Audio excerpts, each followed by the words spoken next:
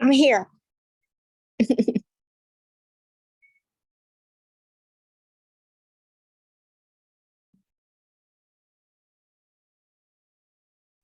Hi, Lois. Good.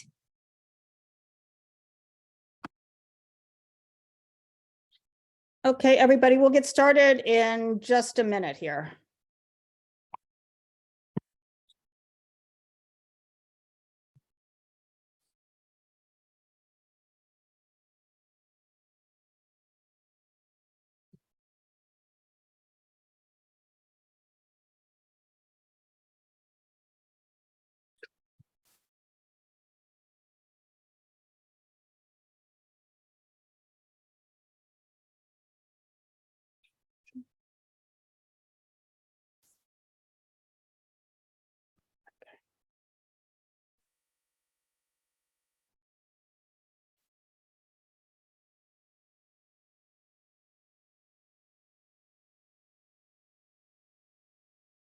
Okay, I think we're good to get started.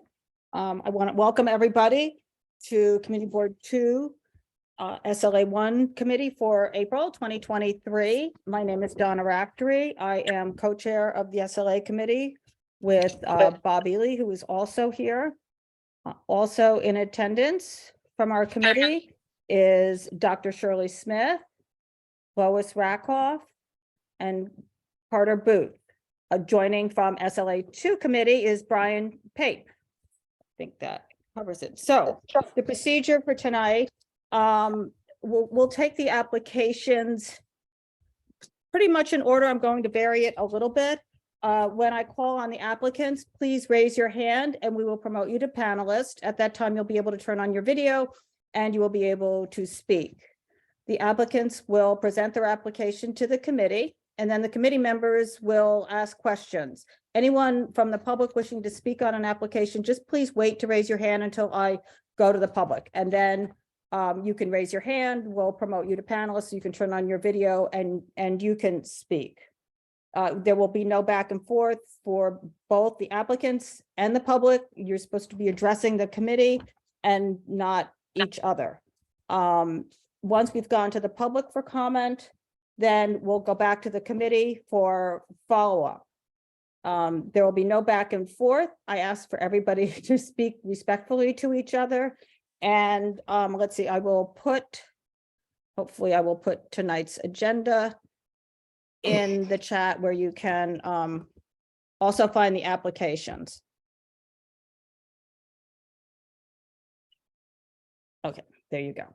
So the first application that we are not going to call, but first, before I do that, is anybody here from Street Food Chat LLC doing business as Honest at 176 Bleecker Street? If you are here, could you raise your hand? I don't. Daniel Laporte, if you could put whatever you're raising your hand about in the chat, we can try to address it. So I don't see anybody here on that. Also, DLY Canal LLC at 159 Canal Street. If you are here, please raise your hand. Okay, I don't see anybody here on that. So those two applications, we didn't receive any questionnaires on. So I do not believe we will be hearing them tonight. And okay, so the first application is going to be Farm Foods Inc. doing business as Manuela at 130 Prince Street. This is an on-premise restaurant. We heard this back in December of 2022. We recommended approval of this. We have signed stipulations. The only reason that we were re-notified is because there was a change in the corporate name. There is, it's the same doing business as, it's the same principles, it's the same method of operation, and they have executed a new stipulation agreement that reflects the name change. Everything else remain the same. So we are not going to be having them make an appearance tonight. That one is all set. So the next application we are going to hear is Likeminded Hospitality LLC doing business as Roscioli, 43 MacDougal Street. This is the restaurant wine. license with Roadbed Dining, and they are asked for reconsideration. Last month, we heard this, so if they are here, if you could raise your hands, we would promote you.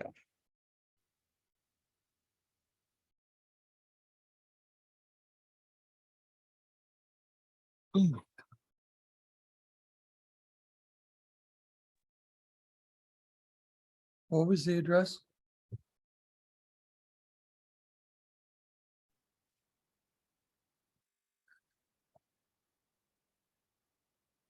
Good evening.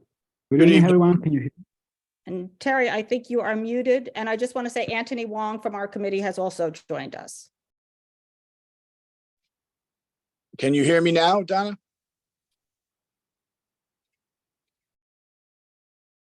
I can see you, Terry. I think it shows you still being muted.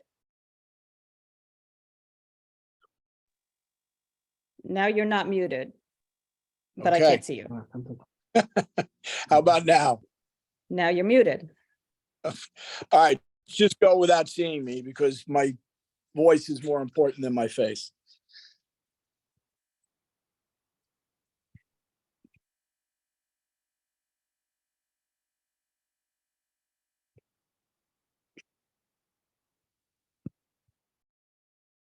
Unless it's on my end. Can anybody else hear him? Can Yeah, can I anybody can hear? hear him. I can hear him. Okay, Bob, I can't. I can hear him. Can you just say something so I know it's not on I my, can actually see him and hear him. there, okay. That was, okay. Now I can't Okay. see him anymore, but I can definitely hear him. you can hear him, okay. All right, so yes, we were here last month. We went through everything. We agreed on a stipulation with you. The only reason we're back is because at the end of last month's meeting, we were told that the street bed was illegal. And I had said, look, if it's illegal, then we're going to have to remove it. There's no question about that. The only problem is when we went back, we found out that the street bed wasn't illegal. It was approved by DOT. And after DOT approved it, they changed their rules, which we have now come into compliance with. I had sent over documents to you as to the work that was done. Inspector Howard has been there twice and is supposed to come back for a final inspection on Thursday. We've taken all the steps that he's given us to make sure that the shed is in compliance. And we're just simply looking to use that shed in compliance up until when the time they cease that program. It'll be used during the hours that are permitted, and we are going to operate it just for the restaurant, just as it's supposed to be. Okay, so I have a few questions and comments. Is Sure. what you, the photos you sent in, are they how it currently looks? I'm not sure if that's how it currently looks because they've done work on it, Donna, to be honest with you. Okay, so, I just want to clarify, first of all, we didn't say it was illegal. We said it was non-compliant is what we said last time. And okay. So that was that. And the applicant said that was fine to remove it at that time.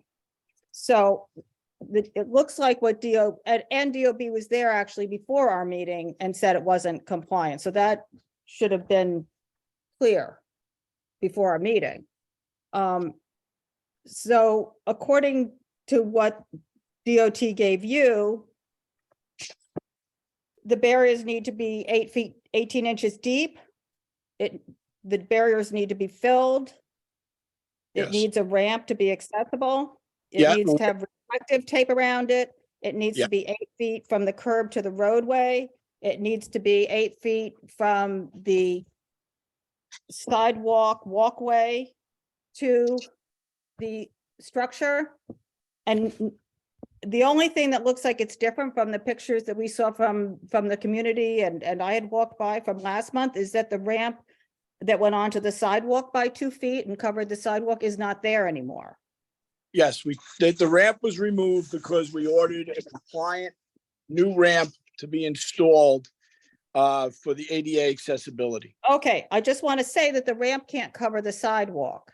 Yes, we know that. And he's been very clear about where it has to go. And that's why we had one made and it's being delivered. And you're shortening this roadbed, you're taking the roadbed apart and you're building a new one so that you have an 18-inch sides that you can fill with something and Yes. and you're making it shorter. Yes, we're bringing it into full compliance pursuant to the width of 18 inches from top to bottom, the filled barriers required with the solid sides, the ramp, the reflectivity. We need to be 8 feet from the curb to the roadway, and we need to cut back the rest all the way off the curb only. Yes. So, and this application is a transfer application. I Correct. believe the principal from that you're transferring this from is also a principal on this application. That's correct. One of the principles is remaining the same. Yes, that's correct. And we had a number of issues with that application not operating the way the signed stipulations were, which is part of why we asked you to come back with that Yes. applicant to get that operation in alignment. And this is, I guess, what is getting that operation in alignment in a way, because she never returned to us for Well, that. she's not going to be operating anymore. The operator is on with me and they're going to run the Italian restaurant there. So I'm just going to say the same thing I said last month. I don't understand when the temporary program was put in place, it was for operators that were suffering during COVID and couldn't have any business and had to operate outside. The permanent program is not yet set up. The roadbed is questionable on the permanent program, and you are basically going to be building a new roadbed in this place is what you're asking for us to okay. Yeah, what we're basically saying is, look, the roadbed program is not part of the SLA application because the roadbed is part of the roadbed. But you discuss it when you bring the application to you, which is fine. And what Because you want to serve alcohol in the roadbed. right, which is 100% correct. But the roadbed is being brought into complete compliance. So basically what we're doing is the new people who are coming in here to manage this restaurant are making sure everything is compliant, including the roadbed. The previous applicant signed stipulations saying that they would have no outdoor seating, will not have a sidewalk cafe now or in the future. That was back before this program started. So if they were still operating this, and what they should have done is sign for a change of method of operation on this license to even have that roadbed out there. That's what the SLA rules were, that were also not paid attention to. Well, So I don't know if that's 100% correct. that because is the 100% correct. You can go on the SLA website and look at the municipal extension. That is 100% correct. No, what I'm saying is the part that I didn't think was accurate is the SLA hasn't made people under the roadbed come back and file for a method of operation change. It says that in their guidelines, that if you had stipulations, it said that there was no outdoor, and that was part of your method of operation. They are asking you to come back and do that. Okay, well, the only way we can come back now is to do this because this Right. is this application and not the other one. Exactly. The other one we're looking to just kill off. These people are looking to move forward. They have the restaurant in Italy. They're looking to bring over that same style restaurant here to this location and run an Italian style restaurant. Okay. I just don't understand what happened when last month he was fine without having the roadbed, and then all of a sudden he changed his mind. Well, part of it is, in fairness, his English isn't very well. And Donna, in all honesty, I thought it was said that the roadbed was illegal, non-compliant regardless. I had no idea that they were in the process of bringing it compliant and had been meeting and talking to Inspector Howard. Okay. So if anything, that's on me for not knowing that. Okay. All right, Bob? Yeah, so this is a transfer. So you're transferring the license that existed before to the license to the new person, and the stipulations stay the same. The stipulations indicate there's nothing outside. So I don't know how you can transfer a license, not keep the stipulations, and then change it without. I mean, you know, Donna's right. The state liquor authority has clearly made it clear that if there are stipulations, you're not supposed to be outside. And this is as of last summer. We can make the application and ask for it now. Okay, you We're can try to do it that way. It won't work, but you can try. We can try, and we can try with the SLA as well to see if they'll accept it. Yes. Okay. Carter? Yeah, just following up on what Bob said. The existing structure isn't compliant with the liquor authority rules. And it's for the reason I put in the chat. You know, it says very clearly, you know, licensees that have as a condition of their SLA license a prohibition against the use of outdoor space are not eligible for use of outdoor municipal property. In Right. order to utilize such space, such a licensee must apply for a change of method of operation and be approved. And the existing licensee isn't using it at this moment. We're looking to use Well, it. the existing licensee, I mean, you know, we did it as an exchange with you, not filing a complaint so that you'd rectify situation. The reason your client doesn't have SLA violations against her for violating her stipulations because that was our agreement. Right. And the way we're filed doing for, and so this is a part of that, and this is not in compliance. No, right. But listen, even if this were to be not a transfer application and a brand new application, they'd be entitled to apply for under city streets for this space. They'd Sure, also, if you just let me finish, and then you can tell me that I'm crazy or whatever, but just hear me out. They could make that application, and it's up to you. You can say no for the outside or yes for the outside.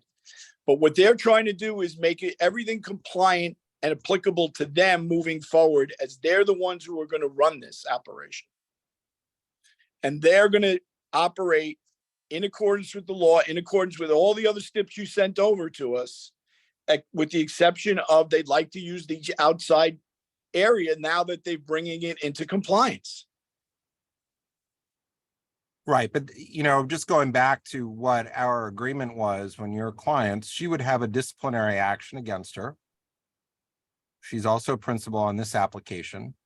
We had agreed as a part of another application that she would immediately correct the situation here. It wasn't immediately corrected. Instead, there's a transfer that's put in, and as a part of that, there is an improper outdoor dining structure, and that's a part of what needed to be corrected.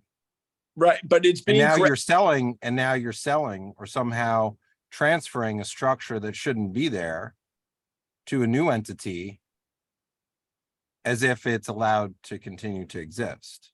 Yes, but listen to me, that's true, but I could classify this application as a new application. They would be entitled to make their application under city streets for the structure just as they're doing. And this would be a location with a violation, non-conformance of stipulations, not following their method of operation, improper alterations on the previous license. That's everything that you're saying, that these people are looking to move this forward. If you're going to say, we're not going to approve you unless you give up the outside, then you're going to have to take a vote to that effect. You know, just We already voted on that. That this didn't include it, and that's what we're reconsidering.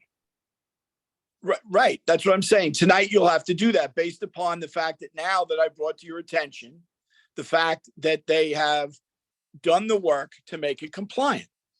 So now you can either say, no, we're not going to do that, or yes, we are going to do that. But Terry, this is also connected to that previous application on West Broadway, in that this is the corrective application that was on the stipulations that your client signed. Carter, I understand completely. And we were to come back and correct it. The way we're coming back and correcting it is by bringing in new management, creating a new entity, and moving forward with a new application here.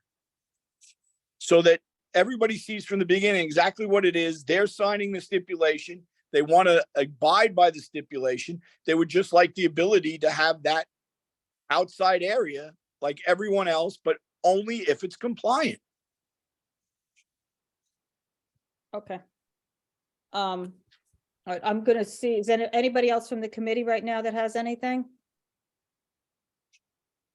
So I'm gonna go to the public on this application. If there is anyone here from the public that would like to speak on this application, please raise your hand and I will promote you.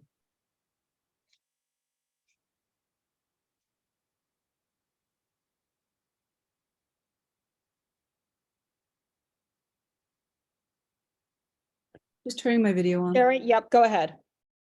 Hi, Sherry Leone. I live at the south end of Father Fagan Park, the south, about a block away from the location, the applicant's location. And I just wanted to bring a different perspective to this conversation, which is the perspective of the residents that live on MacDougal Street, around the site of this, what was formerly Niche, and also the other restaurants on MacDougal Street between Prince and Houston Street. That street, as you well know, has radically changed since the outdoor dining has been brought to it. It's and that's why I'm really here to oppose this the use of an outdoor structure at the corner of King and MacDougal, because it's part of an environment that has 6 restaurants, 5 with outdoor roadway sheds, and the formerly quiet residential block is now full of congestion, traffic congestion because of the sheds, unsanitary conditions, noise, lots more rats than were there previously. And I don't really understand why, with 100 seats on 2 floors, this formerly very successful restaurant, and I'm sure it will be in the future, needs to have a shed in the street that will bring it, 20 more seats, I guess, at the most from their application. I also think that since, however conscientious the applicants and owner may be in putting out their trash, the trash is stored against the shed. That's where it ends up going. I've walked by there many times when the previous owner had was in operation, and that also provides a haven for rats. I've been accosted by them a couple of times, so I don't think that's going to change, no matter how clean you keep the thing. And if I can speak for some other neighbors that I know couldn't be here tonight, we'd like to restore pedestrian movement on the sidewalks in this street, which are very narrow. The sidewalks are narrow, and the operation of these kind of roadway structures has put people waiting outside all the time. It's congested the sidewalks, and it's provided a lot of noise pollution to people that would like to sleep. There's really not much you can do about that, no matter how, how well-intended you might be. So I just wanted to put that perspective in here and say that I do have a question about what has been termed coming into compliance, but I'll leave the details off. I did notice that the shed is still less than 8 feet away from the crosswalk, even as it exists. So unless they're saying that they're going to cut it back, it's still not going to be compliant.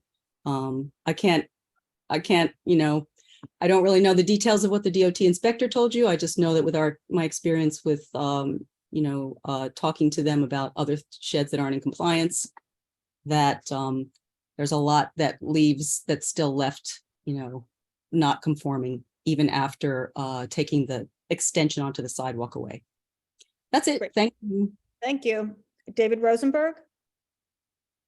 Hi, good evening. Can you hear me? Yes. So, I'm going to talk about my feelings for a second. I think the community board and everybody else knows the facts and the details, but I live facing out onto MacDougal, and I feel fleeced by the hospitality industry and by the restaurants in this neighborhood in general. And I've written to Bob and the rest of the members of the community board about this. We stood by the restaurant industry during COVID. We patronized, we supported the outdoor sheds. We were really on their side. And since the end of the emergency in the outdoor dining program, the restaurants in this neighborhood have gone out of their way to do anything that they can to stay open. Hell be damned for the quality of their sheds or the legality of their sheds, just to stay open and make as much money as they possibly can, at the expense of the residents of this community. You know, I used to love this neighborhood and I used to love this street, and I don't anymore, because any night that I want to have my windows open, it's happy birthday 23 times, it's noise, it's chatter, it's honking horns, it's screaming, it's woo. It is no longer the neighborhood that I bought into. And it's very, very disheartening. And it's made my wife and I consider a number of times already to consider moving. And when a restaurant like this that has 100 seats still wants more, to me, that is the signal that's sent is, we don't give a damn about you. We're here to make as much money as we can and fleece your neighborhood for everything we can. And I'm not saying that's how they feel. I'm saying that's how I feel. Got it. And I've had enough of it. We've been Okay, in this fight for years, and I'm sick of it. all right. Thank you. You're welcome. Sarah Gordon. Hi, everyone. Thank you. I absolutely agree with Sherry and David. I wrote a letter to the committee as well. So I just wanted to hit on some key points that I had. My name is Sarah Gordon. I'm a 10-year resident at 210 6th Avenue, and I'm our co-op board president. In addition to this shed being non-compliant with the city's regulations, the neighborhood has been trying to reclaim this balance between residential rights and the presence of these very popular restaurants. And over the course of this 2 to 3 years, the balance, as David has explained, has definitely tilted in the way of the restaurants. We experience trash all the time. We had to the point where, we have to change the way that we're taking our trash out. There's both dead and living animals crawling around. How many times I've had to step over a flattened rat on MacDougal Street because of all the sheds that Sherry listed out before are innumerable. There's noise issues every single day. As a member of our co-op board, I deal with that at least on a weekly basis. Our residents cannot have the quiet enjoyment that they were promised. And it's all a result of these dining sheds, and especially, the construction of MacDougal and King, where the noise echoes and amplifies between buildings. It's impossible to escape.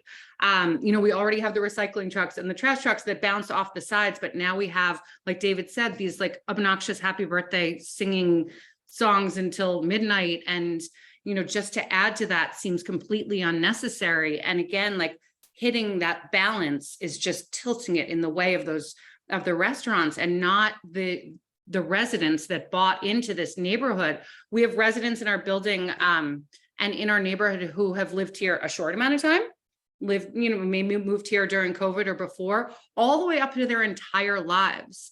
And they can no longer peacefully enjoy their homes as they did just a short, 2 or 3 years ago.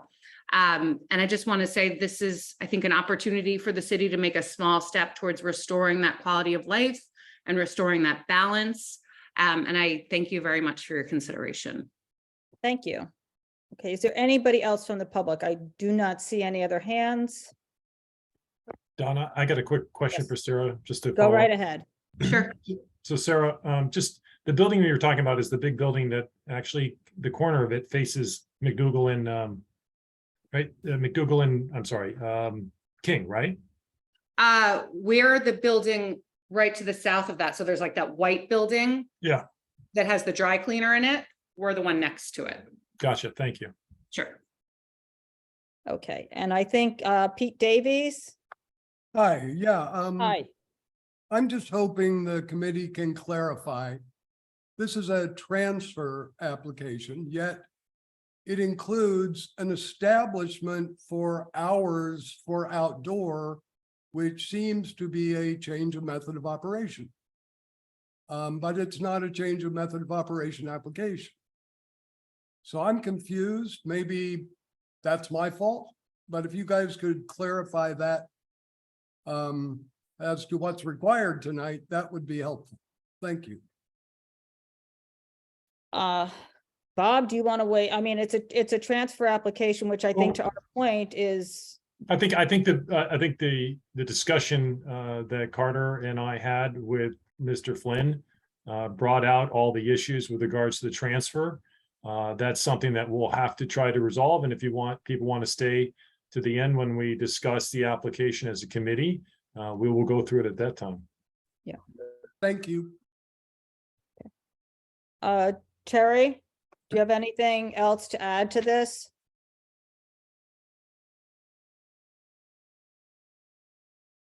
Terry, Hear you're me? muted. Yeah, Oh. now we can. Yep. I'm sorry. I understand everything that the community residents have said.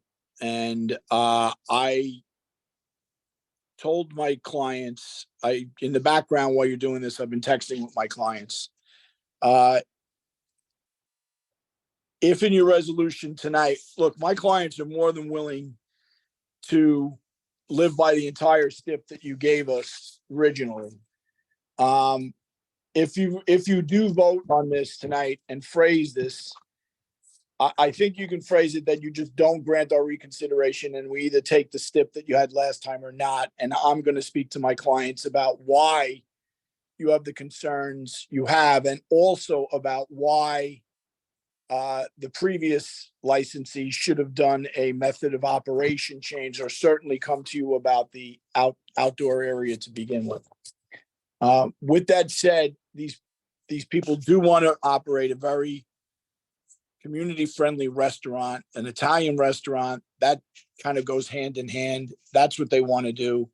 They do not want to cause problems within this community. They have never had problems in their restaurants in Italy, and they don't want to have problems here. So thank you for taking the time and at least hearing us out and considering what we had to say this evening. Okay, because that's what you said. I'm just going to say that is exactly what you said last month about wanting to be part of the community and everything. Yeah. So, and that's where we left it. And I can't get into everything, but there are agreements, and now the agreements had to be changed, and that's why this became an issue. And those agreements may just have to change. I'm at liberty only to speak. Okay. Okay, and I just want to point out as well that, on the DOT notice about the non-compliance, this was supposed to be brought into compliance by March 9th. So this roadbed, if it was going to stay there, it's even. No, That's my point. It's late. I understand that. One of the reasons, not that it matters now, is that the ramp had to be specifically ordered, and the inspections, quite honestly, were supposed to take place Monday, but they were pushed till Thursday. But that may be a mood issue in the scheme of things. Okay, I mean, we gave your client a lot of latitude on this location as well as the West Broadway location, so. Yes, and I explained this to the Italian group who is now running this establishment because they understood some things but didn't understand others, and part of that was the language disconnect. But I think they are on the same page now. Okay, so I think that does it. Does anybody else from the committee have anything? I don't see anyone. Okay, thank you very much. Thank you, and have a nice Passover and Easter holiday. Yes, Thank you. same to you. Yes, thank you. Bye. Thank you. Bye. Okay. The next application is going to be Two Old Rabbits, doing business as 124 Old Rabbit Club. That's at 124 MacDougal. This is another transfer of a tavern wine license. If you could raise your hands, I will bring you up.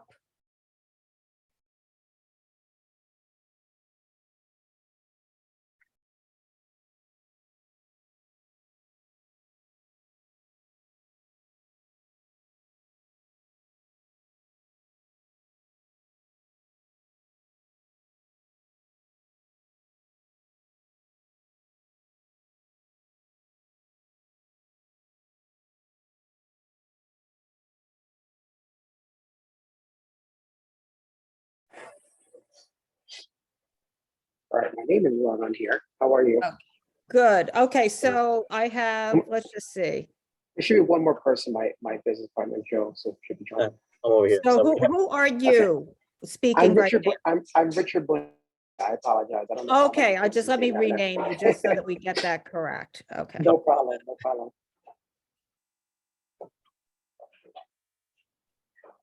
Okay, and then is Andre Torres have anything to do with you? No. No.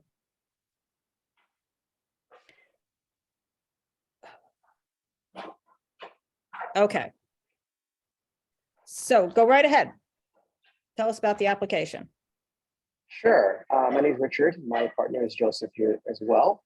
And we're applying for beer and wine for 124 Old Rabbit Club, which is on 124 MacDougal Street. It's in the basement and it's been around since 2007, if I'm correct.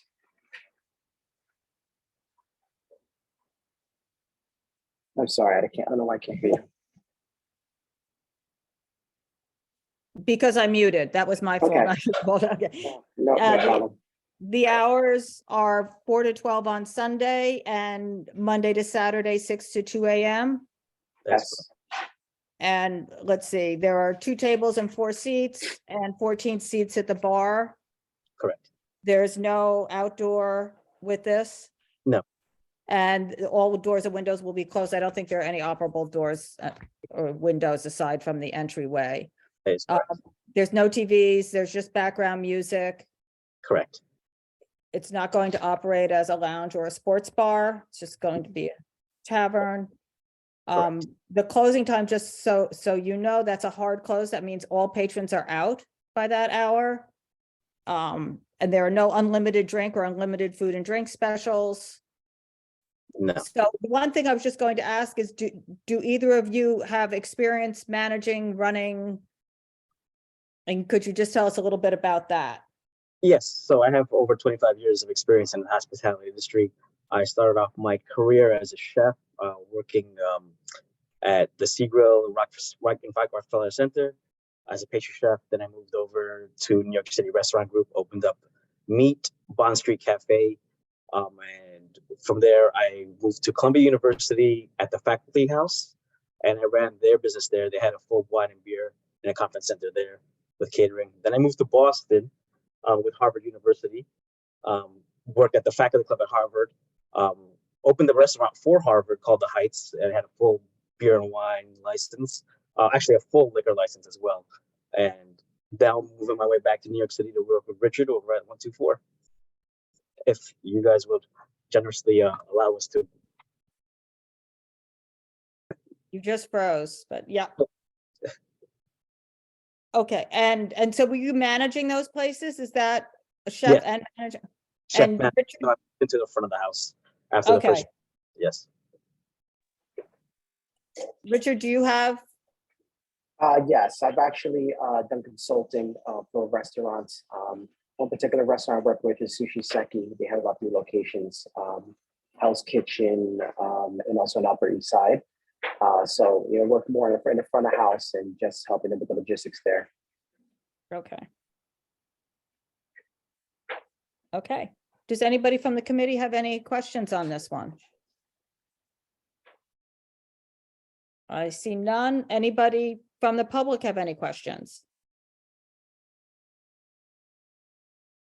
Okay, so we'll get you stipulations to sign everything. I think I've pretty much covered everything that's on there. Yep.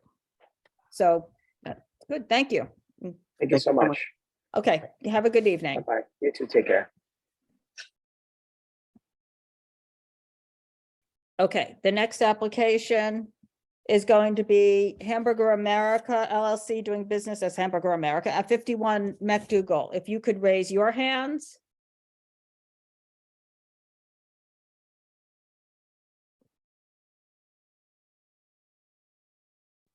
I'm just going to let you promote people, okay?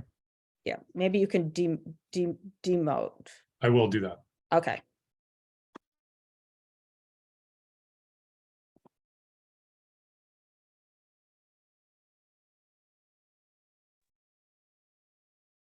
Andrew, is it just you? It's just me. Hi, everyone. Nice to meet all Okay. of you.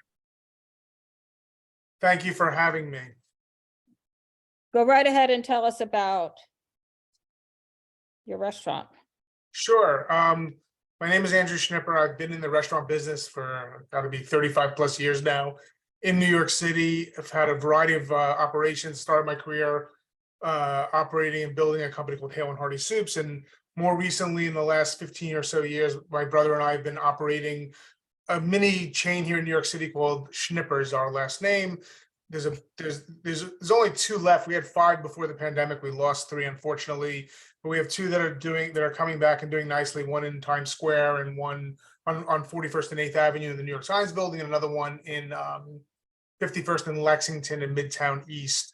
We're not rookies. We've been doing this for a while. Our business is food, and this particular project is one that we're extremely excited about. We've partnered up with a gentleman by the name of George Moats, who's a bit of a known person within food circles and hamburger circles in particular. He's spent his career making films and writing about burgers in particular. He's got a handful of books out called Hamburger America. He's done documentaries for PBS called Hamburger America. And we've known him, for over a decade. And we've been talking for a while before the pandemic about the possibility of opening a restaurant together and sort of exercising and sort of his vision of a true classic American hamburger joint. He's, people say to me, like, is he a celebrity chef? He's not a chef. He's a hamburger historian. And I know that sounds a little bit odd, maybe, but he's legitimately a hamburger historian. And our goal for this restaurant is to recreate, a classic hamburger joint. It's food focused. It's not alcohol focused. We'll likely have 1 beer on the menu, literally 1 brand of beer, and maybe 2 different wines. I'm assuming a white and a red. We're not open late, no later than 11 o'clock. We're not a bar by any means. My restaurant, Schnipper's, our alcohol sales tend to be 1 or 2% of our sales. So we're not heavily focused on liquor sales. And, we're excited to be part of this community. We took about more than 2 years to find a location. This location became available. We love it. And, we're hoping, to be able to have a beer and wine license to be able to offer that to our customers. What we find in Schnipper's is people don't come to us for alcohol. They come to us for food. And in fact, if you want a burger or want a meal and you want a beer, you might get one, but we really rarely have people coming in for alcohol. So alcohol is not the main part of what we do, but we do think it's a nice accompaniment for certainly a number of customers. And, as I said, we're excited to be in the neighborhood. And, it's new for us. We had previously been, before the pandemic, we had a restaurant on Church Street in Tribeca. We had one in the Financial District in New York Plaza. We had one in the Flatiron District on 23rd Street. So this is a new neighborhood for us, but we're lifelong New Yorkers. We grew up and are raised here, all of us, and we're excited to be part of it. Okay, so I just had a couple of questions. This is a previously unlicensed location. So your hours are 11 to 11, 7 days a week. Correct. No later than 11. It likely will be 10, but just in case it's possible 11, but no later than 11 p.m. Okay, and then you heard what I told the other applicant. That means all patrons out. Okay. Not a problem. Where is the main entrance? Because I see on the diagram, there's both an entrance on Houston and an entrance on MacDougal. Is one of them going to be your? Good. I mean, listen, in some regards, that's up to the customers, but we anticipate the main entrance being on Houston. The main part, there's if you see in the diagram, there's a kitchen and there's a counter service on Houston Street, and there's a sort of a dining area or dining area, meaning there's a couple of tables that go towards MacDougal Street. So we anticipate the main entrance where people will line up or will order will be in the Houston Street area. Okay, and it's that one, if I looked at Google Maps correctly, that one is ADA accessible? Yes, correct. The The one whole on- restaurant will be ADA accessible because we will, from there, we will have we will be able to, we're gonna have an ADA lift to get to the rest of the space. But yes, the entrance on MacDougal is up steps, but the main ADA entrance is on Houston. Okay, and then is there any patron use of the basement? No. All right. No whatsoever. And then the other thing I was wondering, on your application, it said you are not insulating the space. Does it have insulation? Because I believe there are residences up above you. That's interesting. So it's certainly fireproofed, right? In the respect that, like, we've got I mean, we have insulation in that sense. From a sound perspective, I'd have to get back to you, but we're taking every measure we can to make sure that we're, the landlord in this building just redeveloped the whole building. Yeah. Where, I can assure you there will not be any issue. We don't have any live music. We might have some light background music. Probably during the day, there'll be no music. So from that perspective, I'll take a look at that, but I don't expect, I imagine we're doing everything we need to do to make sure that, we're not going to cause a problem for any tenants upstairs. Yeah, I would make sure you look into that because I have personal experience with this, and you have a place that has very little music, but when you have 50 people downstairs Sure. all day long, it goes through. And then the other thing was, how are you cooking? What kind of kitchen will you have, and how are you venting it? So the building, when it was redeveloped, a vent stack has been put in and taken up to the roof. And we've done, quite a few studies on where to, exhaust. I mean, it's within code, but we'll be exhausting towards Houston Street because it's a wider street. There's no buildings, right there. We don't anticipate any issues with that. The cooking is gas, burgers are cooked on griddles. There's no open flames, char broilers. There are 3 griddles in the restaurant and 1 fryer. For only 1 fried product is French fries. Okay. And the doorway to the residential hallway, you said, will be locked at all times. Absolutely. And, okay, I think that does it, and the music is background only, so that does it for my questions. Does anybody else from the committee? Bob? Yeah, hi, Andrew. Nice Hi. to meet you. You as well. So what I'm familiar with your brand, at least in terms of your restaurants. How is this one going to be different, if anything? Well, I mean, it sells burgers in the sense that's probably the main comparison in terms of we're making burgers and fries, and I do that in my restaurants. Our restaurants have a much larger menu.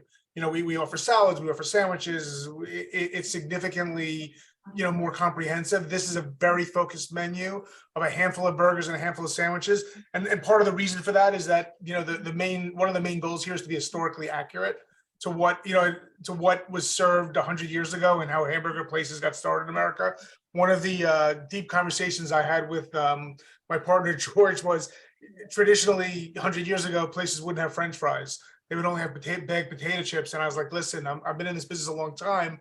In the burger business, you need to have French fries. People want fries with their burgers.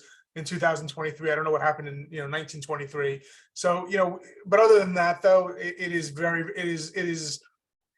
is a much more simplified menu. I'd say that's the main part. And the only other piece that's a little bit different is we don't offer we have counters, we have seating, obviously, and we bring food in our restaurants to the table. If you order, we'll bring the food to you. But here, there will be a counter with seating. I think it's about 17 seats. I don't have it in front of me, but by recollection, around the counter, 17 or 19, I think it's under 20 seats or so, where you can actually order from a server, and there'll be a server that will take your order, and we'll bring, we'll put the food down in front of you, at the counter.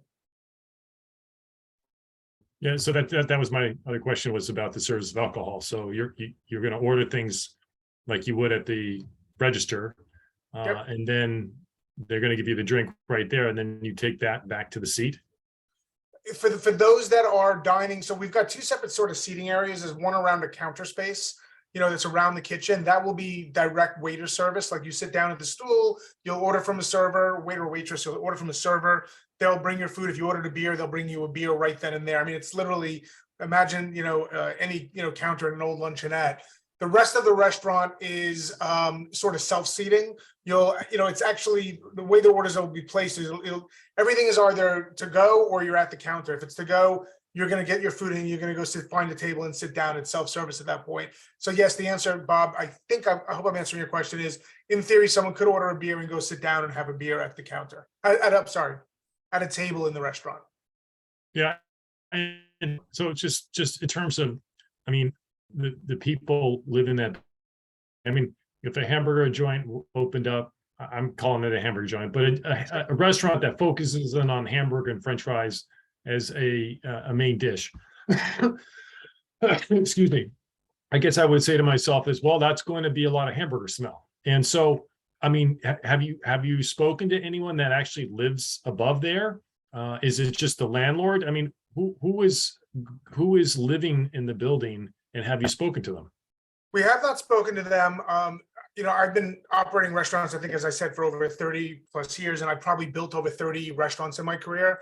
This particular landlord and the requirements that we had to go through for a building of this size was probably similar to what I've done in Class A office buildings, around town. It was quite restrictive, like we cannot create smells. I mean, we'll be a complete default of our lease. Will be, the penalties are we're out of business if we create an issue. So for the tenants in the building, I mean, the landlord installed the vent stack and he's warranted it that it's it's installed correctly up to code. There aren't going to be any issues with it. If there are issues with it, he's responsible for correcting it.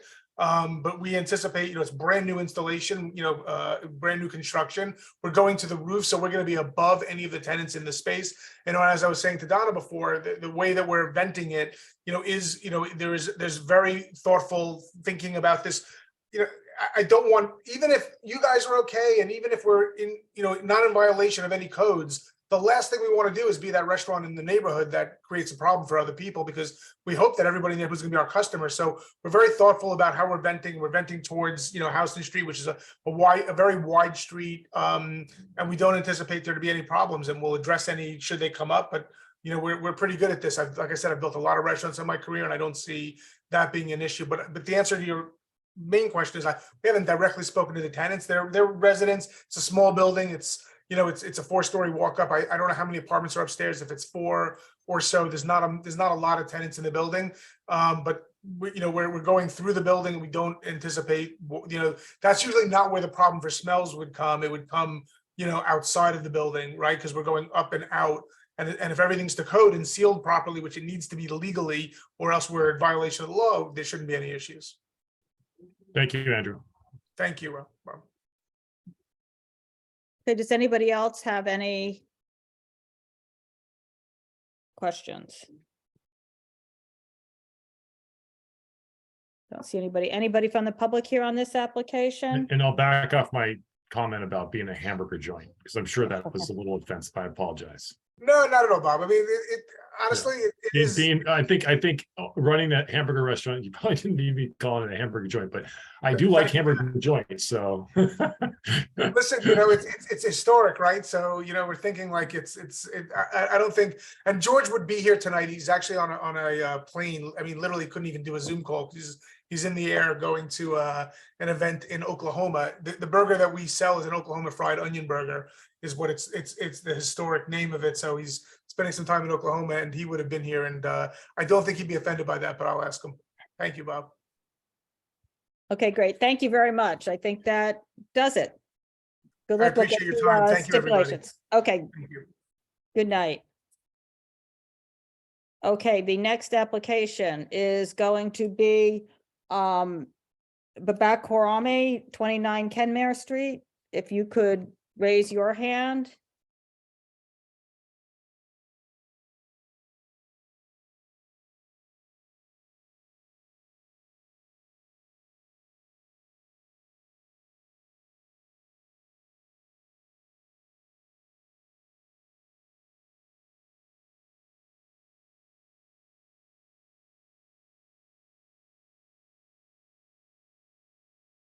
And if you could turn on your video. See, you're up here.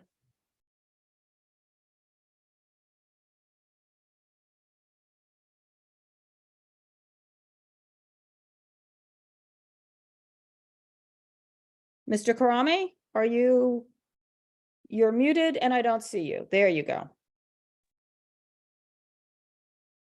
Good evening. How are you? Good. How are you? Very well. Okay, so tell us about this one. So the location is on the corner of Elizabeth and Kenmare. It used to be there were 2 small spaces. One used to be a Japanese market, and one used to be a ramen place with beer and wine license. So I spoke to, as I think I was here previously with you guys a couple of months ago about a location on Grand Street. I live in a neighborhood, and I spoke to the landlord and the broker, and they basically willing to combine the two spaces, and so basically that's what I'm doing on that, in that corner is not, you know, I'm going to close my window. My apologies. Okay.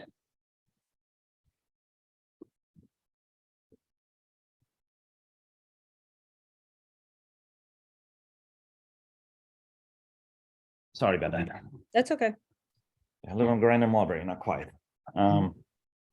Yeah, so basically it's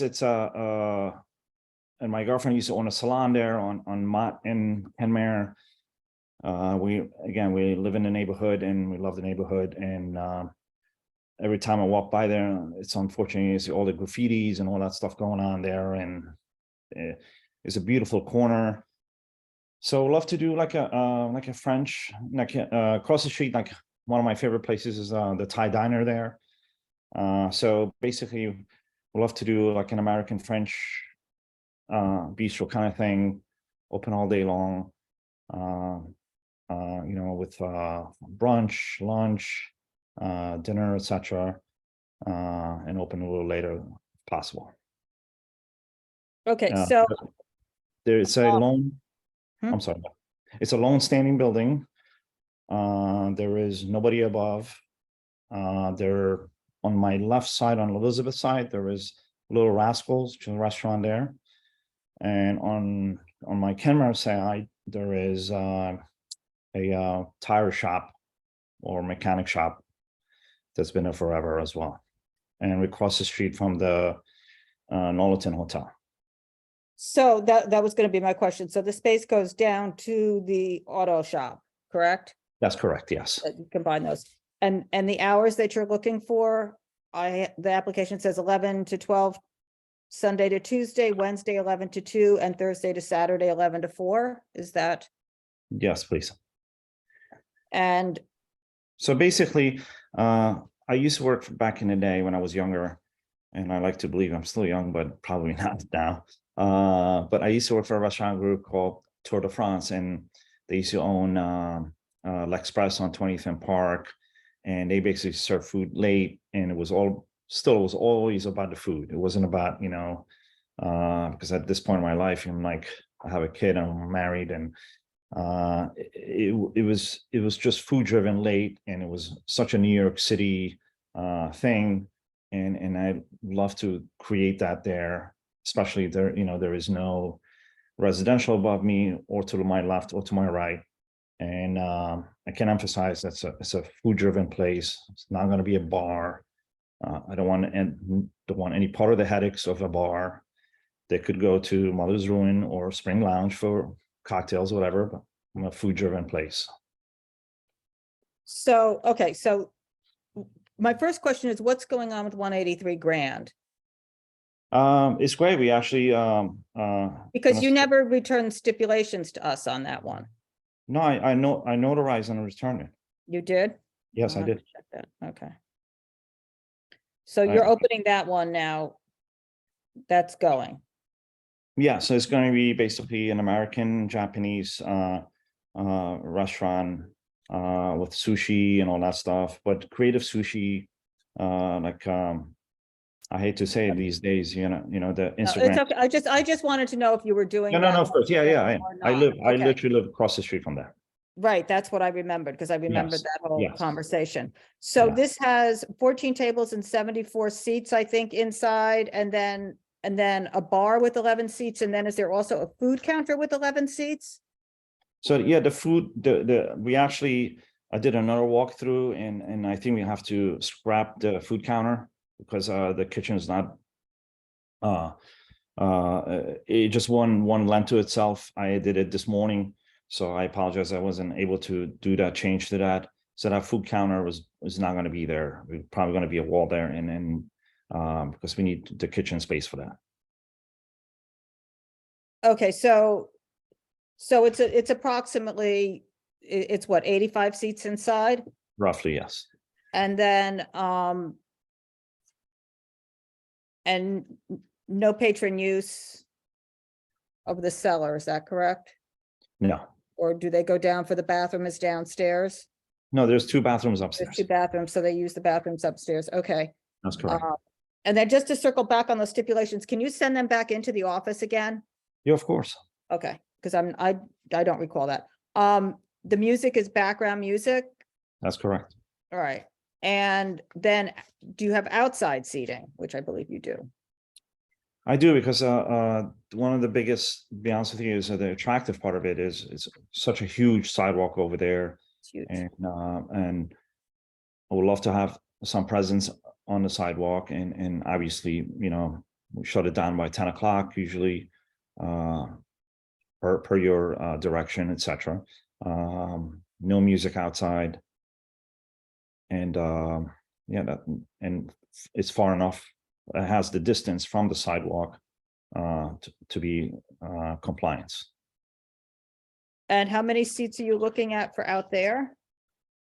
Roughly, I think it's 62 or 64, I think. Yeah, the length is about I think 80 feet is the length, and then so it'll give me 8 by the length of the sidewalk is about 16 and a half. So if leaving 8.5 foot for sidewalk traffic will give me 8 foot on the side. Okay, from the diagram, I mean, the diagram that you supplied us, and the questionnaire says 54 seats out there. 54 seats, my apologies, 54. Okay, and it looks like there's some very large tables with a lot of people at them. Large, you know, two large tables with 2, 4, 6, 8, 10. Yeah, the communal tables, yes. 10 seats, so, okay. There's 2 of them. I mean, if it's a problem, I could always reconfigure that as well. Well, okay, so I just want to go back to the part of the space that was licensed before as the ramen place was just a beer and wine license. Before that, it didn't have a license, and that operated from 11 to 11 every night, and stipulated to not having any outside at all. So I'm just looking at the impact of this proposed space, and the outside is a huge impact. The late night hours are a huge impact with the restaurants next door. So I'm wondering if there's anything you can do on the hours, if there's anything you can do with the outside. I mean, you know, Butch's daughter has massive outside place. The place across the street has a massive outside place. That's exactly Yes, the impact. No, I understand. The additional impact that you're, you know. No, I understand it. I understand it. And I think there's two factors here. I think one factor is I don't have any residential above me or to my left, to my right. Across the street? I'll happily will close up at 10 p.m. to create, again, I live in a neighborhood, so I'm totally on the residential side as well. I'm very sensitive to that as well. I have a 1-year-old baby. So the outdoors, I'm definitely open to that. Closing at 10 o'clock is no problem. The hours, I'm willing to, like, I want to be part of the community. I want to be in a good relationship with you guys. So I'm open to what do you think we can do that works for everybody, and we can move forward. I'd have to find out from the committee, but I don't know. Would you be willing to look at 12 o'clock closing like you are from Sunday to Thursday, and 1 o'clock on Friday and Saturday? Can we do 12 o'clock is fine for the days you said, but can we do Thursday, Friday, Saturday too? So if that, you just tell me what you can do, and we'll see what. Yeah, I honestly am like, you know what, to be honest with you, in a perfect world, I love to close at 10 p.m. and go home. But unfortunately, with the economy and what goes in the world, here we are, right? So I have to have the capability of being open, and so I think Thursday, Friday, Saturday, I could live with 2, and the rest at 1 or 12. I could live with that. I could try to make a living with that, because I know, I mean, again, I'm part of the community, and you're the community board, and I'm as well as you. I know trying to regulate what's going on in the community. I'm also hoping that you support me as a community member. Okay. I'm gonna go, Bob, go right ahead. Yes, so is the building, the two storefronts connected to each other on the interior? Yes. Okay, because they didn't used to be connected. Did someone Yeah. tear down a wall? No, so it was actually like I guess some sort of sliding door that was always locked and that was never used. But it was, yeah, it was, and it's they have there's two separate kitchens in each space. So there was two separate spaces, yes. But yeah, there's two bathrooms on the first floor on each side. But that little sliding thing was never used, and it was, I guess, was kept locked at all time. So that separated both spaces. Okay, and in terms of the there was never a sidewalk cafe there before. You're looking to add 54 seats on the sidewalk? Yes, please. Again, it's I just look at it. I think, again, I live in the neighborhood, and I think it just brings. It's nice to have a sidewalk cafe and a presence on there. And I'm closing early outdoors, so it's not going to disturb the peace. And again, I don't want to sound repetitious. There's no residential above me, and if you look at my history, I've owned places for over almost 20 years. I've never ever had a noise complaint or any complaint whatsoever, because I'm very, very comprehensive of what goes on in my neighborhood and where I live.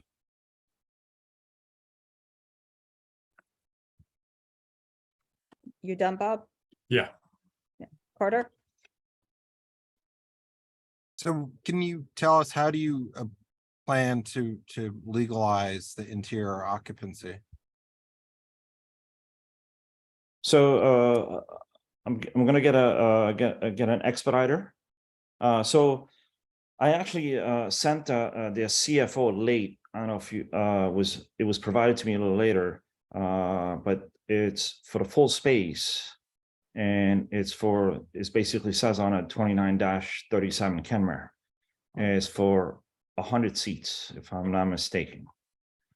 But I'm gonna, once get your blessing, I'm gonna hire an expediter and to make sure everything is compliant and up to code. Obviously, we have to present to get the actual license. I mean, I'm looking at the C of O, and let's see. Sorry, I was looking. Actually, before I get to that, so this includes the garage next door. Is that correct? No, it doesn't include the garage. It does not. Okay. It ends at the garage. Got it. All right. And so I think that you're mistaken in what you're saying, but I'm just going to look it up here just to make sure we're correct. So the C of O has a total occupancy of 20. It has a live load of 100 pounds per square feet, but the occupancy for people is 20.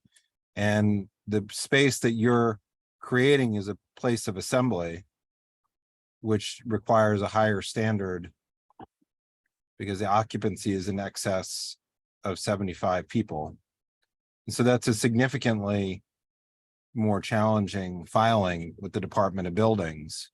Yeah, I mean, yes, I understand that. I actually and I mean, the total occupancy of your space is 140 with the inside and outside, which is a huge space. And I just don't understand. I mean, there's nothing here compelling that goes to any public interest on this, which the standard of a previously unlicensed space is, significantly higher.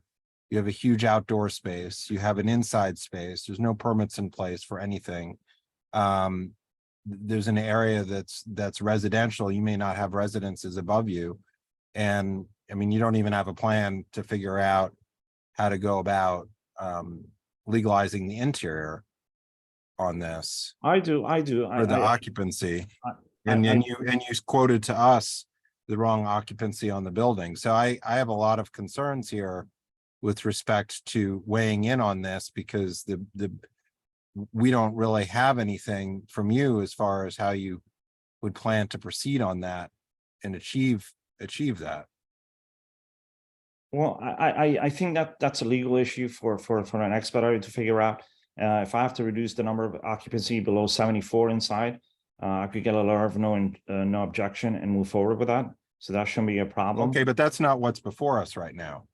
We're evaluating the materials that you've put before us, and so that is before us. Okay.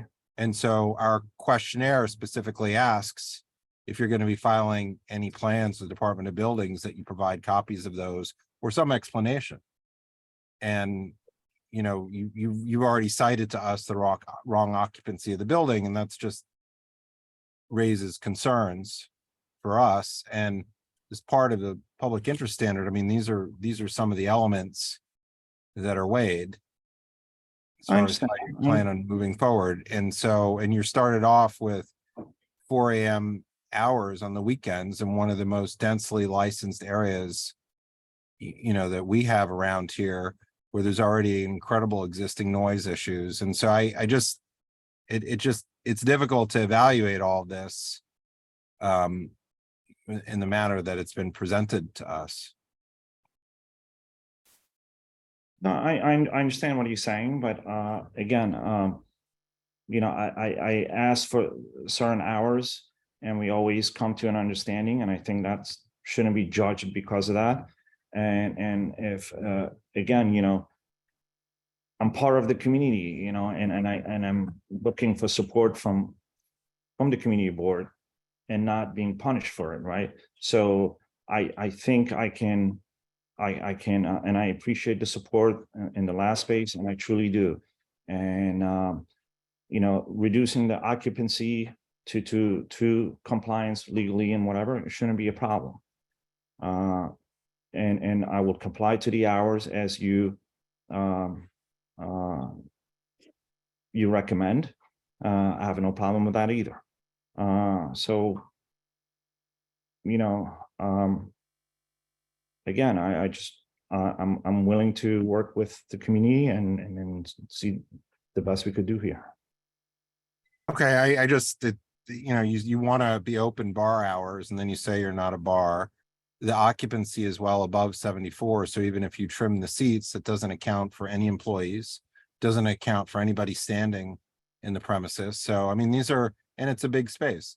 So, I mean, these are all valid concerns. Nobody's punishing you. This is just the evaluation of character and class of the existing licenses, the impact on noise in the surrounding area, the impact on traffic and parking, you know, and these are all elements that are a part of the And I live in the overall. area. I know the So- traffic and parking. I live. Okay, so you know it's a very loud area at night, and you know that's Yeah, a I mean, concern for people, and there's no shortage of places for people to go out in the area. And so, I mean, that's why we're just raising this. I don't, again, and then I live on Mulberry and Grand, and I go on Mulberry Street. There's a 24-hour drugstore that sells marijuana and whatever.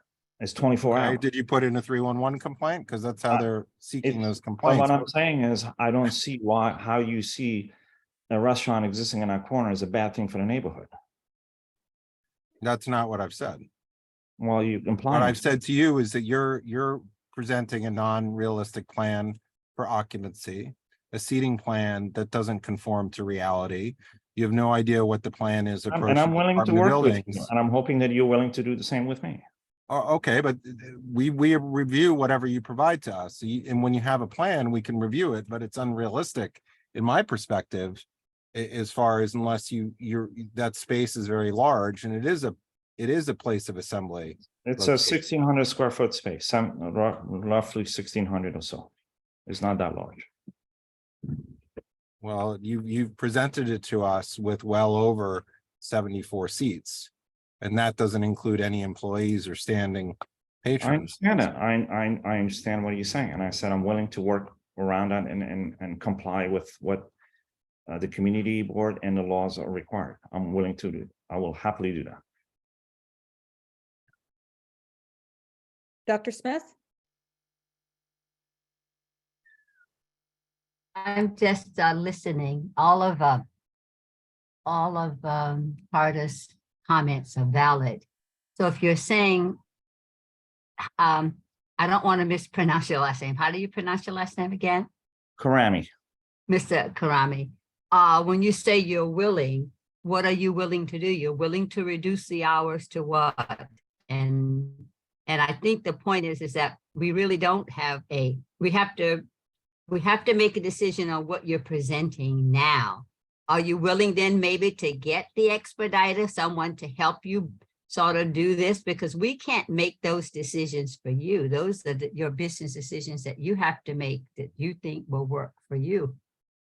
No, I understand that. Listen, like I said, the expediter is just like a technical legal thing that I have to, one way or the other, I have to have that done and comply to, otherwise it would not get a, even though if you could approve me till 8 in.the morning, if I don't have those legal premise and whatever, I will never get the license. So with that, we know that. Yeah, and my apology. I happily comply to any hours that you think it works. Again, I live in the neighborhood and I look for support from the community board. And I'll happily comply to the hours that say it works for everybody. You know, but I understand the gentleman's concern about Mr. Carter, your concern about the occupancy and stuff. But you know, an expediter would take care of that, and that's their job, and they will make sure that it's done properly, and it's otherwise we'll never get the proper certificate of occupancy. We'll never get a liquor license, no matter how many hours on how many seats you approve me. So that, I think, it has nothing to do with the situation here. And the situation is here, hey, what can I do in terms of hours and operations and style of whatever that is acceptable, that is okay with the community, that again, which I'm part of, that was going to make everybody happy. You know, if the hours can be reduced, I happily do. We got it. Dr. Smith, are you finished? Yes, thank you. Okay. Bob? Yeah, Mr. Karami, so there's also a large bike rack on the sidewalk in front of the corner storefront. That's not in your diagram. I mean, are you willing to take out seats on the outside where the bike rack is there? Yes, of course. I mean, it's crazy. The bike ride is there. I don't know if you've recently walked by there. There's 2 bikes on there, and it's been there for like a year and a half, and they junk, which is incredible to me, but I understand. It's unfortunately, it is what it is. I'll happily make sure there's 8 foot of traffic in there. Make sure there's no obstruction to any pedestrian at all. I'll happily will do that. Okay, but it's not in your diagram, so we don't know what the dimensions are of the bike rack at that location. I think there's like, I mean, I can visualize it. I can see it. I think there's 3 racks. That's it. 3 of them. And they're like 1 foot apart. So like they're 3 feet long. That's it, Tom. Thank you.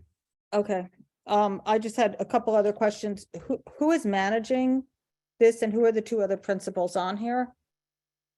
So you have 2 principals. They're very good friends of mine. They're basically my finance guys. But one of them lives in New York.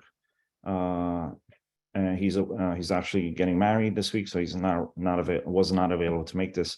And the other gentleman is my finance guy, lives in San Francisco. So, but again, I'm going to literally be there between Grand Street and that space. I'll be there all day long between both places. My number will be available for anybody, any issues, all the time. You know, I probably know half of the stores and businesses in the community already. Like my kid plays with all the families and neighborhood people in the park on Spring and what was it, Mulberry, at the park over there. Okay. So right. Everybody pretty much knows me. So I'm available for anything anybody needs. Okay, I'm going to go to the public now. If anybody is here from the public on this one, I will promote you, Davies.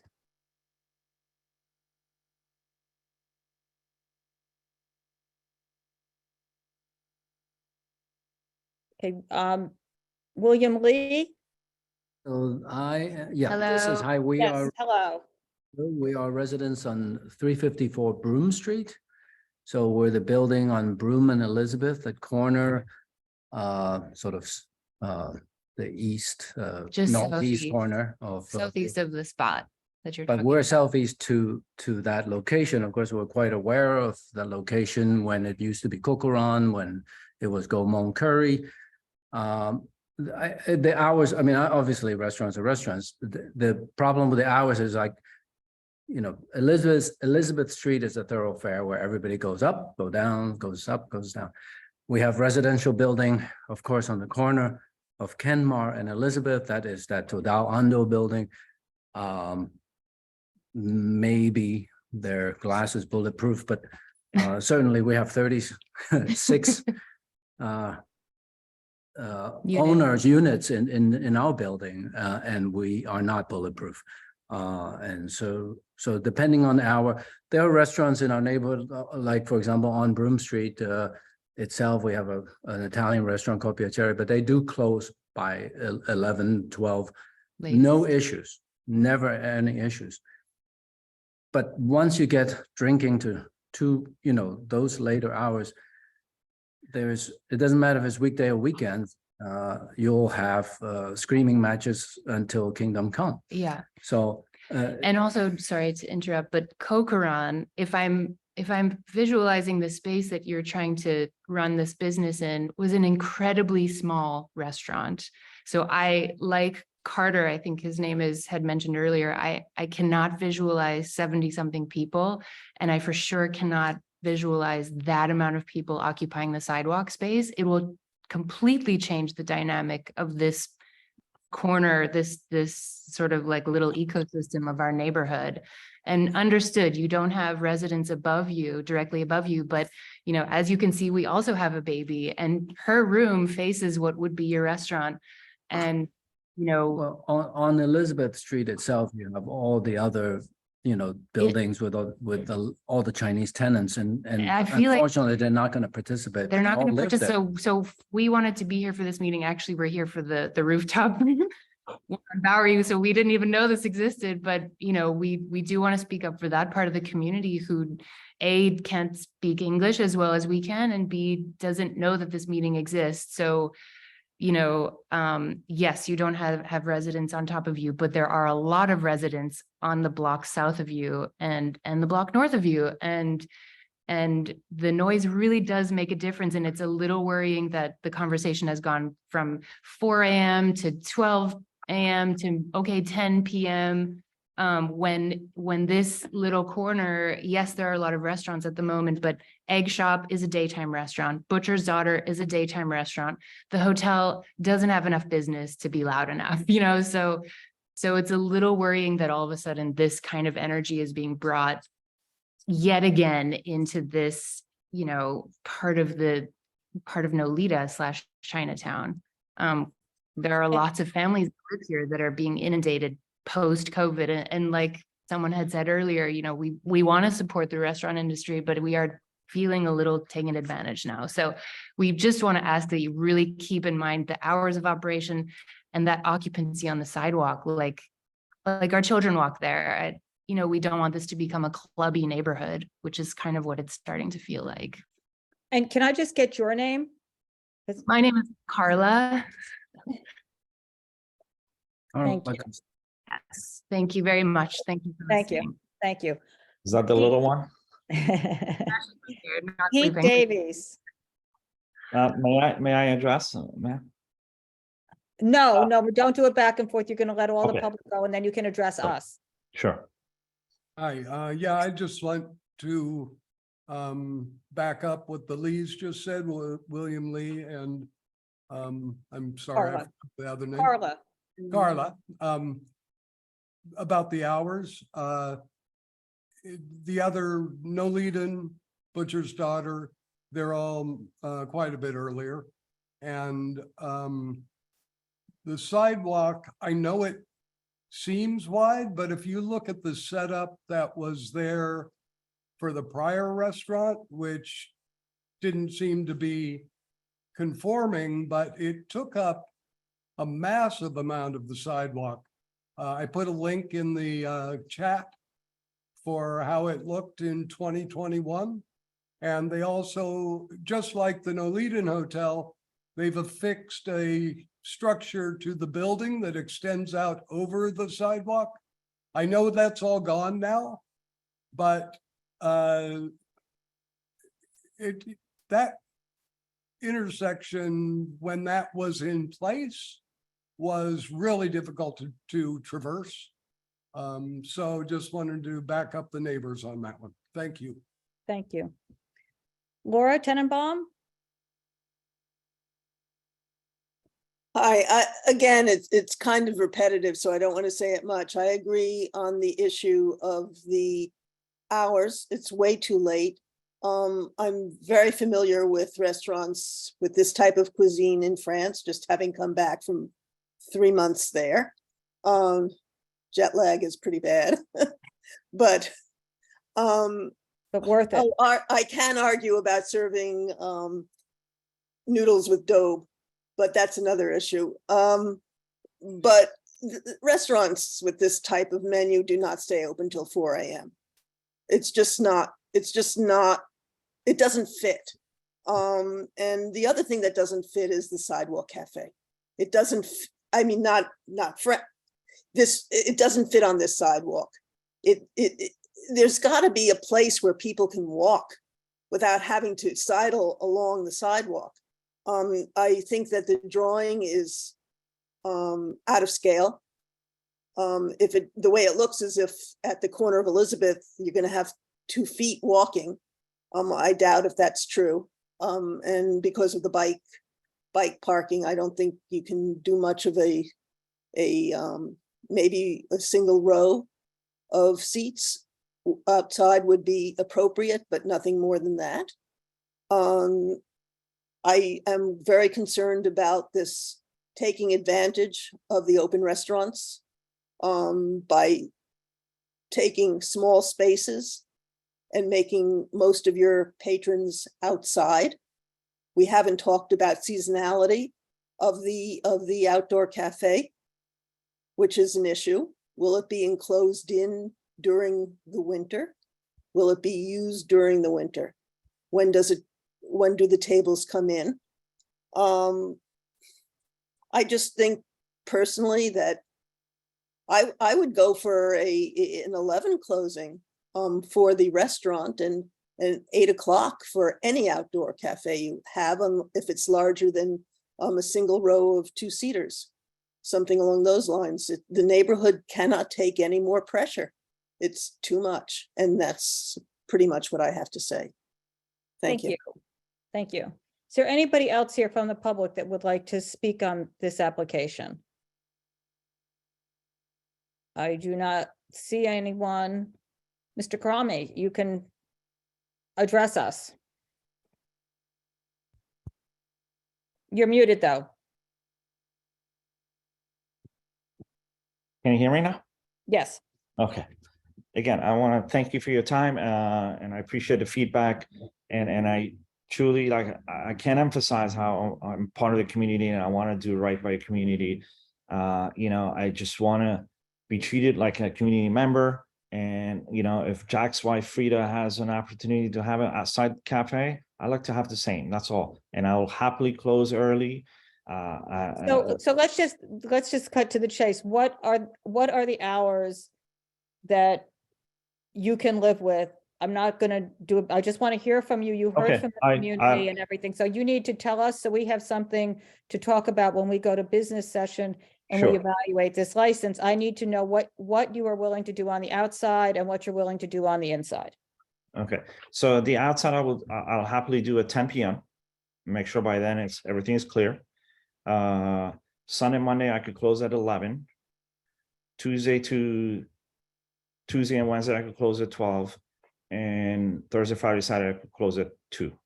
And again, at 2, it'll be all inside. And there will be, I guarantee you, there will be no noise. There will be no anything. My number will be available to all the neighbors. And if you hear any noise, please call me. I'll shut it down. There's won't be an issue at all. I literally live 2 blocks away. No, I know, we heard that on the other Yes, application. sorry, I didn't mean to and be sound repetitious. we don't have any permits for how that inside is even going to be able to be used as well. Carter, you have your hand up. Yeah, I just wanted to, I was just looking at the cover letter to the materials, where you submitted the questionnaire, and the number 1 is a list of other licensed premises within 500 feet of the location, including beer and wine licenses. I just looked it up because it wasn't provided. There are at least 55 on-premise licenses within 750 feet. There are 7 pending. I don't see, we asked that you provide any plans filed or to be filed with the buildings department. Nothing was included. As far as provide proof of community outreach with signatures or letters from residential tenants, I don't see anything from there. And then a copy of the New York State Liquor Authority application as you plan on submitting it to the SLA, and I don't see any of that there. So when you're asking us to tell us to treat you properly, you also have to comply with what we ask for so that we can properly review your application. And you're making it seem as if we're somehow doing something unfair when this is what we ask of all applicants to complete. And that's what it is. It's very clear there. I don't see any correspondence that's asking any questions or anything else. So, and you've been before us before, so you know that these are the materials that we're looking for. So it's difficult to go back and forth on this when we don't have those materials before us so that we can properly evaluate the application that's before us. Thanks. Okay. Dr. Smith. Mr. Karami, having heard the community as well as the board, are you willing to lay this over and come get your plans and things together and come back next month with a more specific plan? Yes, if I need to come back, I'll happily comply with whatever the committee board asks me, and I'll try to come back for next and fill some of the voids Mr. Carter just mentioned. And also, you probably should get the get some. Do you have an attorney by any chance? I do, but I believe, I don't know. I always, like I said, I've had 14 restaurants in the last 20 years. And I always believed to show up in person, it's more related. But I'm going to have my attorney look at all the paperwork just to make sure I have everything proper. I think that would be a good idea. Good luck to you. Thank you very much. I appreciate Okay, your time. So you're going to lay this over now and come back next month? Is that? So in May, if that's okay with you. So then you need to make sure that you let the office know, and we do have stipulations. I did look, we do have the stipulations for the 183 grand, so you don't need to resend that. So you need to send an email to the office to let them know that you are going to lay this application over and will not be going to the liquor authority. You won't be filing with them until you come before us again. Sure. Okay. And then I would just suggest that you might want to try doing some community outreach, all those things that Carter mentioned. The community outreach isn't there. Fill out the other items on the application. And look at the outdoor seating, give us a good diagram of that shows measurements, where the bike rack is, et cetera, on that, and figure out how you're going to get the proper permits that you need for whatever you're having inside. Letter of no objection, place of assembly, all of that for this number of seats. Okay? Thank you very much. I appreciate your time. Okay, great. So we will see you next month. Don't forget to write the office. Okay, I'll send an email tomorrow morning. Okay, great. Thank you. Thank you. Okay, the next application is going to be Gigi Group. If you could raise your hands.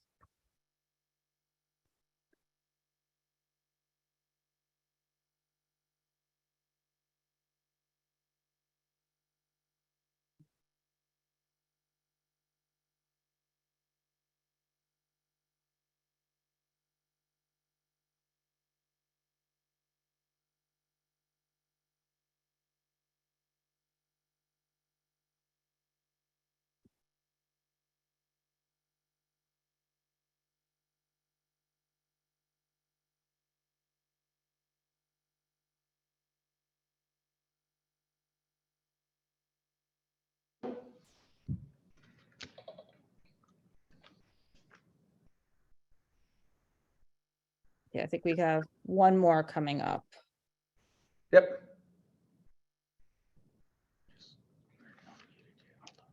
Is Federico Cartas part of your group as well? Yes?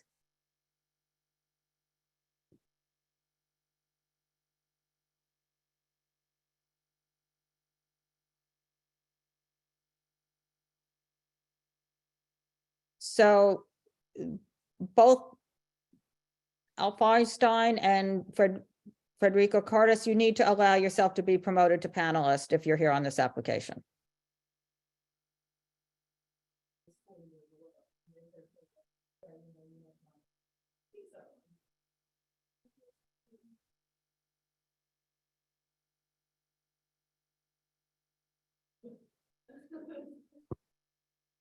Okay, and Susan Wittenberg from our committee has joined us. Thank you, Susan. All right. You want to go ahead? We heard this application 2 months ago. So why don't you go through and tell us what's changed? Good evening. How is everyone? Guys, could everyone on the team who's in this meeting right now just introduce yourselves and state your role with this company, please? Hi, everyone. John Mason, managing partner. Hi, I'm Gigi Simone, general manager. Hey, Ryan, co-founder. Hey, I'm Federico Cartas, like in charge of the sound isolation box in the project. I'm Steve Lewis, I'm a designer. Dal Tomasino, I own All Season Protection, will be the security provider.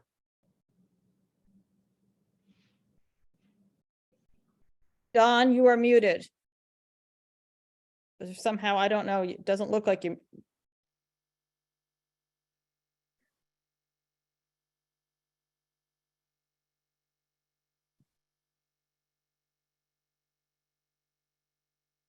Don? Yep, he's coming.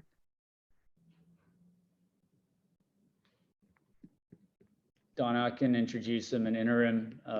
Don Tone is Sam Schwartz Engineering, Traffic. I'm Daniel Laporte, the lead architect on this project. Okay. Frank, you're saying other people need to be promoted. Are they part of your group or are they people from from the public? There are people from the public who are talking in support of this. Then when I go to the public, they can raise their hand and then they'll be promoted at that time. I was hoping that you just make that announcement so they hear it. Okay, so that's so that everybody knows, if you're here to speak on this application from the public, once the applicant has gone through the application and the committee has done some follow-up, we will go to the public. And then at that time, you can raise your hand. We will promote you to panelist so you can turn on your video and you can speak. I would like everybody to speak respectfully to each other. And you are addressing the committee, and that, I think, does it. And there's no back and forth.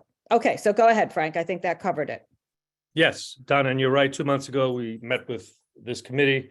You guys had a bunch of questions. I believe we've addressed them. We've also done an awful lot of outreach.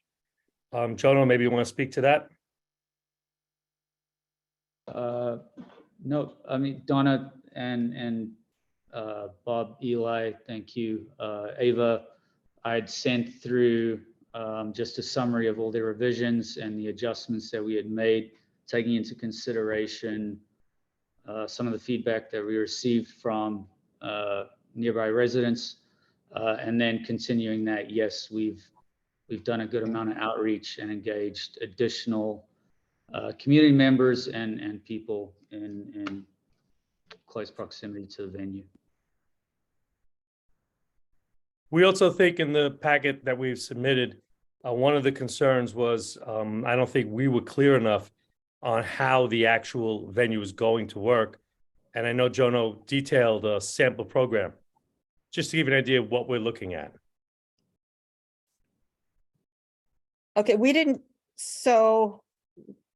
not get, I mean, I got one presentation deck from Jono. that details a few things, but not. Why don't you go through and tell us how many people are on the ground floor? Walk us through this so we understand each space and how each space is operating. What I was referring to with the way the premise is operating is in the packet that we submitted to the community board. But Jonah, you want to take that? Yeah, sure. So Donna, again, Gaia as main floor, ground floor, you've obviously seen the space, you walked the space. You're looking at close to 200 maximum occupancy for a sold out show in Act 1. And then in Act 2, with a combination of the standing and seated ticket, you're looking at 322 maximum occupancy. We also have the lounge, which is directly. So let's just back up and let's just cover the first floor. So Act 1 and Act 2, what are the hours? When did the show start? How is it operating? Act 1, you're looking at a 7 p.m. to 11 p.m. run, and then Act 2 is a 12 a.m. to 3:30 a.m. 7 days a week? Yes. We would like that option. Okay. And okay. Can we just say that again, because that went very quick? So Act 1 is a 7 p.m. to 11 p.m. We then have a 1 hour period to flip the room. And Act 2 is a 12 a.m. The last performance would end at 3:30 a.m., giving us 30 minutes to clear out the room. And so my follow-up will be, so if you're clearing, so you have an hour to get those 200 people out and the next 320 people in. If both shows are You're sold out. filled, right? Okay. And then before the Act 1 happens, the theater show happens, how is that space operating on the ground floor? We would open doors at 7 p.m. If guests are looking to arrive prior to that, they're able to go down to the lounge, which is directly connected to the main room. Okay. And it's, so you enter the main doorway and then you go through that main room and you go to the stairway. You don't enter the side doorway. Correct. It's cute. Okay. And so the lounge would, all right, that's it. So upstairs opens at 7 p.m., closes at 4 a.m., show ends at 3:30 a.m. And other than that, it's not open during the daytime. No. Okay. Right. We have offered the space to certain community members for special events, et cetera. Yeah. Okay, great. But in terms of your normal functioning, that's how that, okay. So That's then right. let's go down to the lounge. The lounge is really a secondary space for hotel guests and guests in general if they're not looking to commit to a full theater dinner show experience. Yeah, the upstairs space is the main space. It's all ticketed, all QR codes. So to accommodate everyone else, anyone who's going to come up, anyone from the hotel, anyone from the community, we always have the lounge to come through. And how many people are in the lounge? Occupancy of that? We have a total occupancy there, maximum occupancy of 168. Okay. And the music downstairs in the lounge? There will be we do have the ability to have live music down there, Donna. It's definitely more conversation, mixology, and dinner offering. Would not be as loud as up in the main room. And DJs? Yes, we would like that ability, yeah. And dancing? And then there's a dancing, I believe, or? No, we went over this the last time. We were saying, look, I'm not gonna stop somebody if they're up on their feet. But at the same time, it's more about a seated room, and it's, you know, the main event is upstairs. Okay, so there's no dance floor or anything now downstairs. No, we have to give you an idea, the maximum occupancy is 168, and we have a seating capacity down there of 122. Okay, and the hours downstairs? We would be doing a 6 p.m. through to 4 a.m. Okay, so no breakfast, no lunch downstairs. No.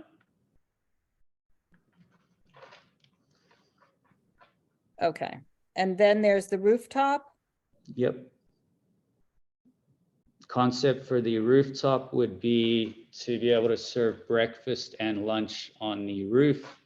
We have due to concerns with neighbors, specifically Elizabeth Street, we agreed to no sound, no speakers up there, breakfast and lunch, seating cap of 68 guests. And we would look to have that, you know, done by sundown. 8 p.m. was the time we picked. So there would be no one up there after 8 p.m. Correct. And is all the service up there to seated patrons?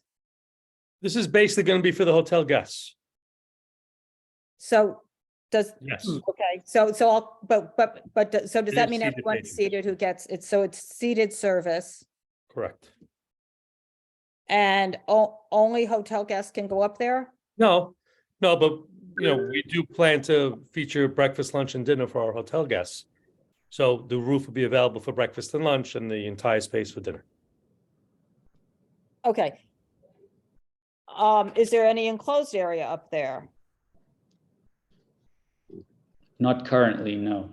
Yeah, we like that. We like that ability.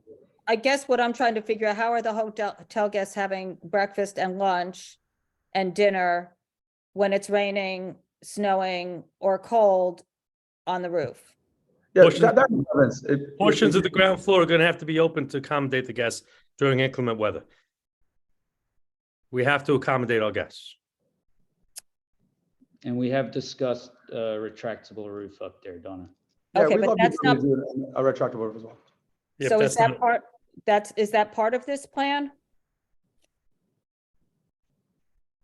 So there is John, no we're enclosure. not doing the roof now.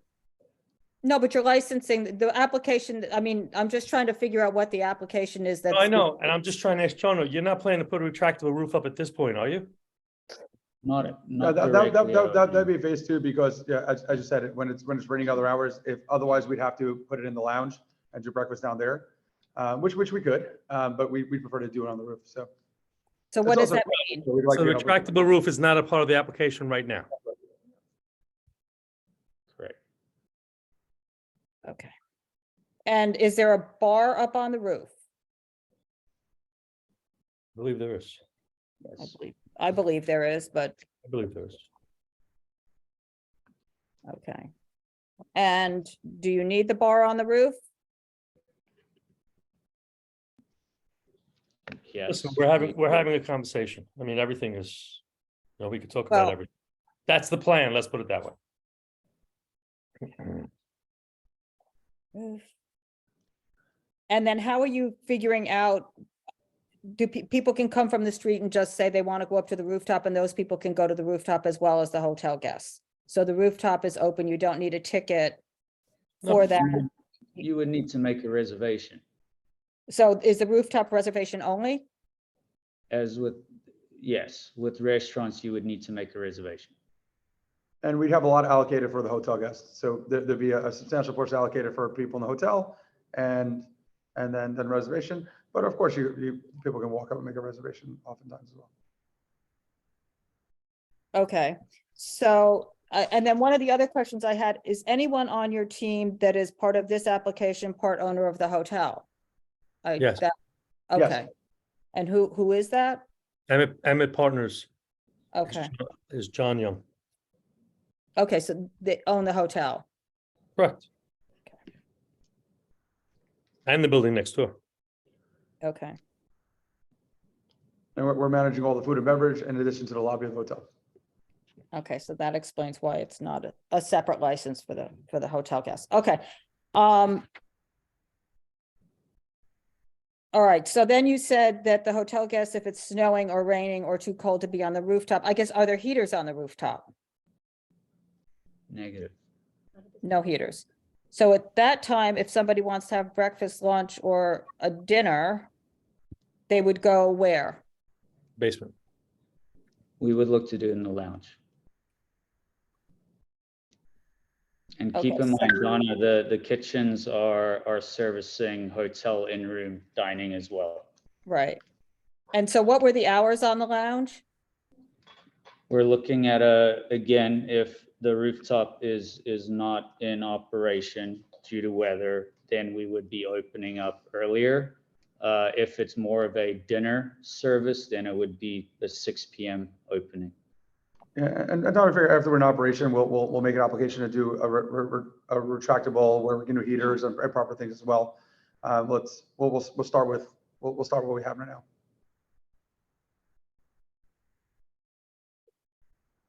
Okay.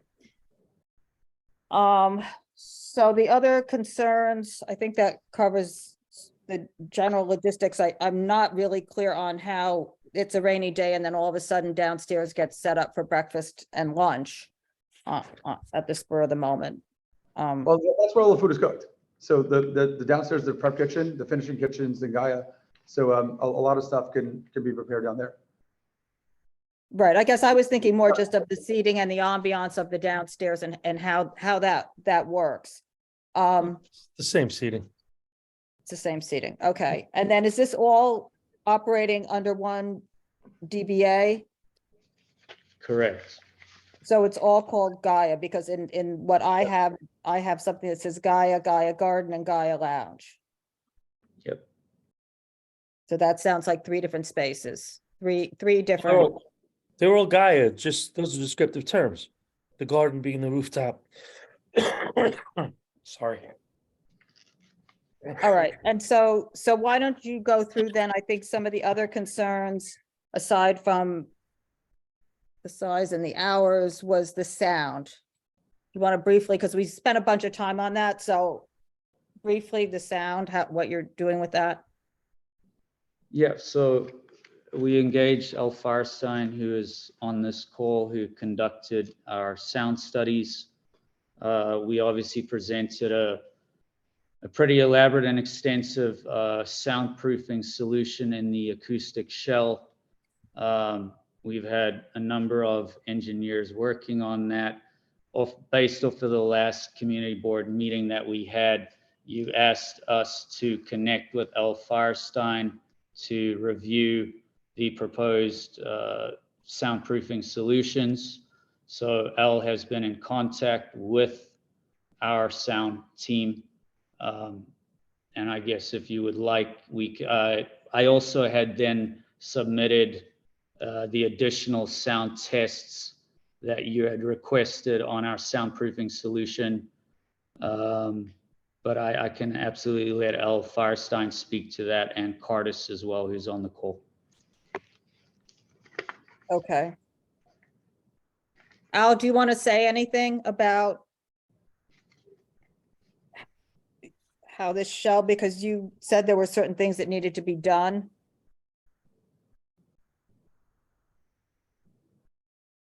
Al? Alan, you're mute. You want to chime in, Federico? Oh, here he is. Here we go. All right, everyone got me now? Yep.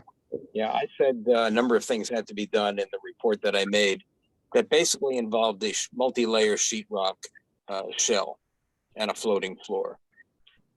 Since that time, they have come up with a extremely robust and unbelievably heavy room within a room that is supported by the columns of this building. Now, I'm not a structural engineer, but the weights of the wall panel, the floor panel, and the ceiling panels that make up this box are equivalent in weight to 5 to 6 inches of normal weight, not lightweight, normal weight concrete.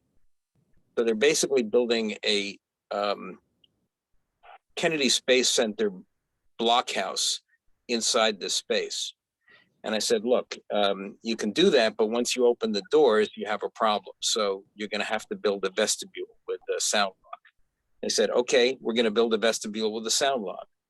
Then I said, the weight of this thing is going to be tremendous. Are you sure the floor load can take it?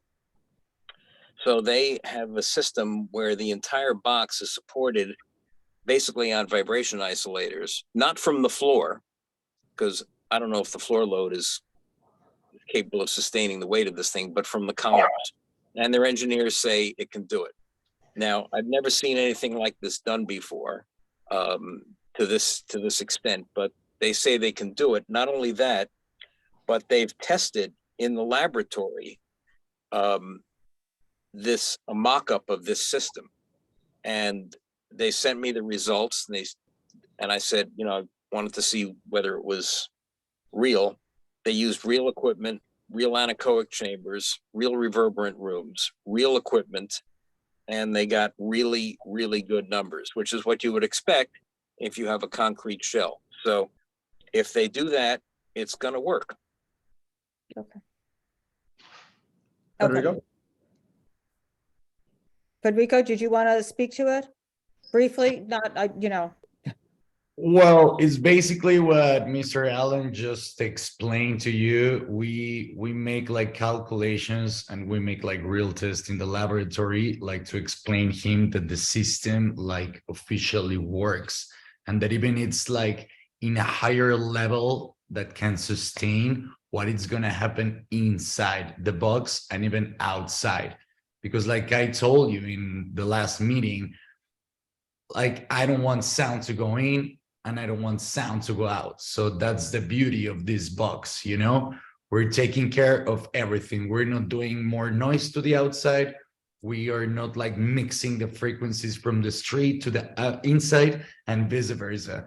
So I think it's like more than clear what Mr. Allen just like explained. The system is like so robust and it's so heavy and it has a lot of layers that is like even exaggerated, so we can control like a big wave of sound that we will never use because there is no need to be that loud and there is no way to produce that amount of noise. Even the idea of this isolation box is that we can reduce the amount of sound inside so we can have like a better acoustic in terms of everything. Okay. And another important thing is that the way the system is built and the whole sound isolation, it's hanging for a kind of, it's hydraulics called like things, you know, like it's called dampers. So that reduces 100% the vibration that can go through the same building and through the buildings in the periphery. Okay. And so when people, and I don't know who this question is for, when people enter the premises looking at the floor plan that I see, they come into the foyer area, they go into this shell, and then from there, they either go into the ground floor or they go down the stairway to downstairs. Is that how that works? Correct. Okay. All right. And then, I think some of the other concerns was definitely there were traffic concerns with this. Mm-hmm. You want to So, just yeah. run through a little bit how you think that's going to work So with this many Donna, people coming and going for a set show? That's right. So Donna, a couple of things there, right? One on the reservation system, assigning arrival times to all the reservations over the duration of an hour, breaking it up into 20-minute windows. We also have re-engaged Sam Schwartz on the call as well. The security company, All Season Protection, have a lot of experience, not only in traffic management, but just noise control in general outside on the sidewalk. We've had a lot of meetings back and forth, just coming up with a plan whereby we will have at least 2 dedicated traffic liaisons out on the street in that no standing zone ensuring that it is drop-off pickup only. We have a traffic management or manager liaison inside the entry vestibule. If you remember, part of that floor plan is we carved out 700 feet of a guest reception area to prevent any guests standing outside on a sidewalk. And the traffic liaisons and traffic manager are in constant communication. And I think actually helpful for Steve Lewis is on this call. He helped design the entry vestibule. And one of the big concerns that the board had is like, hey, what about when the doors open from the acoustical shell, then what? So maybe Steve, you could talk to how we really accounted for that in design. Well, it's a tunnel basically that twists and turns a little bit, and the people coming in don't go directly into the club. They go left and then right. And it's pretty hard to believe with a low ceiling in there that a sound wave will go from the main space to outside. You won't hear sound outside. I designed the place before I met Curtis over here to be sound efficient. You wouldn't hear it. And he added these layers of soundproofing, and I think it's incredible. I think it'll be an incredible space. But everyone will have a good time. It'll be a great thing. Don, I would hand over to Don Tone from Sam Schwartz, who conducted multiple studies on the area. Okay, go ahead. Don, we still can't hear you.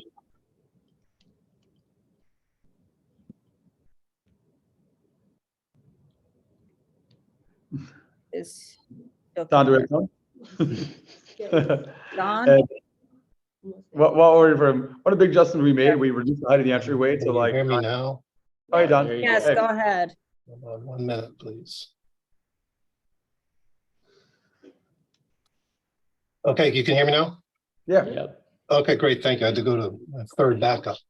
Jono, thank you for going through that. We did the full traffic study, which means we went out there, we did our site visits, we did our data collection, we did our trip projections. We focused specifically we spent a lot of focus on the dismissal periods between the two events, because that's when you have the more concentrated demand, where you can anticipate almost up to 90% of the audience is going to depart the venue within a 60-minute period. So, you know, from strictly a traffic perspective, at the times that we discussed the operation, there's plenty of capacity on the available Bowery to accommodate it.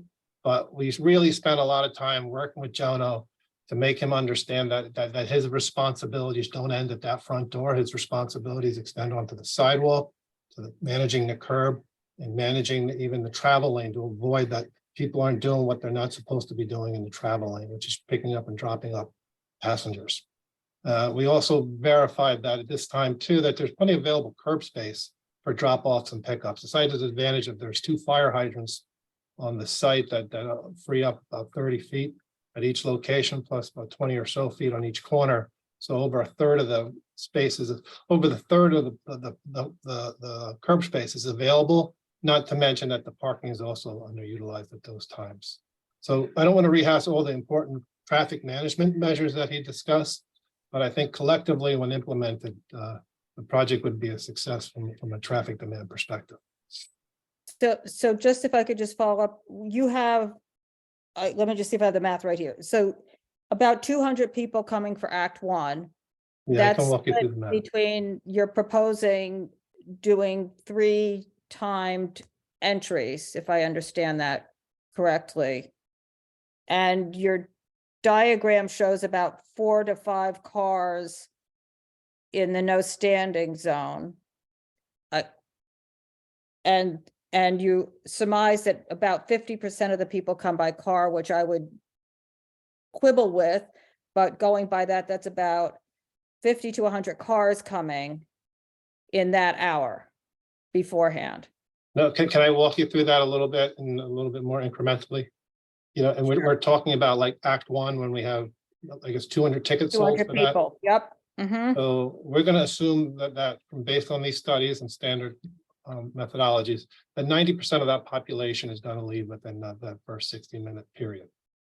right? So the 200 becomes 180. Now, about 75% of the total audience is going to be auto trips. Maybe 25% of them are going to be personal autos. They'll be walking to the garage, and the other 50 or so percent will be for hire vehicles. So that brings that 180 down to 90. And now there's what we assign what's called a vehicle occupancy rate of a number of people per for hire vehicle of 2.2, which is another standard rate. So that brings us down to about 41 vehicles, 41 for hire vehicles for that 1 hour period. And you can tweak the numbers a little bit, you know, depending on some assumptions. So you should plan for like 40 to 60 for hire vehicles arriving during that departure scenario. In this case, it would be, I guess, 11 p.m. And you would anticipate about the same thing going in or more for the beginning of it? Well, there's a little bit more of a distributed arrival condition as people come a little bit earlier for dinner, and it's not nearly as concentrated as the departure scenario. Okay, and then while those 40 to 60 cars are leaving during that hour, you have the cars for the 300 people coming in at the same time. Well, they would be arriving. That's at all the- happening within that same hour, if I understand this correctly. The show ends at 11 and the next show starts at 12. So if people are leaving staggered at that time, and you have all those people coming staggered at that time. Yeah, correct. That's why we And kind of took that out of the 40 same door and the same parking area. And Donna, we're aware of this. So there's some flexibility. We might choose to open some people up at 6, and we're going to have the lounge. We're probably have the lounge, even though Gaia at the main area, Gaia, we're planning closing 11, which we might close 11:30 to flow out traffic. We're going to keep the lounge open, so that will flow the traffic out. So we're going to be very conscious of how traffic flows in and out, so we can extend the opening hours. We can flow through the lounge. We can extend the Gaia to 11:30. So we're going to be super conscious of that. And remember, this is it's really an amphitheater, so it's really made for very large groups of 8 to 12. So that 2.2 occupancy per vehicle, we do expect it to be a large in our case, and a lot of people coming in large cars, and we have our own vehicle fleet as well. So, but the 40 to 60 is what we're planning for, and we do expect it to be much lower than that. And we're just super conscious of how people flow in and out, and be very mindful of it. Yeah, thank you. That's why we pushed that 41 was the number. If you went through the numbers, we pushed it up to 60 to reflect some of the early arrivals for the So, I second mean, show. even if groups of people meet, because a lot of your seating is obviously for groups of people, you still have people coming from different locations. And especially when they're leaving to go to different locations. So it doesn't mean just because people are sitting in a group of 8, that all 8 people are coming and going in the same car. I live in meatpacking. I'm just putting that out there. I'm pretty familiar with how these black cars run, just from experience of what happens to groups of people. Yeah, that's why we stick with the New York City accepted 2.2 is a good number to use. Might be a little higher for some special events, but we stick with the standard. Okay. And Donna, what Ryan was referring to there is we do have some larger Sprinter vans that are on offer for some of the larger group reservations to be included in the reservation. Yeah, and the area has got a lot of stuff going on. So I think a lot of people are going to be staying in the area, walking around. And I think keeping one thing we really discussed is keeping that lounge open downstairs. So that will really control the flow of traffic between Act 1 and Act 2. But to get to your point, Madam Co-Chair, having that strong, visible presence out there on the street, proactively managing this condition is certainly going to be a key to the success of this application. And I believe Jonah is, and with some of the other consultants on the call here, has demonstrated an intent to really pull as many levers as he can to commit to that, which we were happy to see. Okay, and then, all right, what else is for my part before I throw it to the committee? Donna, just with your permission, if it's okay, I would like to just introduce Sal Tomasino. Sure. Owner All Season Protection. We brought him into the project because of his experience managing outside conditions such as this. So, okay. Good evening. Good evening. First of our staff, we propose we're going to hire all retired cabaret units and community affairs officers from the surrounding precinct, which would be the 5th, the 7th, and the 9th, where quality of life concerns is of the utmost concern of theirs. Our traffic liaisons are going to be people that have worked in the neighborhood. They know the nooks, the crannies. They get a split-second response time if we needed any issues. And we'll know most of the people involved here, that they've done 20-year retirements. We also have all community affairs officers. And we will keep idling cars to a minimum. We'll have dedicated traffic agents in reflective vests. We will keep orderly for Ubers and cabs and such. Okay. And that's every day? Correct. Okay. Sal, Yes, I'm Frank. sorry, I don't mean to interrupt. Sal, you're gonna also have bathroom attendants? Yes, sir.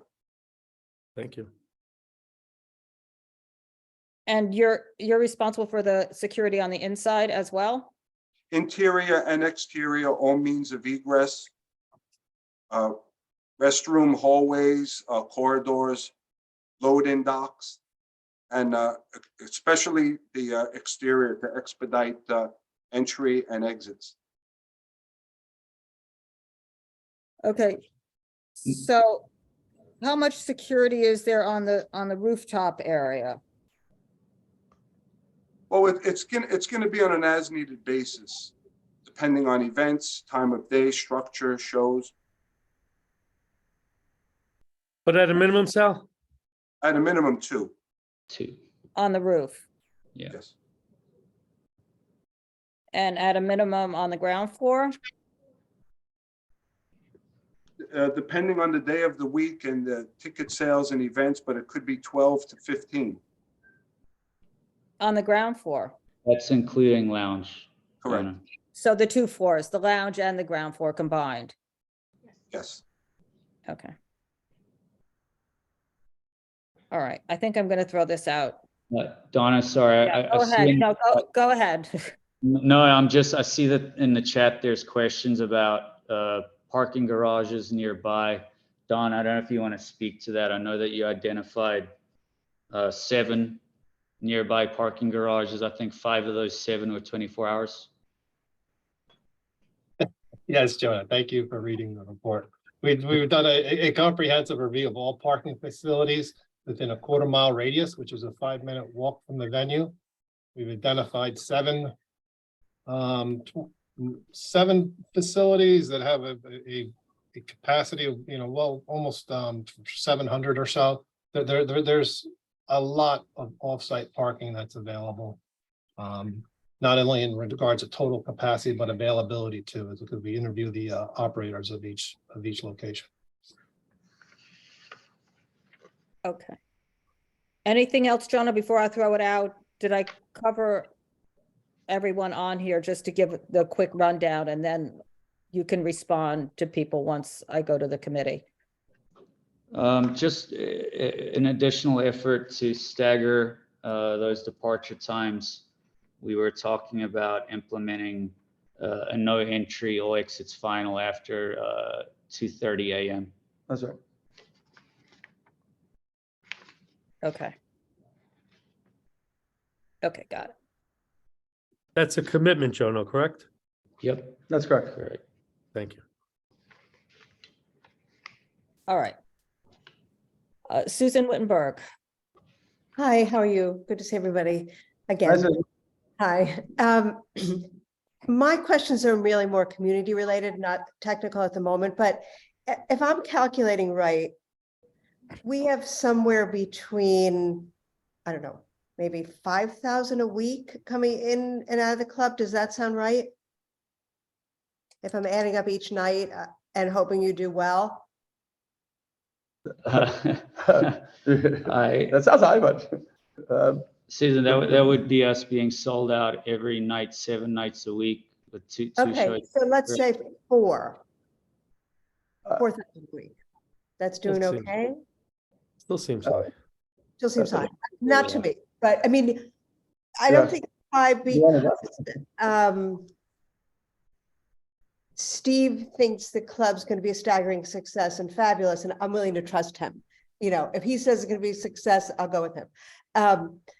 How did it go with the neighbors? How to tell it, you know, when we were doing the site visit, that was one of the most important things, you know, and there, you know, I questioned a little bit about the parking garages, but I didn't do the study. I mean, I think it's a little unrealistic living in the area, knowing how hard it is to park, knowing, you know, that there's limited garage space, knowing, you know, I'm on the ground with the parking garages, but I want to know how you did with the neighbors. So depending on which neighbors you're referring to. Any of them? Look, we've had extensive meetings with a number of residents. Again, majority concerns are around traffic and noise outside of the venue. So I hope that we've shown at this point the extent and the detail that we're going to go to, not only with the security plans, but the traffic plans to address some of those concerns, the acoustic shell, the vestibule, doors, etc. Like we're here to work with the residents. We're going out I was skipping the technical. I'm accepting that you're creating a phenomenal state of the art. I mean, I know what, if you're in a sound studio doing a recording, you don't hear it on the outside. So I'm saying, okay, you can create that for the first time ever on this monumental level. That's why I wanted to just find out what the neighbors were saying about absorbing 4,000 people a week, all night long. I know, I'm wishing you well, remember. Let's say it's 3,800. Wishing you well. How all these people who live there are going to...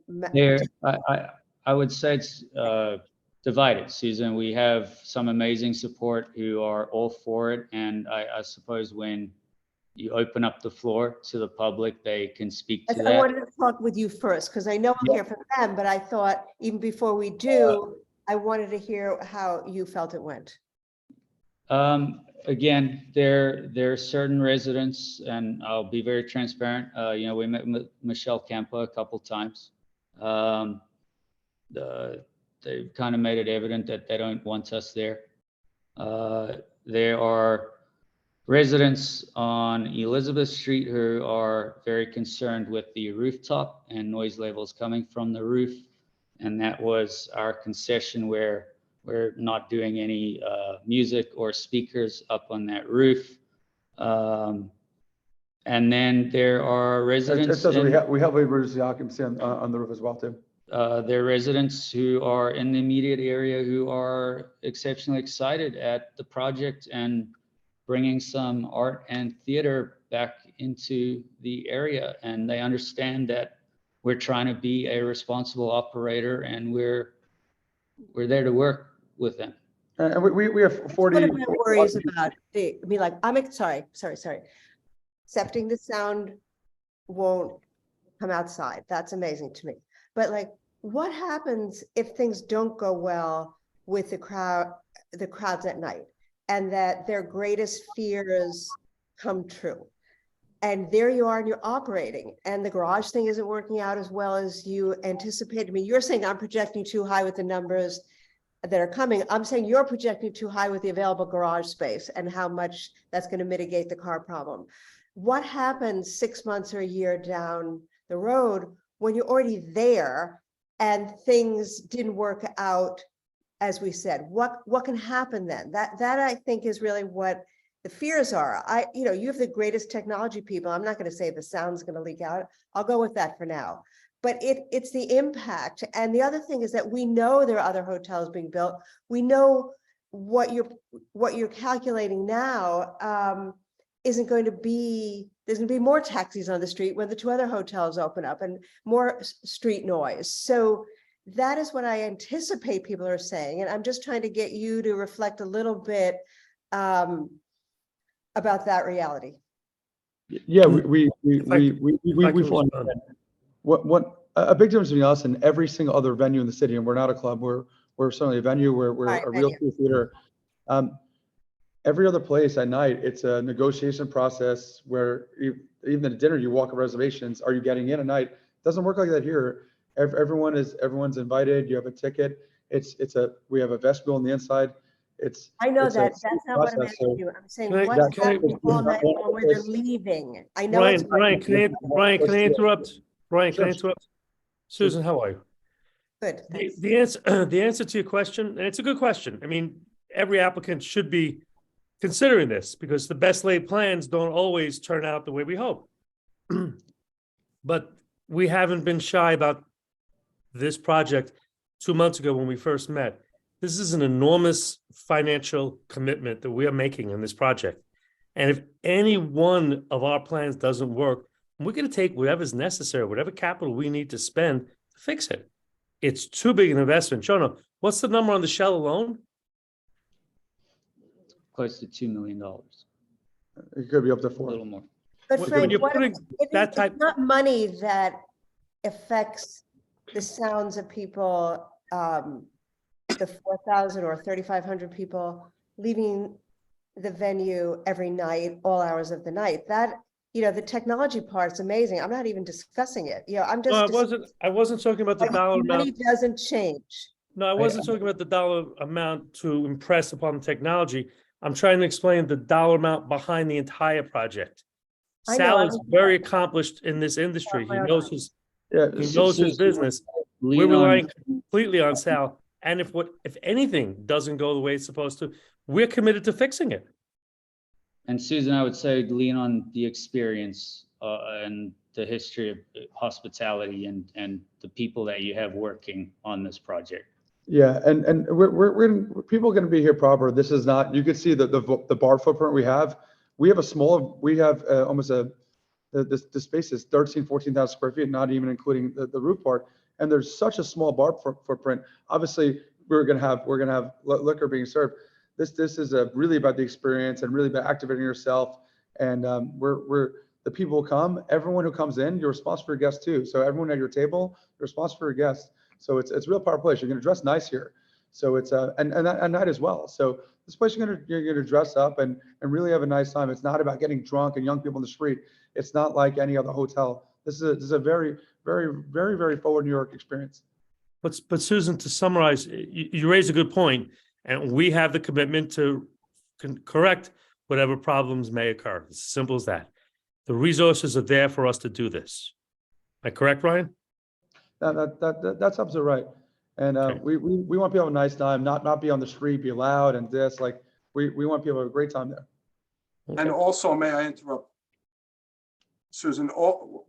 We also will not end when the place opens. We will still be at every community meeting, every local precinct meeting to listen to any concerns that are voiced. So we're not just going to walk away upon opening. Also, I've been in the security game for 35 years in New York City, and I've never seen a team put together and so conscientious with everything from sound, cleanliness, the team, just assembling it. And forget the finance. The financial part's another issue. The concern for the neighborhood, I haven't seen it before. And I've been in this game 3.5 decades. Okay, well, I just feel like I'm probably I wanted to have a chance to express this to you before we came to the part where the community spoke, because I know this is what's going to come up. And it's hard to get a real answer to how you're going to deal with a problem that we know is going to happen. And I'm not saying that people are young and drunk. I made a mistake in using the word club instead of venue. I'm just talking about what we all know living in New York and what it feels like. Let's say you do a mediocre job and there's only 3,000 people a week wandering around the neighborhood, going to get their cars, going to get their parked cars. It's going to be a big thing. And I think that you'll probably have to do better than just sort of dealing with the community to make them feel good about this. I mean, we can all feel good about the technology, but then there's just the community aspect of it that seems the shakiest part of your otherwise, amazing plan. And I don't have any other questions. Thank you. Susanna, yeah, look, again, just, I'm not going to sit here and tell you that we have everything mapped out. Absolutely, situations arise. I will tell you from experience, I run a very tight ship. We are here to work with the neighbors. I have already offered this in previous meetings. All of the residents will have direct contact info for all our managers on duty. And we will work to provide, if I don't have the solution right now, I will find one. I do believe that the traffic plan and the security plan that we have presented is fairly comprehensive, specifically looking toward the occupancy and the volume that we're anticipating. I really don't foresee it being a huge issue, and if it is, we will address it. Okay, so what can I just, because I'm sure we have a gazillion people here from the Yeah, I public have that nothing else to want to add. speak on Thank this. you. So John, just let, I mean, if there's some directed, but we get what you're saying. I'm not discounting what you're saying. I'm just trying to move this along so it just doesn't go. Carter, you had your hand up first. And so just start with, I mean, I think we're all acknowledging that this venue is going to have a big impact on this community. Is that correct? I mean, that's why we're talking about all this. In a positive way. Well, I think it's also negative, and that's why you have so many residents on here as well. And that's sort of the point of what the licensing hearing is about, right? And 500-foot rule. And so those are, you know, when we put it back into that framework, which is how we're looking at it. And this is also a hotel license application, which means it's not just the basement, the ground floor, and the rooftop. It's the whole venue, which we haven't talked about. And in those rooms, there are also rooms with exterior areas and balconies, et cetera, which are going to be licensed and have mini bars. And that's been raised as a concern in the past. I think when I raised that before, nobody was even familiar with the terraces. And it also brings me back to sort of unclear with the Department of Buildings, what your guys' plans are, because the upper floors are listed as residential units and not hotel rooms. So I'm just sort of interested what the plan is there. Yeah. And then that leads to the rooftop, which is a residential use right now as a tenant recreation area, and sort of unclear to me how what the plan is to transition that into an eating and drinking establishment. Looking at the Acoustic report, Al, you know, obviously do a good job, but you know, one of the things that I noticed was missing is any of the placement of where the speakers are, how many there would be, how that's set up in this environment. There just seemed to be a plan on how they're hung. And that was just something that I noticed, because that was sort of hard to understand sort of the setup of that, and then you know, the impact of that. And you know, as far as security is concerned, you know, generally security can't control people and how they're acting in the roadway or on the sidewalk. You know, the main activity of the security is to prevent people from coming in. There's not really directive actions. I know that when we're talking about traffic and moving people and everything else, I know that the security company, Mr. Tomasino, thank you for providing a list of some of your clients, which Jono had forwarded to us. I have two on my block, in my immediate vicinity. I know this committee is familiar and has received extensive testimony on how the security does not work at Zero Bond. And we've heard that from every single residential building on Bond Street, located between Broadway and Lafayette. And that was a central point of our meeting. And in fact, it was identified by Chairman Bradley as a key point there that it would be a problem for the community coming back later on, and it has been. And there are regularly cars double parked all over, you know, in front of there, and that's an ongoing concern with the local residents. And then, you know, just one of your smaller clients at 26 Bond, which they just started, the sidewalks regularly blocked, and they don't keep a space open for people to walk through. So, you know, these are some of the realities of when we talk about things and translating them, and you know, so it's unclear to me why you need a stand-up bar on the roof, you know, when people are concerned. We talked about it during our site visit with the area adjacent to Elizabeth Street, any plans there to mitigate sounds, and I don't see any changes or anything that addresses that. And that was clearly it's not just, you know, limiting the hours, it's people in close proximity to that being impacting the local residents right there. And So I think that those are a lot of different areas, but these are all impacts and I think just to follow up, on what people were saying previously with, the impacts of people coming and going at the later hours, that is a big impact. And, it's no matter how many people are thrown at that and how many people manage it, it still creates a significant impact. And I don't see anything that's really addressing the residents' concern as the things move into the later hours. So I'll leave it at that for the moment. Yep. All right, I appreciate that, and a lot of super valid points there. Carter, I'm familiar with every square inch of the building. I know the 6th floor. I know every floor really well.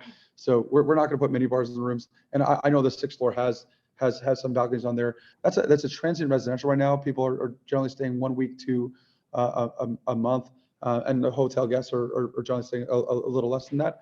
There's a lockbox right now. We'll also need a lobby for that.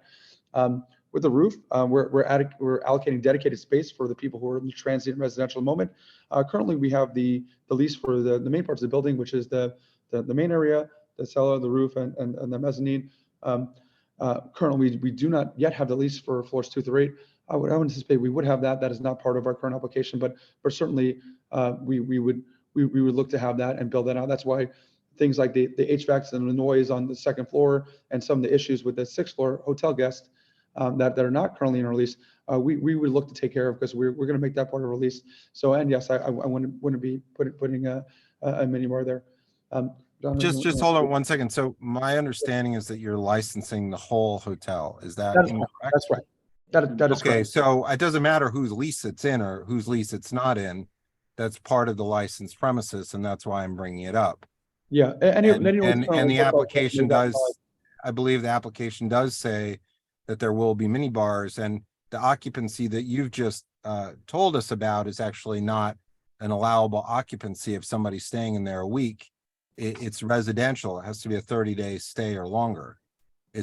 I mean, that's what the C of O, generally that's what residential means, is that it's not hotel. And so the occupancy would have to be a 30-day stay or longer in order to occupy that. So, and then the tenant rooftop space, well, hold on. And the tenant rooftop space is an accessory to those residential units. It's not accessory to the hotel use.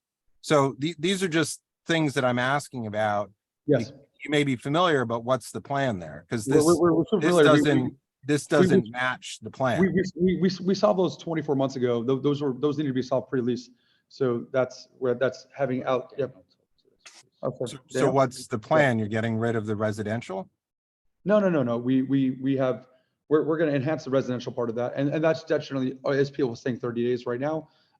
We are going to be looking to take over the lease, but we have dedicated space for the people on floor 6, 7, 8 that are staying for 30 days on the roof. So there's a whole portion in our lease that's allocated towards that currently, and so that'll be a nice upgrade for those people. And okay, can you identify those areas on the floor plan so that we can better understand what areas are part of the licensed premises, what areas are for the residential, what are part of the hotel guests, what's what?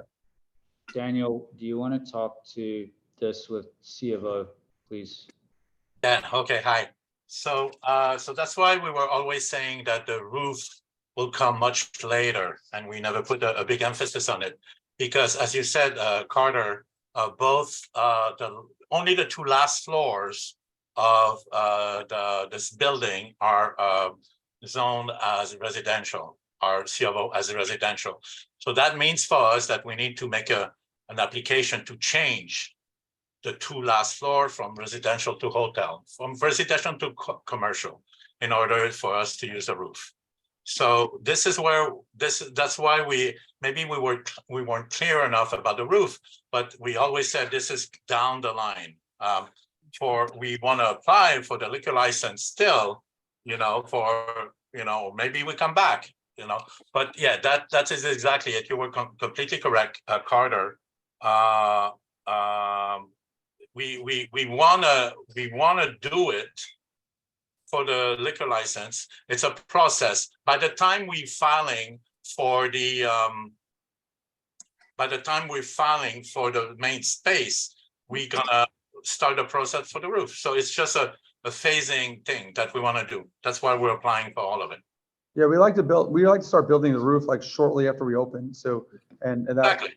yeah, exactly. So we want to have the roof stay open like 6 months after the main area is open when it's nice out.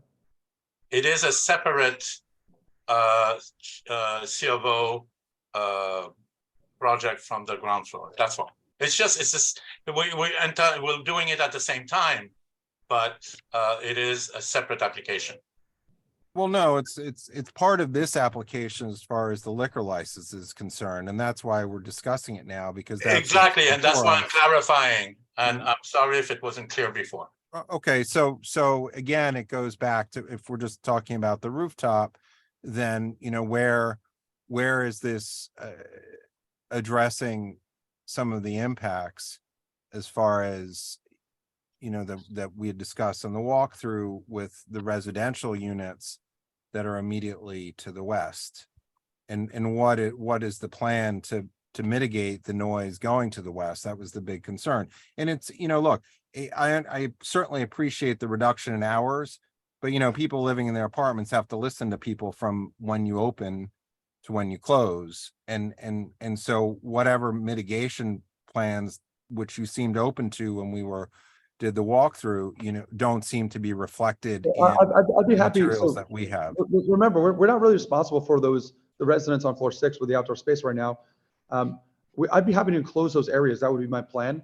But that is not our responsibility as the food and beverage, but our responsibility would not be for that. And I'd be happy to accommodate that. So but it's a part of your application. You are actually that is part of your application. You may not be responsible now, but your application now includes that.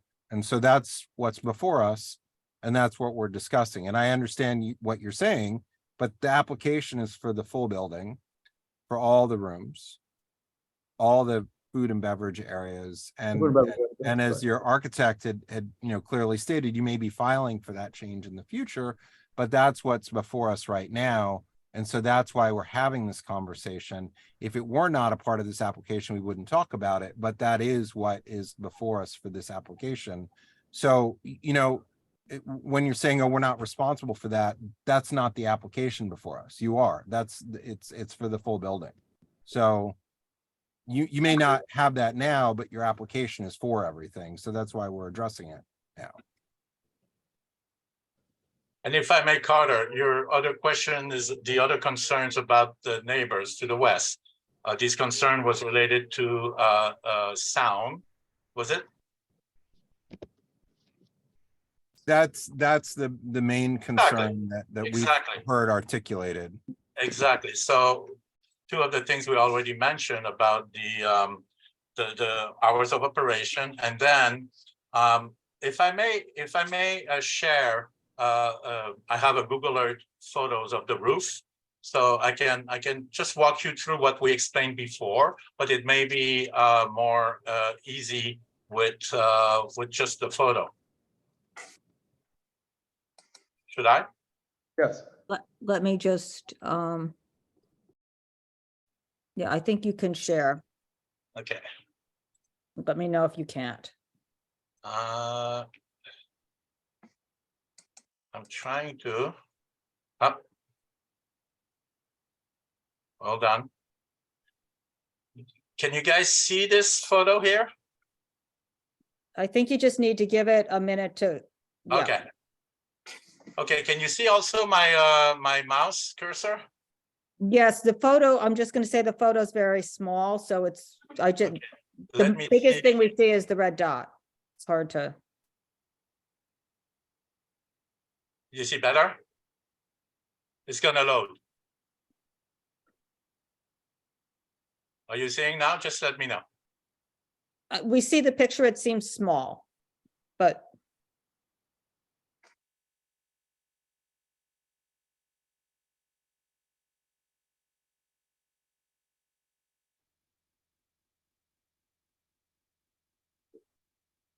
Okay, you see the, well, I'm sorry, I'm not sure. No, it's okay, just go ahead. I'm not sure about the technology. And so I don't know if you can see the red dot. And, Yes. and you can see so behind the red dot, you see this kind of brown box. That's the elevator shaft. So from that elevator shaft here, we're building a wall about about 9 feet high. Okay, like that, but it's set back. It's not in the front here. It's set back, so to make sure that the residents here their view will not be impaired. And so this is a sound wall that will mitigate all the patrons for breakfast and lunch will be in front. And then we will put greenery on the sound wall and everything. So I just wanted to tell you that's, we're trying to address one of the main concern was the sound trickling down over the west. So this is the solution we're trying to do. I hope this helps a little bit explain. Carter, do you have anything else right now? I don't see. No, that I just have the plan rest of and the I see tanning questions. bed. Go ahead. Yeah, it's just the rest of the questions, but yeah, I'm looking at the diagram and I'm assuming that wall is what is, if you're looking at the diagram page to the right of what's identified as a tanning bed. Is that correct? I'm sorry, which It looks like diagram? looks like there's some mechanical units behind the elevators. Is that at the roof Yeah, level? so we're east of that. We are east of that.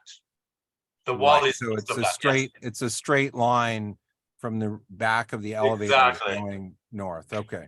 So that's the best we see can that do on the without cutting the plan. Okay. view and mitigating. It's since because of the time of operation, it's more like forks and knives. So like they're hitting the plate and stuff that we're doing what we can to reduce that.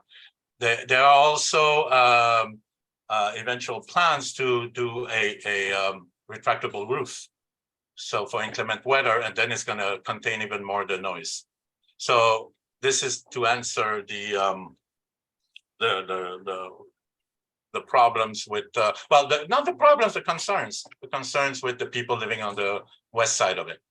Right, and then the corollary, of course, to that is the total occupancy on the roof, because while it lists on there that there are 58 seats and 9 bar stools, I don't know what the tanning beds count as, and so the occupancy numbers go up above 74 with that when you start including staff, etc. So Carter, that was one of the concessions that we were talking about, is that we would keep that at 68 total seated maximum. And then the other thing, just to mention again, is we did agree not to have any speakers or music up on that rooftop. Yeah, we made some concessions on the occupancy and on the soundproofing. Exactly. And you see that it's not like a lot of tables and chairs. There are more of these day beds that you sit on. So it's a softer tone. It's an ambient tone. There's no speakers. It's under 70 people. It's really accommodating the hotel guests. So this is not, we'll be probably losing a lot of money on this. It really is important that we have that in the future. This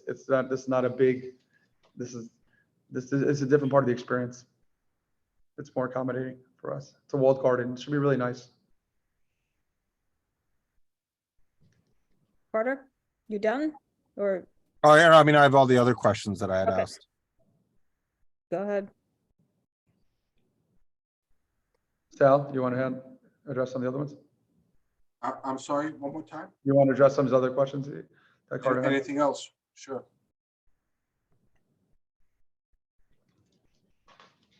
Yeah, I had asked all the questions before. Do I need to? Yep. Okay, I was talking about the street level experience with as far as traffic is concerned. I mean, the committee has heard, with Zero Bond, which I know is one of also your clients. I mean, we've got complaints from every single residential building on the block with respect to the traffic. Zero Bond, we were just hired there recently to try to get a grip on what's been going on. And they just, with their black car service, that's always been a part of their operating procedure, but we're gonna rectify that. We were just hired recently. Secondly, out here, well, like I said, all of our guards were community affairs officers that know exactly what the concerns of the community are, and they're going to address anything. And my number is available to everyone.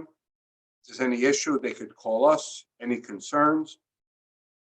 And we will have guards there, retired NYPD, 7 days a week. So that should give people comfort when they're walking the dog or coming home late at night, knowing that people that know the intricacies of that neighborhood are there 7 days a week. Okay, but I mean, they're really limited to, you know, in their actions to just preventing people from entering the premises. I mean, they don't have any power to control people who are on the sidewalk or in the roadway. Well, they do. They're used to dealing with volumes of people. So ticket holders, it's going to be very orderly. This is not going to be a massive one floor. There's going to be a ticket holder line. There's going to be a guest list, a prepaid tickets. It's going to be very orderly. This is not going to be like anything else we've seen.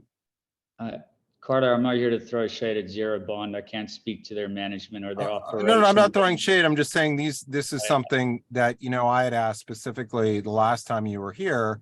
Where are some examples of some high volume areas that manage this problem?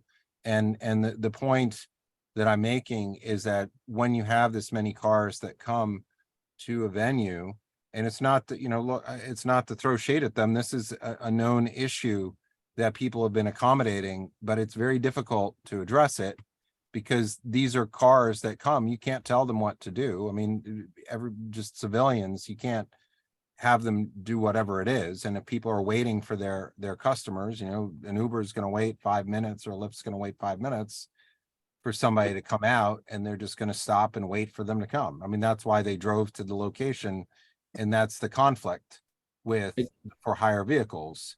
And unfortunately, that's just what it is. And that's why I had raised it at the last meeting as a concern. And what happens on Bowery is you start blocking up traffic if you got a couple of cars, and then the horn honking starts, and those are the issues. And that's what, I mean, this is what it is.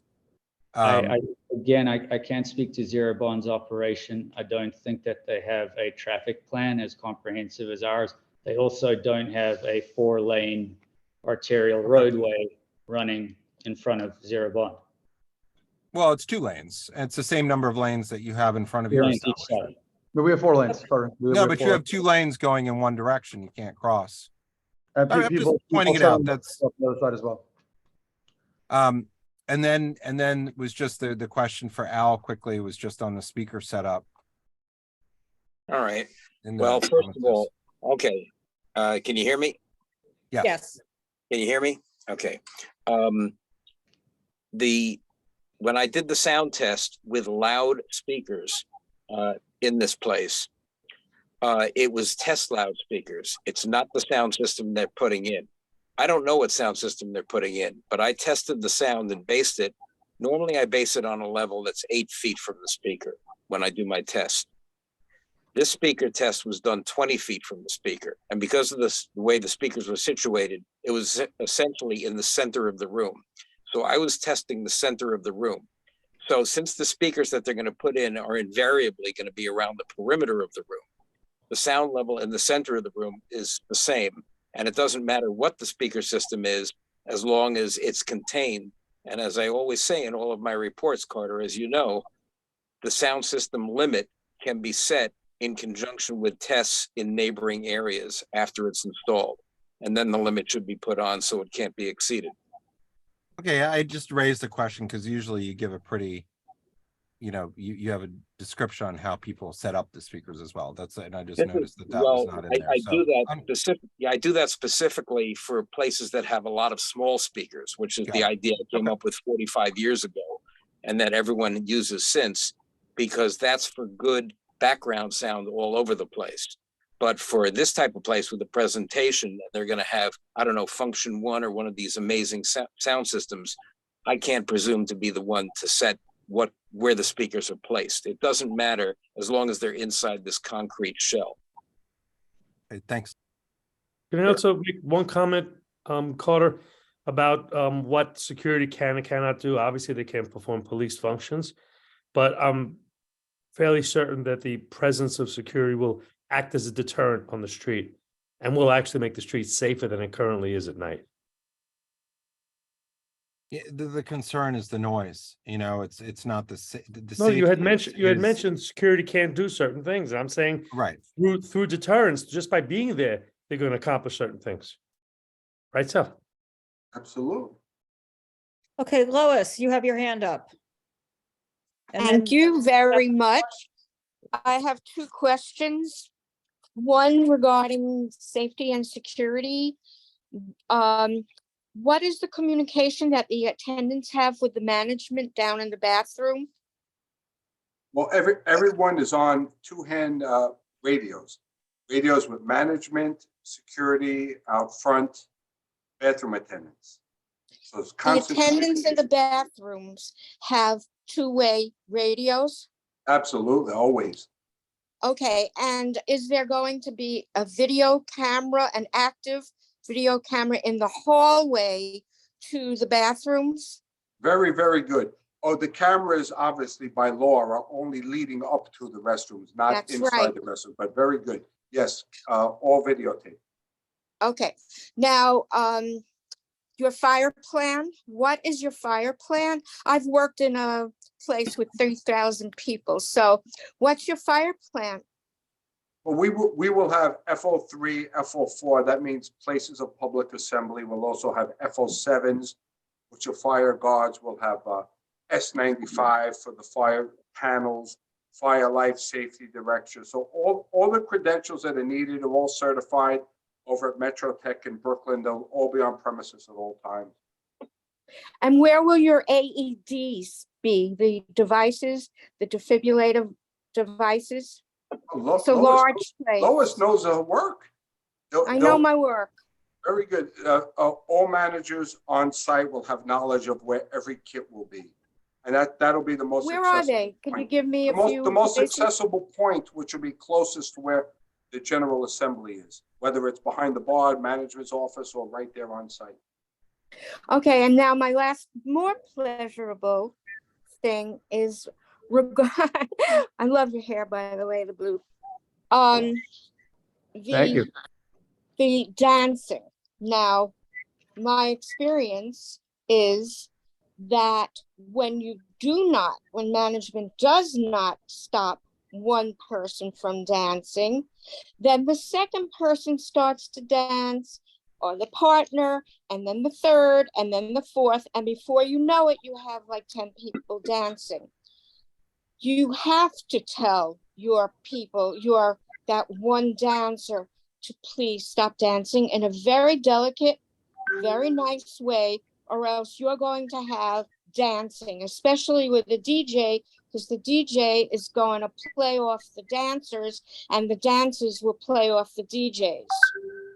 So you have to put that, I know you said, well, you can't stop one person from dancing, but that's a recommendation that you have to have someone very nicely go over to that person or people and tell them, please do not dance. There is no dancing. Dancing is contagious. Okay. Which Thank you, generally is not a bad thing. Lois, I got purple in the back too. Don't forget about that. But those Nice, I didn't see it. Okay. Lois, those cabaret laws have been changed. Those were called the blue laws of the 1920s. No. The not cabaret talking laws, that. but the cabaret laws. But we will adhere to all cabaret rules and bylaws that the city has put forward. They have changed the past few years, but we will abide by everything that's put forward. So you're saying, yes, you will have dancing and that will be on your social media. I can't speak for social media right now. I can't. Just Lois, where are you referring? Because we've been very transparent that, especially in Act 2 and main room, that we were going to have dancing in the establishment. Okay, well then why did you say you can't stop someone from We dancing? were referring to the lounge downstairs. Yes, okay, let's talk to the lounge. It's a different setup. The main room is built for that. That's where the music is louder and dancing can take place, and the lounge on the lower level is more of a conversation piece with seating, mixology, food, etc. And the last thing is, what are your outdoor security people wearing? How will we know that they are the security? Very Instead good. of just, How do you want thank you very much. All my traffic liaisons will have reflective vests, orange and yellow vests that you could see from a block away. Good, thank you. Thank you, And Donna. we'll all have bald heads like Sal. What was that? I'm joking. I said they'll all be old bald heads like Sal. Oh, all right. And walkie-talkies. Okay, thank you, Oh, yes. Donna. Thank you. Dr. Smith? Yeah, yes, Donna, I lost internet, so these answers might have been given, so I hope you will allow me to just ask for me to know. Can you speak to how and when the community can use the spaces? I think I heard before I lost connection that you said that the spaces could be used by the community. Can you speak to how and why, how that's going to happen and what that would look like? Yeah, absolutely. So, we're in Was that conversation. question asked before, by the way? I don't want to. No, that's a good question. Thank you for asking that.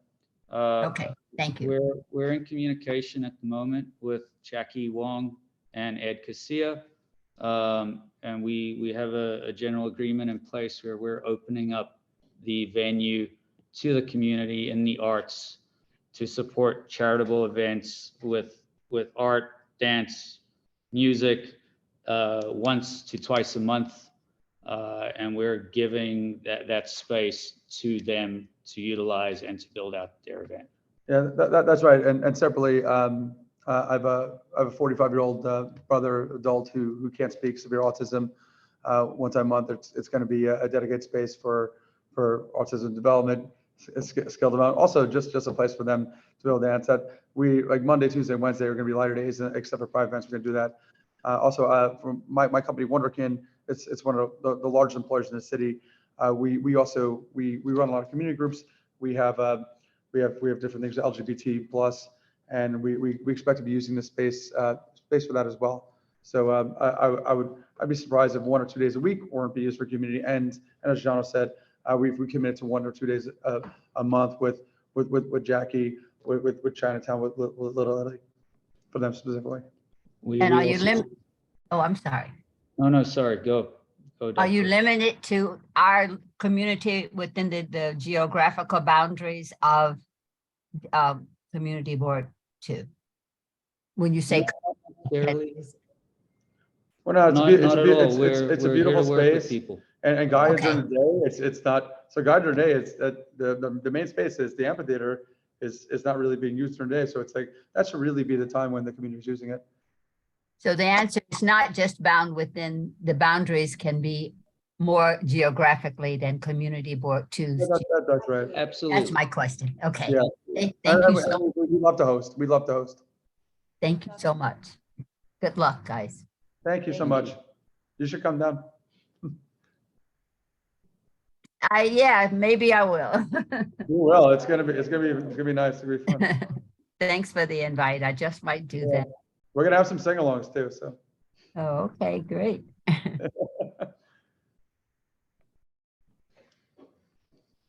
think Donna's on mute. Donna, we can't hear you.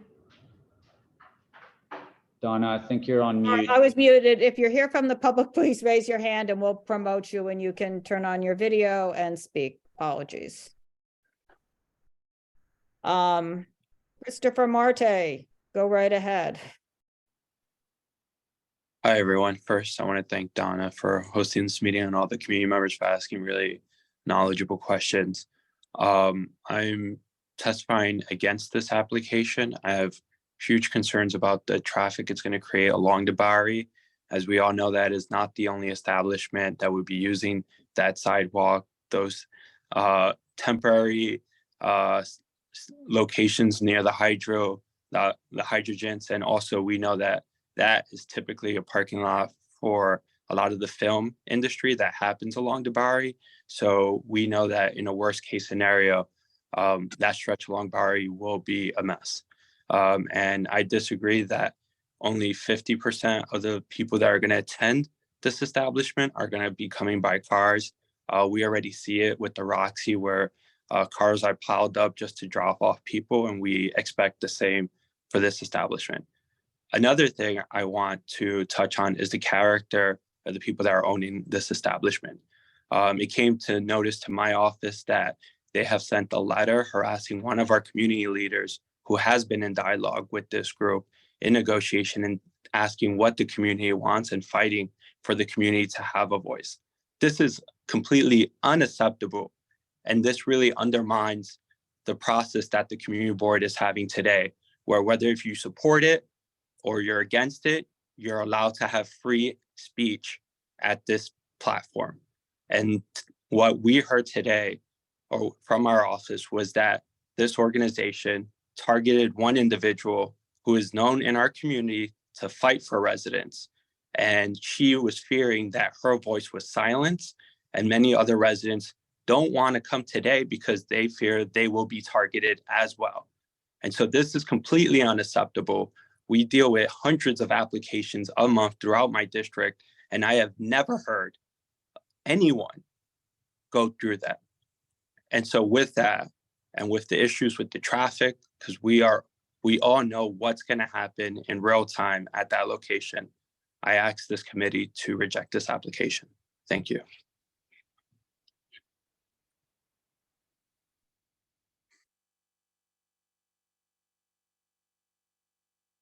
And thank you, Council Member Christopher Marte, and thank you for coming. Assembly Member Grace Lee. Hi, everyone. Thank you, Donna, for being here, and the rest of the committee for conducting this thorough review of the application. For those of you who don't know, I am Assembly Member Grace Lee, and just took office in January, so it's great to see many of you from the community. I just wanted to share a few comments from my office and what we have been observing over the last several weeks. My office has received dozens of emails from constituents about this proposal. My office also joined CB2 for a guided tour of the proposed site and spoke directly with residents who will be impacted by this venue.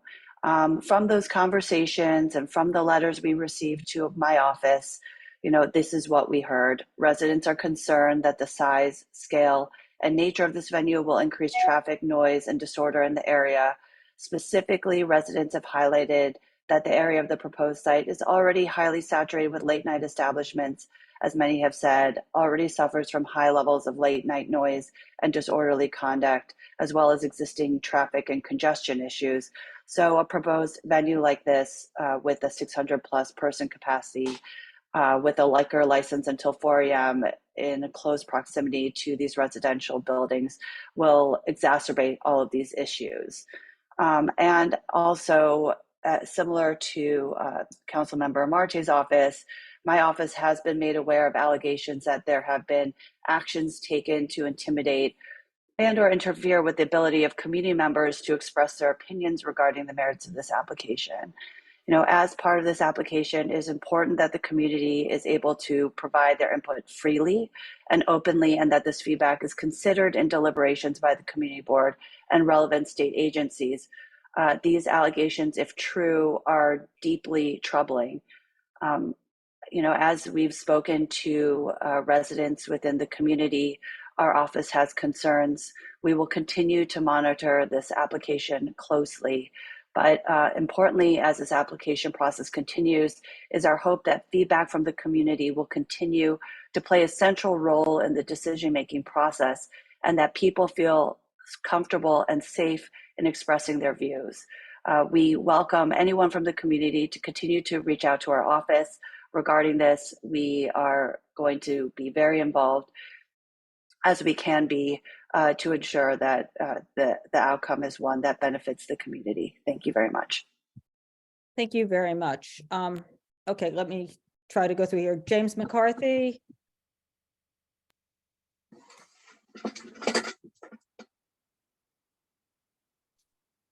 Mr. McCarthy, you should be able to unmute yourself and speak.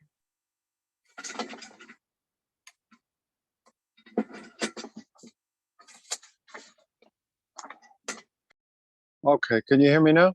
Yes. Hi, I'm a lifelong New Yorker, and I was at the last meeting.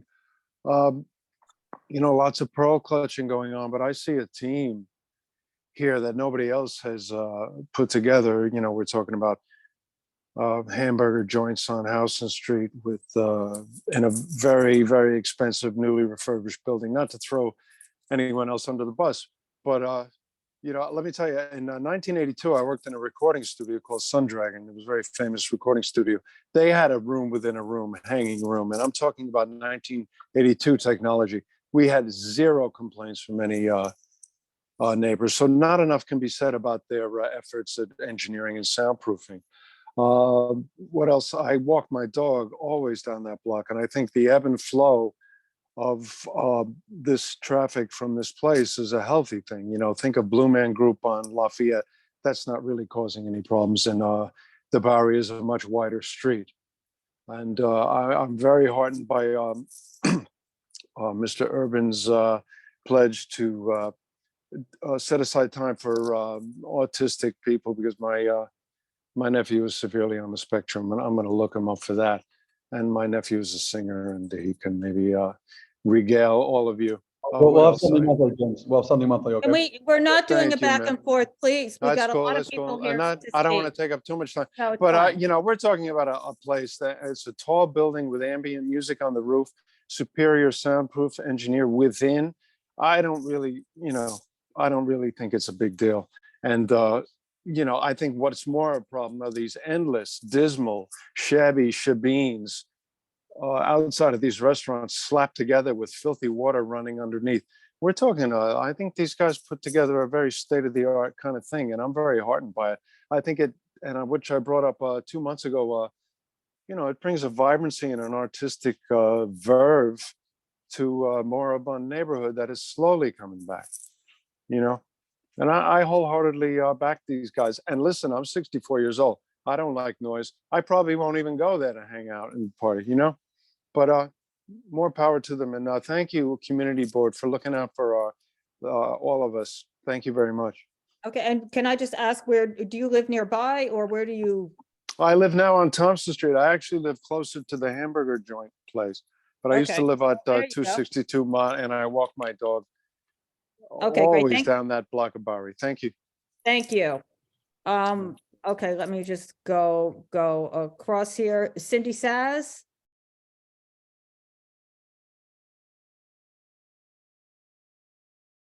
Cindy, you need to unmute yourself.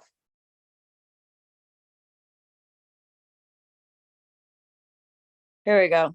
Yeah. Hi, how are you? I just wanted to speak to the fact that, you know, as someone that actually is in a neighborhood and has been in the neighborhood before the pandemic, and just seeing what has gone on that Bowery block, and just how scary it's become, frankly, to be walking down those streets, and mainly because of the fact that a lot of the establishments have closed, a lot of those storefronts have closed, and there's really not a lot going on. When the Roxy opened, to be perfectly honest, I was pleasantly surprised with how much more vibrancy there was on that block, that I felt safer coming home, because I'm also in the hospitality industry, and coming home from work late night and knowing that there's people in the street was definitely made me feel more comfortable.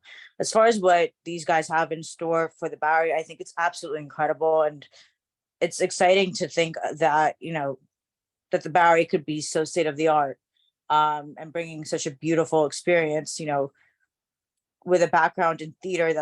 That's all we can possibly ask for in the Lower East Side, especially with what's kind of been happening around the area. So I'm all for this. I think this is great.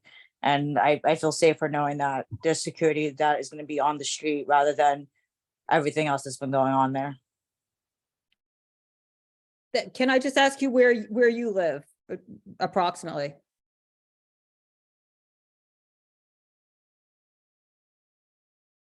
Cindy? I'm on 138 Mulberry. Okay, thank you. Okay, James Wright? Thank you. I actually live right next door to this space at 134 Bowery. And I would echo what the previous commenter said, is that the block for the past 3 years has been pretty scary, even during the daytime, especially before the Moxie opened when they had the scaffolding over there. Having that corner just being basically dark and essentially having our corner, I'm on this side of the same street that these guys are proposing to open on. It's basically, there's no ground level retail from my apartment to the corner. And having that hotel opened has actually quieted the block down to me, where it's like before it was who knows what was going on out there, but I sleep better at night because those guys are doing a good job of controlling the street traffic out there. And I think it's kind of an interesting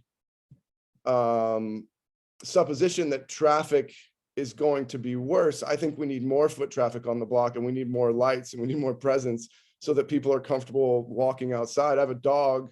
You walk the dog before bed. If it's 11 o'clock, it's just, it's like this block from Grand to Broome on Bowery is basically a dark zone. And so I think it's great to have another business come in. I was initially concerned. We've got some other residents in my building. We were talking about the noise. Jono reached out to me and sent me their whole noise blocking floating box. It sounds incredible, and that kind of alleviates some of the concern with the music directly next door. But having like a greater presence on the street, I think may be really nice for the neighborhood. I do understand that just a few blocks away on Spring Street, on Elizabeth Street, there is a lot of nightlife energy. And I can imagine if I lived on one of those narrow, small streets with all those bars, I would also think not another one. But over here, it's a big, wide street, and there's a lot of sort of unsavory energy that comes off the park in Christie down Broome Street. I had two friends who lived on Broome between Christie and Bowery who were assaulted and eventually, ended up breaking their lease and moving away because of that dark street with nobody on it. And, so I think it's a good thing. I understand the concerns. Got it. From 4 p.m. Until 8 p.m. every single day on the Bowery, car traffic is tough. I don't drive in the city, so obviously it's not a big issue for me, but I understand car traffic's going to be tough. I don't know. I mean, I think probably removing the dining sheds would be the first step to fixing car traffic. But that's beyond my expertise. But I think it would be really nice to have another business on the block. And these guys seem like pros. And I appreciate that they got in touch with me. And, he took time to sit with me, sent me all their documents, went through it with me. And that's my piece. Thank you, guys. Okay, great, thank you. Jackie Wong. CB2 members, thank you for all the great questions you just raised and the information also made by Council Member Mate. My name is Jackie Wong. I'm affiliated with several organizations in Chinatown, and I'm here to support Gaia. I assume everyone here is very familiar with the area, particularly Bowery between Grand Street and Delancey. There are multiple single-man shelters located across the street from this site, and it's also in close proximity to the crime-ridden Sarah D. Roosevelt Park. As someone who frequently walks through this area, I can attest that it is extremely dark and quiet at night due to lack of activities. If you walk through after 10 p.m., you will witness people building camps under those scaffoldings. They are doing drug dealing and all sorts of illegal activities happening. Neighborhood residents feel danger and unsafe walking down these 2 or 3 blocks at night, just like the previous speakers mentioned. I believe having a large establishment like Gaia in the area would actually have several positive impacts. First is that the customers would help to dilute the negative impact I just mentioned. And secondly, there will be security cameras and staff in place until late hours. The establishment will also light up the block, making the area safer for everyone. I understand some may have concerns about the potential quality of life issues this establishment could bring. As myself used to live in Lower East Side for over 15 years, and I witnessed the proliferations of bars in the area. However, I'm seeing the benefit of improved public safety we can get through this establishment exceed the quality of life problems that could arise. Besides, Bowery is far from reaching the same level of bar saturations as Lower East Side. Additionally, I think the gentleman mentioned before, from the land use perspective, this location is situated on a large avenue, which is meant for large establishments such as Gaia. And I mean, we often discuss how both Little Italy and Chinatown are struggling with all the small business closing earlier, but very few actually offer practical solutions. I think this establishment will bring some customers to the restaurants in the two neighborhoods during late hours and bring some vibrancy back to the neighborhood. And the neighborhood is having a shelter over situation problem, and we are seeing more hotels in the area being converted to shelters that the community has no input at all. But Gaia's owner agreed not to turn into another single-man shelter or a shelter in general in the future. To me, I rather have Gaia, which community opinions can be respected and considered, than the possibility of having another single-man shelter in the future that community is totally blocked from making any influence. And that's all the reason I'm supporting Gaia. Thank you. Thank you. Dorina Wen, I'm sorry if I mispronounced your last name. It's okay. I'm going to focus my comments on the corridor of the sound corridor. So I'm Dorina Yen. I represent members from the Elizabeth Broome Block Association and residents of the buildings behind 138 Barry, including 354 Broome Street. And it's a population of at least 450 plus people. I know the Elizabeth Street Business Association representatives may also be on this call. I know they had some conflicts, so they're operating restaurants. I mean, many residents are not comfortable speaking out, fearful of retaliation. English is not their first language. And despite this, we have close to 300 letters of opposition, which have been and are being sent to CB2 and elected officials. Something the size and scope of this operation will be a tragic transformation of our neighborhood, of our business districts and our residential districts. And so I want to say that we strongly oppose this application as it stands. And we say, no, thank you. Outdoor rooftop noise with or without a retractable roof or a green panel cannot be contained. And we say no, thank you to any and all rooftop activity. Despite what people think, we are a densely populated residential area that is thriving. And an 11 p.m. close 7 days a week would be more in line with the other businesses in the area. The hours of operation that are proposed, 10 a.m., 8 a.m., whatever it starts, to closing at 4 a.m. is almost 24 hours of activity if you include all the food and equipment, pickup and deliveries, the prep and cleanup crews from the roof, the main floor, the cellar, to support what Mr. Urban has mentioned in the many meetings that we have met to discuss this as a collaborative conversation. He calls it one of the largest kitchens in New York City. So I don't really need to go into the oversaturating large-scale venues across the street and to the left and the right of 138 Barry. I don't think that large venues should be in our future transforming this footprint. And I'm sure that CB2 is well aware of those venues, and across on the east side of the Barry, CB3 is aware of that.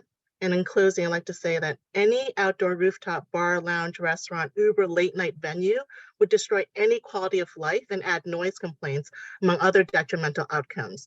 I respectfully urge committee members to be our voice in opposing this application. Thank you. Thank you. Edward Cuccia. I have two Edward Cuccias on here, I believe. Wife's teacher. Hello, my name is Edward Cuccia. How are you? I did have two other ladies sign on. I get the link, so they may have used my name. So I can speak as the original. I feel like the original Ray's Pizza, the original Edward Cuccia. And let me speak specifically to community outreach. And I want to compliment Jono and Ryan and his team on the really amazing community outreach that they've done.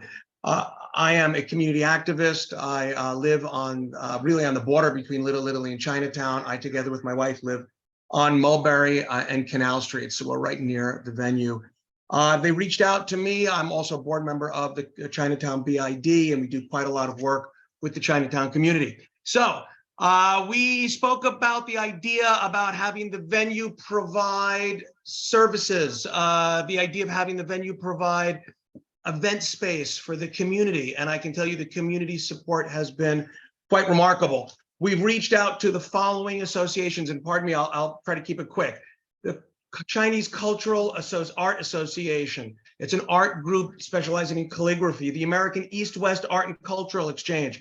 Another, Asian art group, the art group of the Nyang Art Association and the Wangsi Ren Art Association. The Nyang Art Association is a disabled artist group, all local Chinatown groups. In music, the Sino-Cultural Center of New York, the Tai Shan Duan Fen Association, that is a Chinese opera group. For cultural, we've got the Malaysian Association, the Myanmar Chinese Association, the Fu Foundation, a dance group called the Fairy Dance Studio, and I'm sure I've left out some. The idea here is that the venue to allow art associations, music, dance, cultural groups to come in once a month, twice a month for no cost, to put on art shows, to put on music, dance, etc., is overwhelming. Some of these art associations struggle terribly just to get their artists exposure. And what we're talking about is art spaces down here in Little Italy and Chinatown, $300,000, $400,000, $500,000 per venue per day. And this wonderful group is allowing free, no cost exhibits over multiple days, once, twice a month. We'll be doing Chinese opera. I'll invite you all to come and watch. It'll be a little painful perhaps, but it'll be 2 or 3 hours of the most beautiful, amazing cultural experience you've ever had in your life. We'll be putting on Chinese music, Italian shows with some of the Little Italy groups. I think a great kickoff for San Gennaro would be wonderful in this space. I can understand there are concerns regarding noise and traffic, and these are valuable concerns and should be listened to. And I do urge this community board and the Gaia group to try to work together to make this happen, because we need this as a community. We need this as an area. Chinatown needs it. Little Italy needs it. The rest of the community needs it. We need a place to have our artists show their art and our musicians show their music and their dancers, and to bring Chinatown alive. I've got the treasurer of the East-West Association right here next to me. Come say hi, and we'll leave it at that. And thank you very much. Bye-bye all. Bye-bye. Thank you. Gilda Pervin.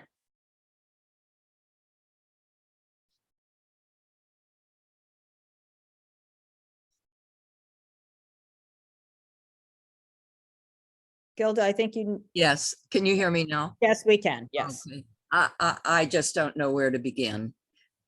I've never heard of a situation where an enterprise this large is dealing with the issues by saying, as problems come up, we'll deal with it. I mean, this is a huge enterprise. I think just dealing with each problem as it comes up is chaos. I should explain that I also live right next door to 138 in the 136 part of the 134, 136 building. And, you know, we're being told that this shell totally eliminates any noise. Well, maybe it does and maybe it doesn't. Maybe it actually hovers in a vacuum and there's no noise. But if there is noise and then we're told, well, then we'll test it, that's kind of after the fact. That's a fait accompli. And I'm a little fearful of a fait accompli. I think things need to be figured out ahead of time.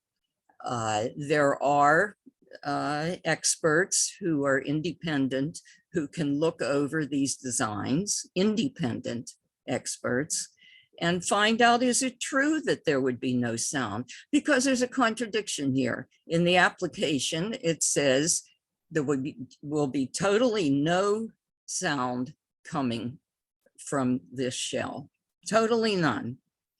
And then it said, well, after it's built, we'll deal with any sounds that are taking place. Well, which is it?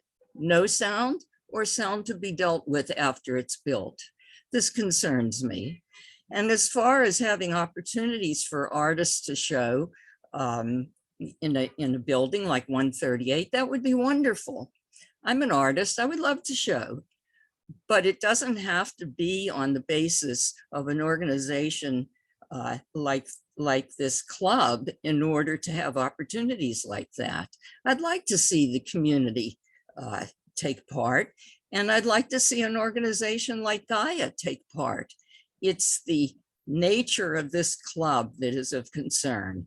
And I go home late at night, and there are many, many people on the street, and there is light on the street. I don't understand why it's being described as a desert. So yeah, I'm concerned about this, and I am asking that it be rejected. Thank you. Thank you. Okay, I have two Edward Kutsias, both women, both sitting in a room with a white wall and a white ceiling. Could one of you raise your hand if you logged in with his address?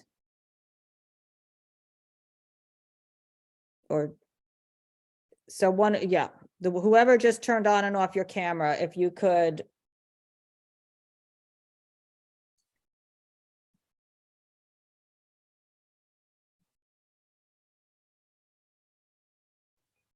Now the camera went off.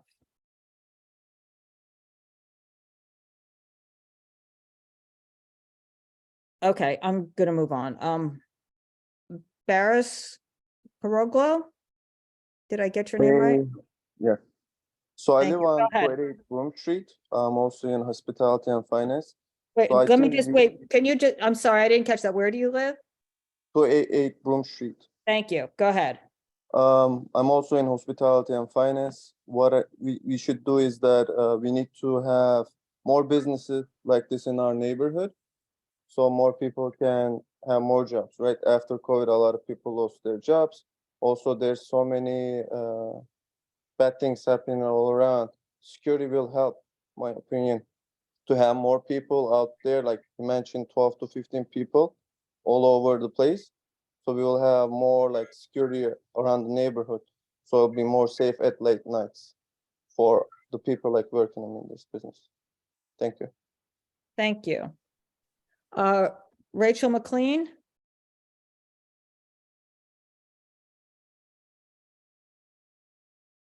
Hi, I want to speak in opposition of this applicant. I first moved into this neighborhood in 1994, recently moved back.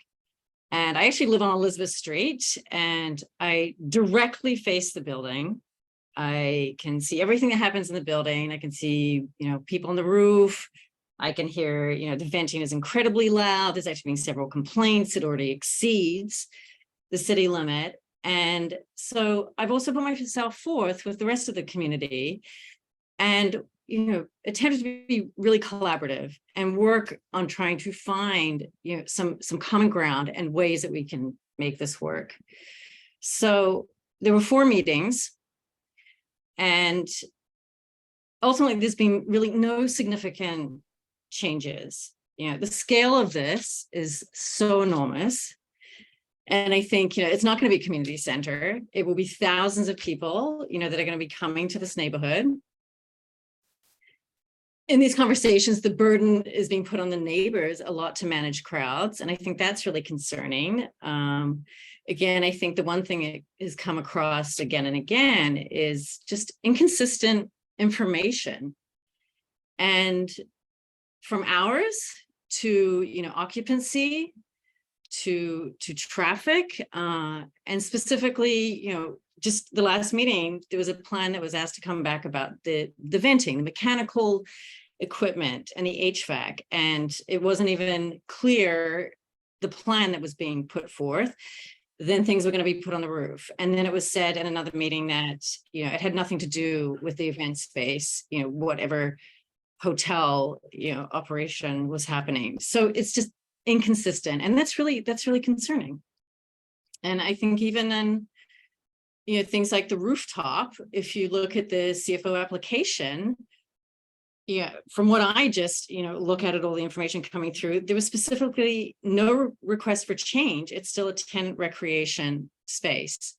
So there's just again, like inconsistent information, and it's not for sake of like asking for clarity and showing images of, what we are, going to be exposed to. There's going to be 5 sound sources. It's going to be the lower lounge roof, this event space, the rooftop, the venting, and then the Bowery noise. And so between the hours, I can expect of 4 a.m. to 8 a.m., there's probably not going to be noise. Other than that, there's always going to be something happening at the back of the building and also the street. So I think for many reasons, there's still a lot of unknowns and inconsistent information. And I think that just speaks to the application itself, and that it's just a matter of let's get in there, let's do all these things, and then let's later on fix the problems. And, I think for the money you're investing, I would say you should fix the problems up front. So that's all. Thank you. Thank you. I'm going to try Edward Kutsia again. If you used his name to log in, could you please unmute yourself and turn on your camera? I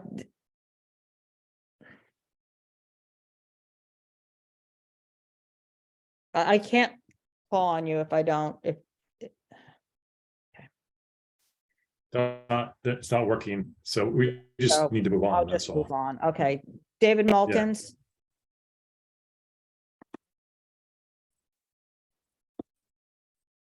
David Mulkins, do you want to unmute yourself and turn on your camera?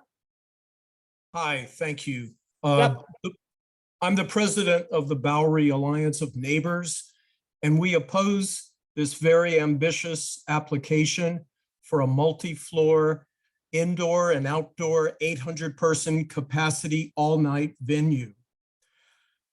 A behemoth-sized operation like this might fly in Las Vegas, but this is a residential community with families and people living directly behind the building, on either side of the building, on Grand Street, and in single occupancy residences nearby.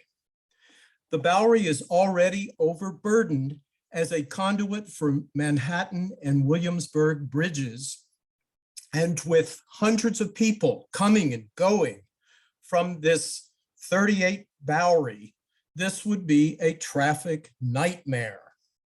The Bowery Historic District is on the state and national register of historic places, and we're also concerned about the impact that demolition and construction of these various spaces are going to have on the 18th and 19th century buildings that are nearby. Furthermore, we do not feel that this multi-level venue would be compatible with our residents' quality of life. And in particular, the rooftop space that would be disrupting the ability for the neighbors on Elizabeth Street and other areas to have a quality of life, to have a quiet evening is just unacceptable, as is the ventilation system. That seems very dicey as well. We urge you to deny this application for multiple reasons. Thank you. Thank you. And where do you live? I have a space in 5th Street, right off the Bowery, and Bowery Alliance of Neighbors also has a Bowery address. Yeah. Okay, great. And you're Thank you. representing them. You are representing them. Is Thank that you. correct? Yes, ma'am. Yes. Okay. Okay. Let's see. Virginia Buchan. Yes. Go right ahead. You can turn on your camera if you would like. And Actually, I'm not able to see my camera. I may. Okay. So, but if everybody can hear me, I will just speak very briefly. We can hear you. That's great. Thank you, CB2, for this opportunity to voice my opposition to this venue, which I feel is many people have said it is an oversaturation in this neighborhood. The Bowery is traditionally been zoned for hotels. That is one thing. I would also like to echo the words of Gilda and Rachel, who said, the burden seems to lie with residents to complain once this is all in place. And if I'm not mistaken, I heard tonight the words that we're not sure what kind of sound system we'll be using. Well, this is just not at this hour an acceptably tight application. There seem to be a tremendous amount of loopholes not yet filled. And so I just wish to, without more ado, just to register my opposition to this application. Thank you. Thank you. Alex Hughes. Sure. Look, thanks very much. I'm based down on 141 Grand Street. Look, I've only been in the area a year or so, but I think it's a really exciting opportunity for the Bowery area. And like, frankly, to have a team with this much operational experience, to have a team that put forward this well presented a plan is exciting. I think the Bowery itself, when you read into the history, does involve entertainment and not just hotel groups, and to continue that tradition and to be able to celebrate the arts and have a space where the community can use. It seems like a wasted opportunity. Look, I appreciate Virginia's point that there's potentially information asymmetry, but I think it would be naive to suggest of all those presenting tonight that the group representing Gaia have anywhere near as many holes as every other group this evening. That's all from me. Thank you. Thank you. Nick Eisenstein. Yes, hi. Live at 151 Mott. Been in the event production industry for about 13 years here in the city. Works at some of the bigger venues. I really like the idea of this venue coming to the neighborhood. I think it offers jobs to a lot of professionals here in the city. So I think it'd be a great fit. Would love to see it. And the package, technically what they're coming with is next level. So that's all I got. Thank you. Kay Webster. Hi, thank you, committee, especially for being here this long. My name is Kay Webster, and I live on the Bowery for many decades in CB2. I'm also the president of the Sarah Roosevelt Park Community Coalition, and I was the co-president of the PTA at PS 130. Let's see, I have two questions that I would love the committee to ask first, which is on the application, it said the facade signage, it wasn't clear whether there would be yes or no. Two is it wasn't clear how many nights there would be security. So those are the questions, and these are now my concerns. Mostly about your guests at this moment. Your guests will be exiting around 4 a.m. And one of the murders that was committed in this neighborhood on Christie and Broome happened at 4 a.m. Coming home from a night out. And there have been a lot of murders on both sides of this. I disagree with another person saying that this venue would alleviate that issue, because you may have security outside your building, but you're not walking everyone home. And by what I heard, not everyone will be leaving by cars, which is what that is. We do have a lot of K2 in the park. We have a lot of, we're having a drug war with guns, a drug turf war. And I, again, can't say enough that I don't think a venue like this helps our situation here. It also, I think businesses like this push out high-end venues push out and displace residents and small businesses that we actually do need. I'm not a fan of sexual exploitation. I also want to say that I think we have a number of clubs and venues that call themselves, like the Box is an art theater venue, has not made the neighborhood safer.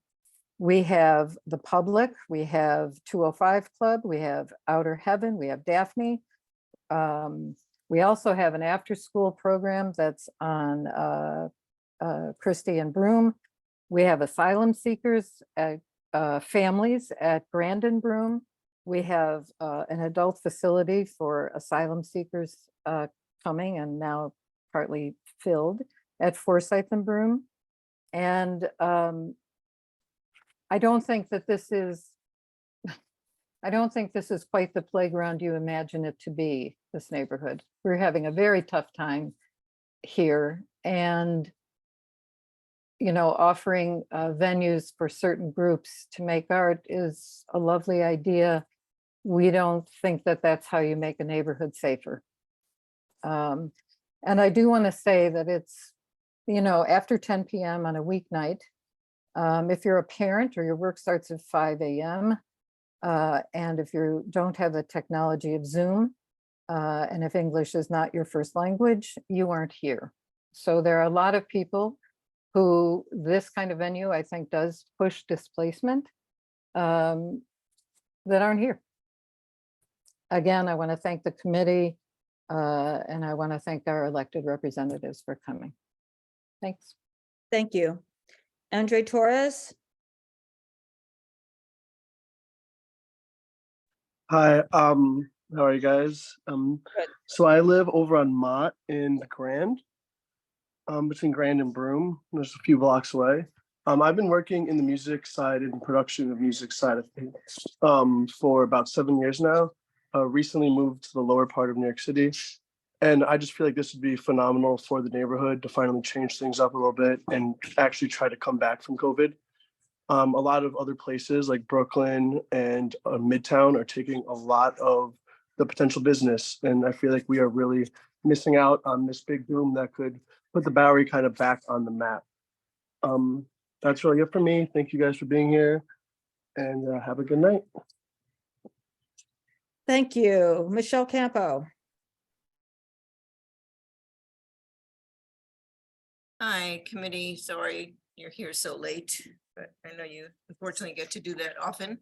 I just want to clarify one thing before I start, and that is I was with a committee, a coalition, Bowery, Elizabeth, and Lena. I was the contact person that met with Donnell and Ryan 3 or more times. We didn't go there with any preset thought. We went to try to find out what was going on because it was very unclear. It was unclear to everybody. The pieces didn't fit. So we tried to make the pieces fit. And in the end, we tried to get answers without a meeting. We couldn't get the answers. So here we are at this stage of the game. And I just want to say, when I was reading, I have to go through the traffic because that's my part of the coalition. Sorry, we have to go through it again. But I've lived on the Bowery most of my life. It's a major artery. It's a major artery. It goes from bridge to traffic to tunnel to bridge. It's always busy, always. Sometimes more so. Sometimes it just doesn't move. Emergency service vehicles cannot get through. It doesn't have to be a specific time of the day. And when I looked at the traffic study, unless you've done it since then, which I don't know about, that's from 2021. That was during COVID. There are a lot more cars here now than there were during this traffic study. And it's more than one lane going one way and one lane going another way. Okay. So just to be as brief as I can possibly be, since it's late and we're all kind of fried,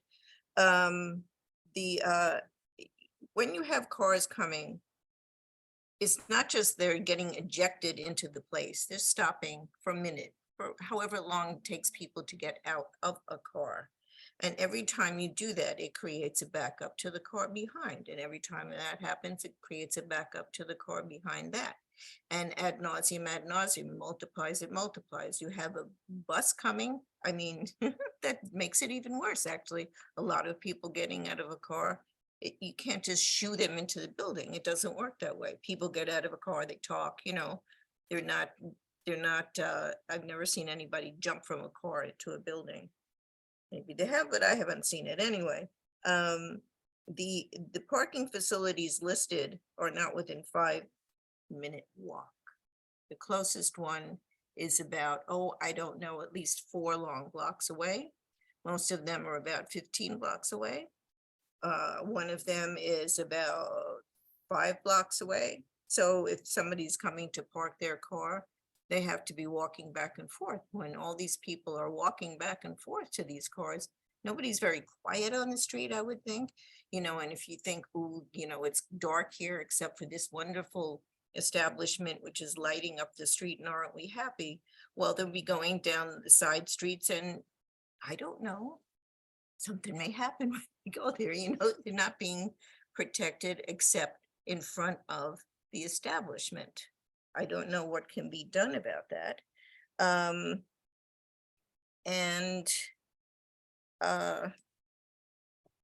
don't know, I wish I could say that this would be a wonderful boon to the area. But my neighbors and I and our coalition, of which I am the point person, so my name is like up there, you know, unfortunately or fortunately, we have over 12 people to our coalition. They live all around this venue. They're very not, shall we say, not happy. They're very discomforted by it because they don't know what to expect. A lot of them work from home. They won't be able to work from home because there'll be noise during the day as well as during the night. A lot of people in the area are, as I think was said, but I'll say it again, are in buildings that are, let's say, rent stabilized, or they're renters and they do not have the ability to have double glazed windows. They do not have the ability to close their windows and put on an air conditioner in summer because they don't have them. They do not have the ability to come here and participate in this meeting because they do not have the electronics, or they do not know about it. A lot of them are not English speakers. Okay, and there's no translator, so they don't have the ability to participate. And it would be wonderful if, I've heard that you're going to open the establishment to community groups. That's a wonderful thing. Is that all community groups or just the community groups who decide this is a great venue? I don't know. Is there a trade-off? Am I being really negative here? I don't know. But I would think it would be wonderful if if you do open, if you would open your doors to people in the neighborhood. This is a very vital arts community. If people who come here think nobody lives here because they don't see anybody behind every one of those windows is a family or an artist who doesn't want to be seen. And this is why we've lived here all our lives in relative obscurity and peace. And this is why we live on the Bowery and Elizabeth and in Little Italy. It's not Nolita, by the way, it's Little Italy. And this is why people are very upset. And I did not do this all by myself. I was just the point person. So I said my piece. Thank you very much. Thank you. William Lee. Hi, good evening. Hi. Thank you so much for, we've been on this call now for almost 4 hours waiting to say our little piece. We are a couple, a small family that live on Broome, which would be just around the corner from where this venue is. We are strongly against this plan, this proposed plan, and have no idea how this could possibly work. Starting with, you know, I don't want to use the video just because it's really concerning what was mentioned before about the threats against some community members. So I guess what I would first like to say is it's, my partner has lived here since the 90s. 97 in this building. He is a Chinese person. He's in the Chinese community. I think it's a little disturbing that almost everybody who has spoken a little scriptedly in support of this project is not Chinese, not from the Chinese community in this area.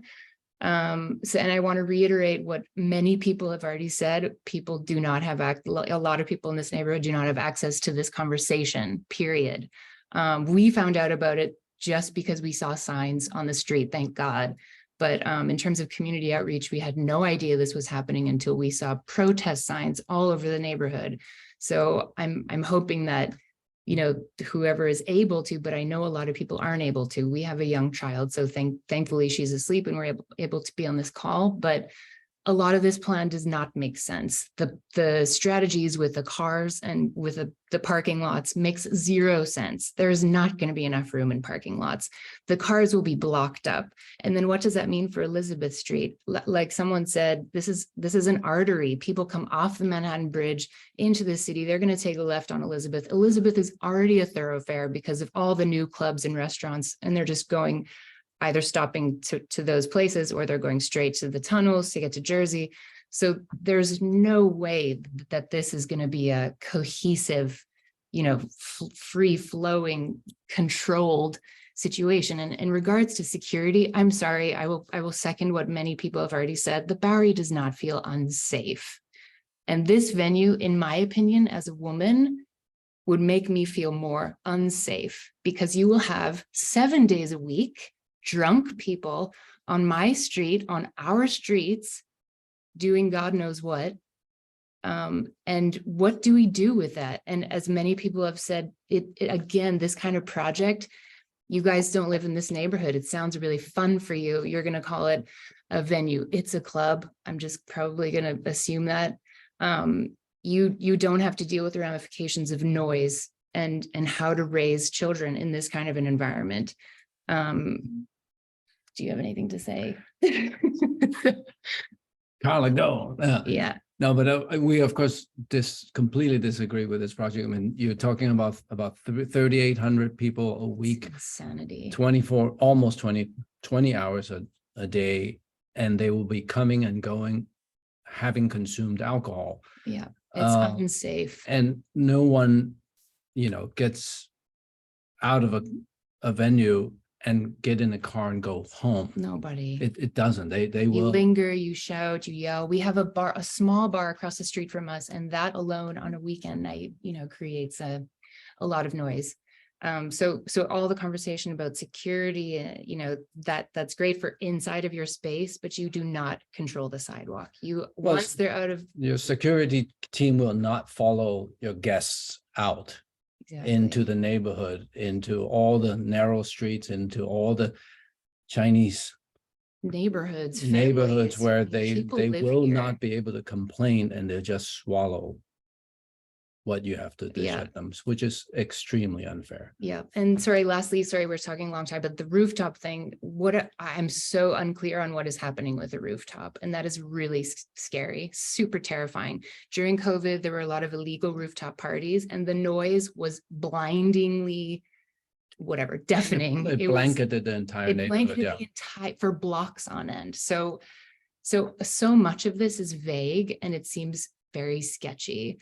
And so the rooftop is a huge piece of it. Like so many people have brought that up in their concerns, rightly so. So that's a huge concern for us because it is very close to our baby's bedroom window. Thank you. Thank you very much. Thank you so much for your time. Thank you very much for staying. Pete Davies.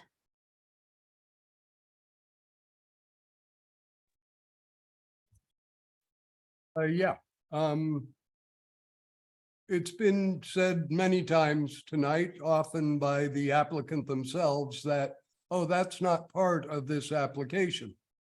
There are many aspects of what we're discussing tonight that on paper, which covers 40,000 square feet, according to the application, everything in this building is part of the application. Yet we're hearing that,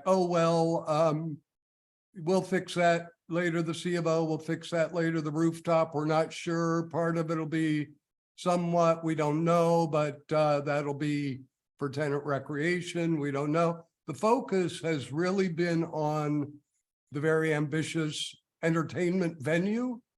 And I would suggest that one way forward would be to split this application, work on the venue, which is the focus of the applicants.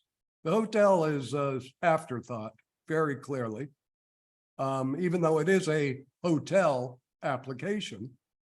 And when they get their act together and understand what they're presenting for the hotel, then they should come back with that. But right now, they're not ready to present, or even maybe they have it in their head, but they're not able to share what the details are for the entire project.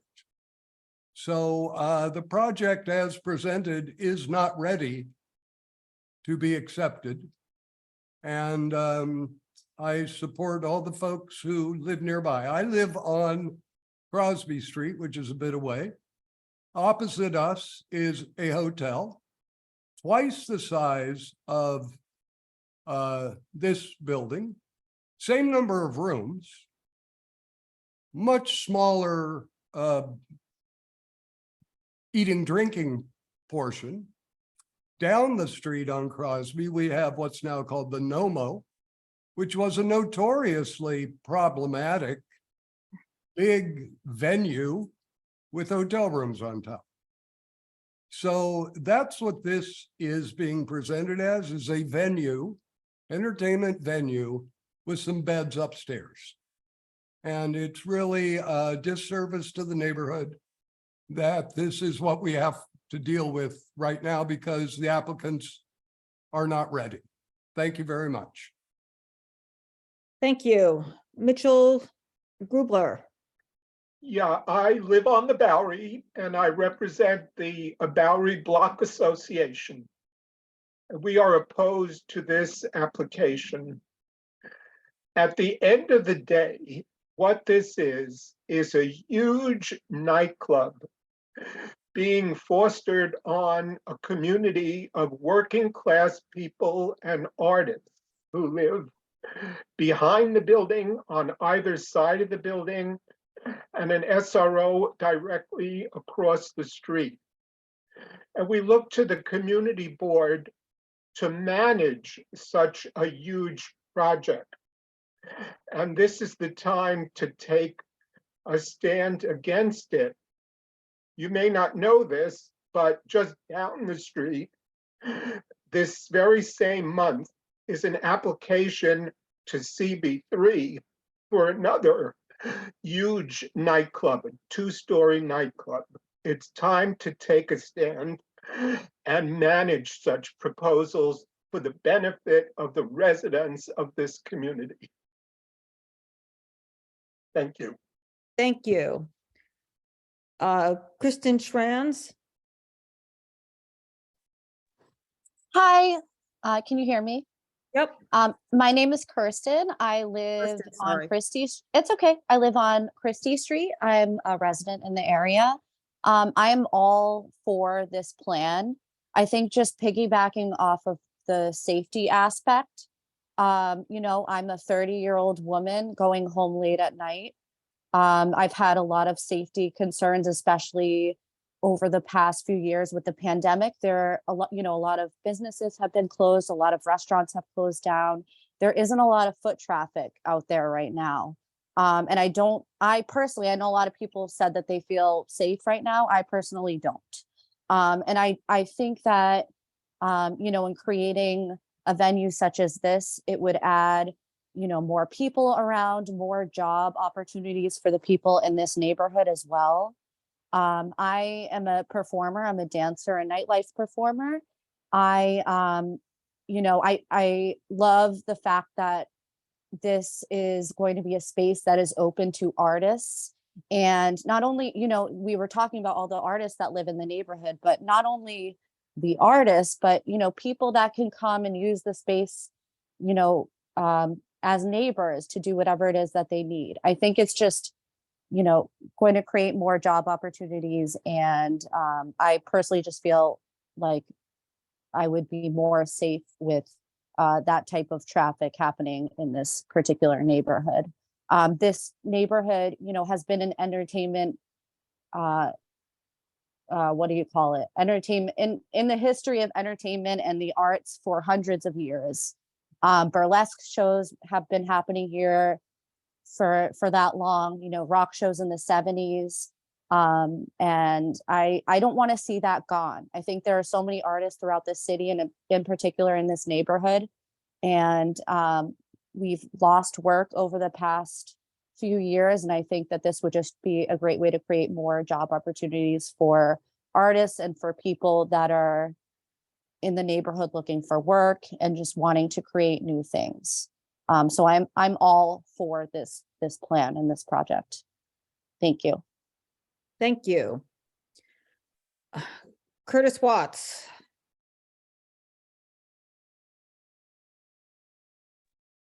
I'd rather not put on the video, if that's okay. That's fine. Go right ahead. All right. I've been waiting for a while too. Actually, my dinner is sitting up here. My wife got me dinner, and I just want to chime in and say my piece about the project. And I want to speak to the character of Jonah and Ryan and Simone, whom I've known for over a decade. And there are some amazing people, and everything that I've been a part of with them has been nothing but amazing and respectful to not only to the venues that they do, they hold their parties or whatever it may be. I mean, I've done many events with them. I live in the area, I'm on Christie. So, and I know what this area was like years ago, as Christy, the last one, was saying. This area has been known for entertainment for hundreds of years. And, you know, and I'm a musician, I'm a professional musician, by the way. I play music. I've played with everybody from Stevie Wonder, Lionel Richie, on down the line. You know, this community has fostered my music career in the village. So I'm totally in support of this project. I mean, I hear a lot of pushback, and I respect everyone and everybody's concerns about the crowds and about the noise. I think they got the state-of-the-art equipment. I'm a producer, engineer. I know what that's like, and from what I heard, and what I've saw, it's all amazing. And I think they're very much considering the neighbors when they were putting this project together, and also with the security out there. No, and I think you know, you can't be 100%. No one can be 100% on protecting. You can have 1,000 cops on the street. Doesn't mean things aren't going to happen. And you know what I mean? That's just a part of living in New York. We got to live with that reality no matter what. So, I mean, yeah, you know, so we can do what we can do. They can do what they can do. And I think they're presenting the best possible scenario for how they can, you know, give support to the neighborhood. And also, you know, I mean, this neighborhood it's had so much crime. So many things have happened since pandemic. And it's dark. It's not all this traffic that I hear. I mean, like, I hear all these people talking about traffic. I'm like where? You know, I think this area needs more traffic. I think it needs a venue like this to bring some light, to bring some feeling like prosperity, you know? So, and me being a musician, you know, let's talk about the musician, because I've been on this and I've heard about the restaurants and I've heard all the support that the restaurants are getting. But what about musicians in the post-pandemic era? I didn't work for 2 years. I literally had no income for 2 years in New York City. And now the city is back open and is working. It's still so hard for me to get work. Ryan and Juno have provided work for me since post-pandemic. These guys making a way for me to survive. I hear everybody telling me the restaurants, but nobody's talking about what are we doing for the musicians? Well, they got a plan for the musicians and for the artists and for the dancers. New York City has not provided an opportunity or situation for the dancers and the musicians who suffered from the pandemic. So I just want to put that out there. Let's talk about what they, that situation. That's another whole, part of this whole plan. And I think they were considerate of it. So I'm totally 100% support the arts and entertainment. And by the way, CBGB's was an incredible club. The Poetic Lounge that was here on Bowery. These are places that were just like made people come from around the world to be a part of. So let's keep it vibrant. Let's make it more vibrant and let's be positive. They got a great project. We got a great project here. So, and saying that, I wish them all the best.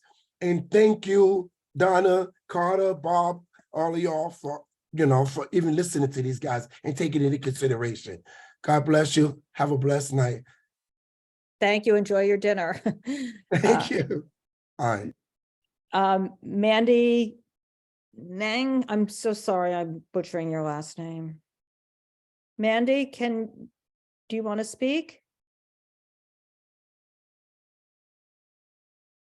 Mandy? Okay, I will. Not really. Okay, fine. Anne Wivolo.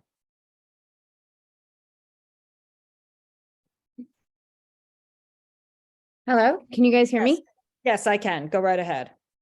Hey, everybody. Talk about dedication, 10:40 at night. I want to thank the committee for being here so late. And I want to thank everybody who shared their views tonight. I think this kind of discourse is super important. I'm here because I saw a flyer on a wall asking me to take a picture of a QR code to oppose this. And so I wanted to come here because I work in the arts. I'm a producer.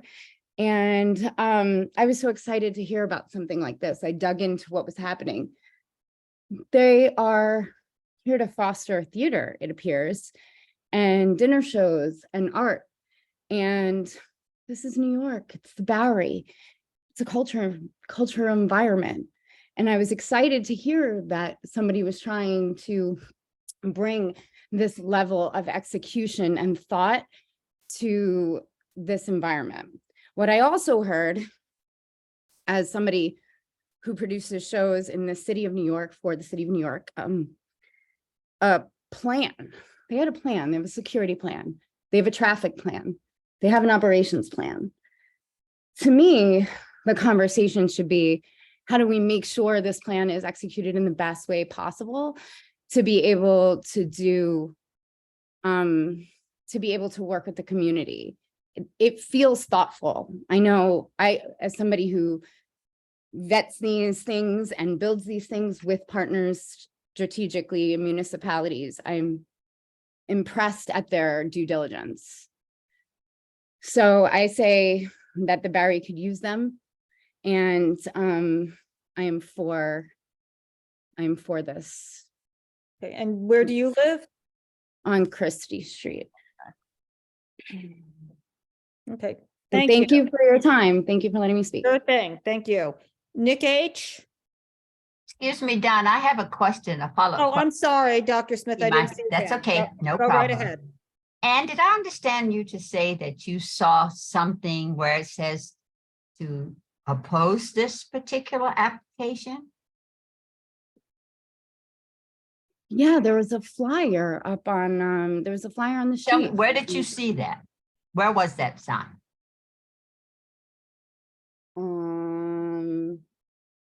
It was on the Bowery. It was on Bowery and Spring. And what did it over say? by where the Supreme store is. What did saw it say? come out of the Say again? Supreme store. What did it say again? Please let me know what you said, what you say you saw. Yeah. Hold on, I'll pull it up. Community Board 2 meeting Tuesday, March 7th. Say no to GG LLC liquor license application.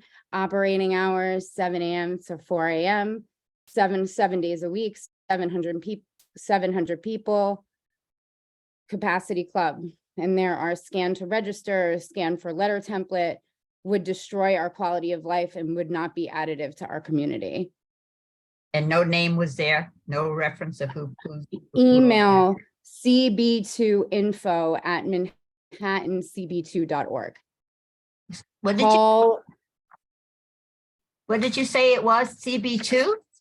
That's what it says, CB2 It info. is, I just want to clarify, this is not a CB2 document that's out there. Somebody may have put to email CB2. And the Okay, link, I'm just, CB2, yeah, but it's just, does it have a CB2 masthead on it? it does not. But I Not look, from I'm just, the CB2. only I just reason- wanted to clarify that. Thank Oh, you. yeah, yeah.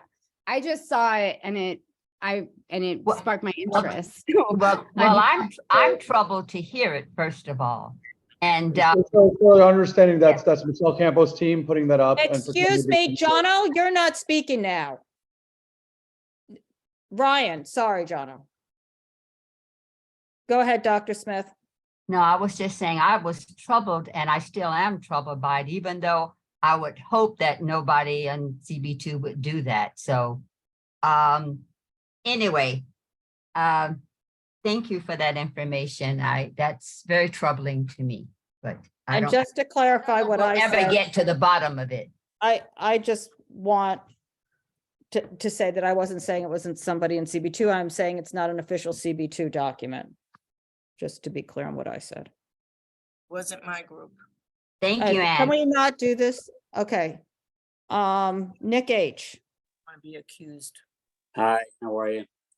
Thank you so much for everybody sticking around as long. I'm just here because I didn't have a better Netflix show to watch. So I came here as a neutral, and actually it's funny, I saw the same poster and came here to listen to it. I'm a recording engineer and a sound engineer, and just wanted to see what it was about because clubs interest me and venues interest me. And I think what they've done goes far and beyond, really, like listening to the experts talk. It was like a fucking TED talk. It was great. Excuse the language. Can you just watch your language, please? Yes, I'm sorry. Excuse me. And it's far and beyond what any other thing that I've seen on an engineering standpoint. The community aspect, of course, is a large thing about this, but the engineering to me impressed me as far as sound goes. If it went down the way they say it went down, it'd be a really good thing. Anyway, I'll get off. Thank you so much. I do think that the Bowery is very strong, and people can come together here and figure a way forward together. With the venue and with CB2 and everyone involved. So thank you very much. I'm on 160 Mott, by the way. Oh, okay, great. Thanks a lot. Forgot Thank to you. ask that. Okay, thank you very much. Okay, Laura Tenenbaum. Hi, everybody again. I live on Broome Street, but a distance away from this. But I have been active and been in some of the apartments that overlook the area, and it really concerns me. There are inherent problems in this type of business, and in the sense that it always impacts the community. It may have some positive impacts. Clearly, we have heard from many, many people who live in the community who work in the nightlife industry, and they're excited about it. For sometimes because they support, well, I'm not going to say why they do it, but they're excited about it and they're in the community. But we've also heard from people, artists, other residents, families who live in the neighborhood, and they're not so excited about it because they're really concerned about the impact of the quality of life. And that's what the community board addresses. They address quality of life impacts on the community. And I think the problem is that there's going to be a quality of life impact, and it's going to be negative. Those apartments on Elizabeth Street really are close to the building. If there's anything on the roof, it's going to be heard. And I don't, and perhaps Alan can address it if you ask him to, but I didn't really hear much about studies about noise from the roof, even if there's no music. And I really think that the applicant has made far and above really trying to make this work. But again, inherent problems with this type of business in a community where people live. And I am concerned about noise from the roof. We have had problems with noise from roofs all over the area. These are tenement buildings surrounding with, and noise just permeates them. There are people who live and work in the same place. They deserve some peaceful time at night, at least, and maybe the type of noise there, they can work with during the day. I had some questions, and one of them was the roof acoustics, which I spoke about. I've got to say this, and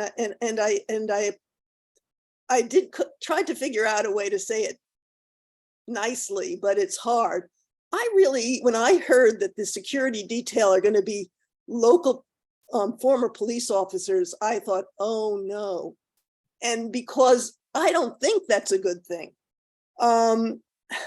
We've had experience with members of the 5th Precinct ignoring the fact that Southside was an illegal nightclub for 15 years. Those were our community. I do not want those people to be the ones protecting the community from bad things happening outside, because it's been clear from more than 30 years of attending police 5th Precinct meetings that quality of life is not at the top of their thoughts. We have seen them lean over backwards to help people in the nightlife industry.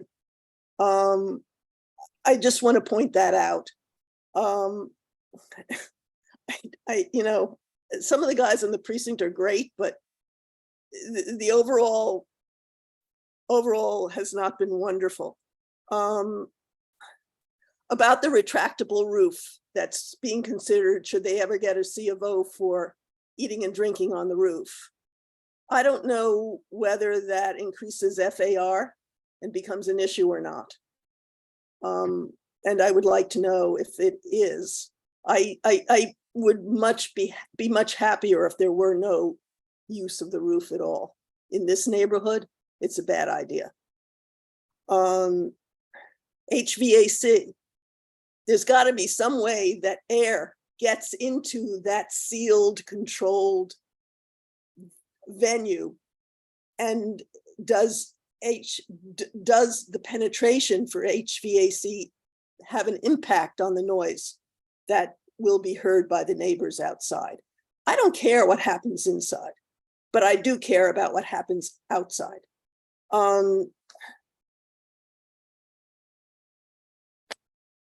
I heard someone mention that it will really help the businesses in the neighborhood.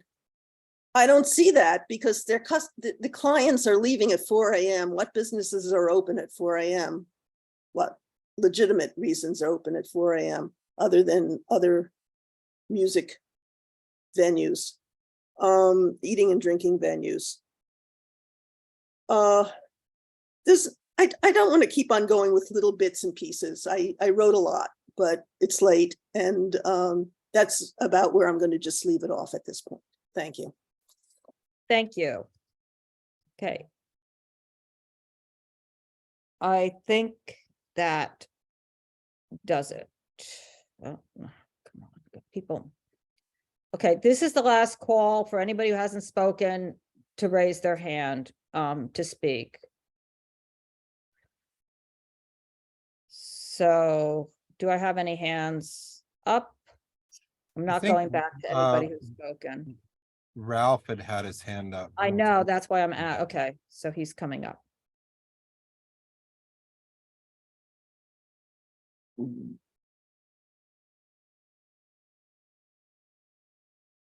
Mr. Lewis, you should be able to speak. And right, okay. Yep, Can you you're hear me? good. We Yeah. can hear you. We don't uh, see you. That's fine if you don't want to. Yeah. No, I tell you, at this point, from what I've heard, I feel more comfortable if I don't turn on my video. I'm sorry that took a second for me to become a panelist, but thank you very much. And thanks for what all of you guys are doing tonight.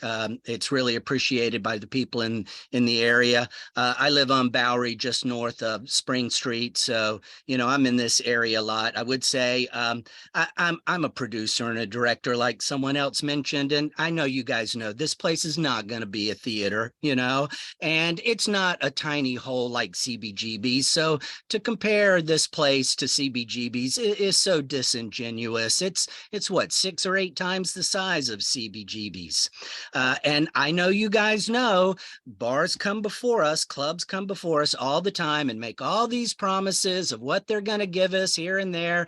I remember when the Citizen M Hotel promised to show Bowery artists in their rooftop bar or in their lobby. Never happened, you know. 135 Bowery, it was going to be a place for not-for-profits to have cheap rent. Never happened, you know. So we get promised stuff all the time, and I know you guys have heard all of that before. So anyway, thanks for this work. I would say that it sounds like you listen to these people tonight, it's like they are talking about 2 different blocks entirely. I really just do not get it, and I know that makes it very difficult on you guys, but as far as I know, this is still the block with Capital on it, right? I mean, that alone should be enough for any block of neighbors to have to put up with.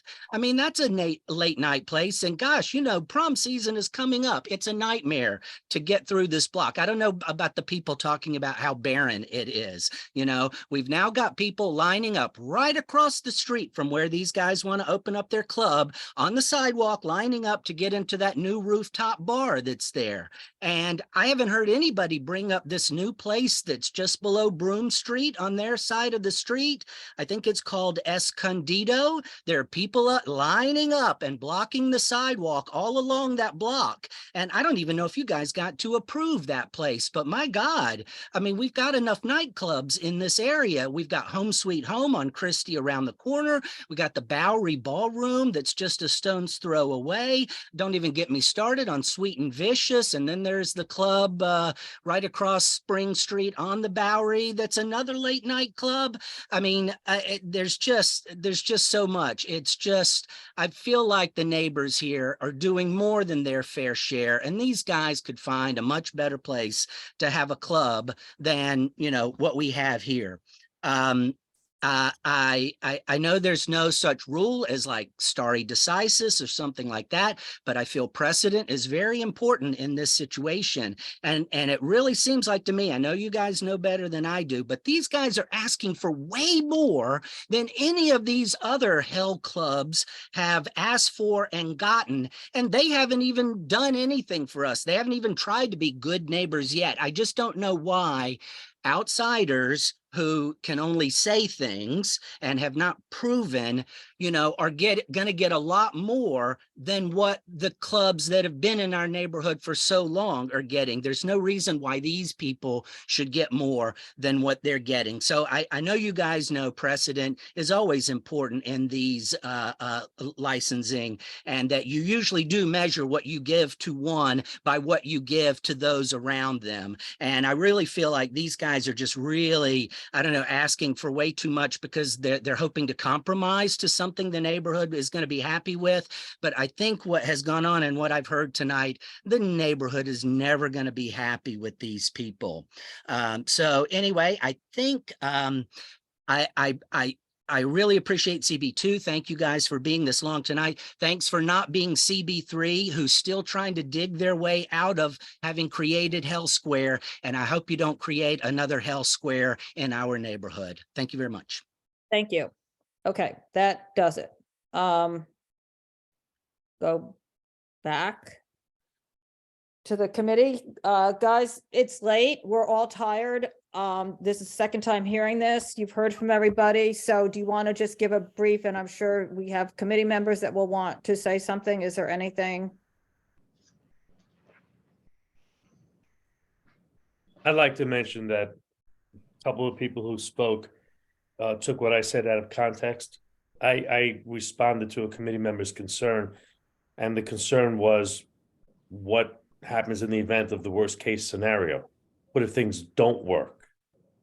We fully intend to implement all of our measures to properly operate these premises. There's no doubt, there's no question that there'll always be some issue.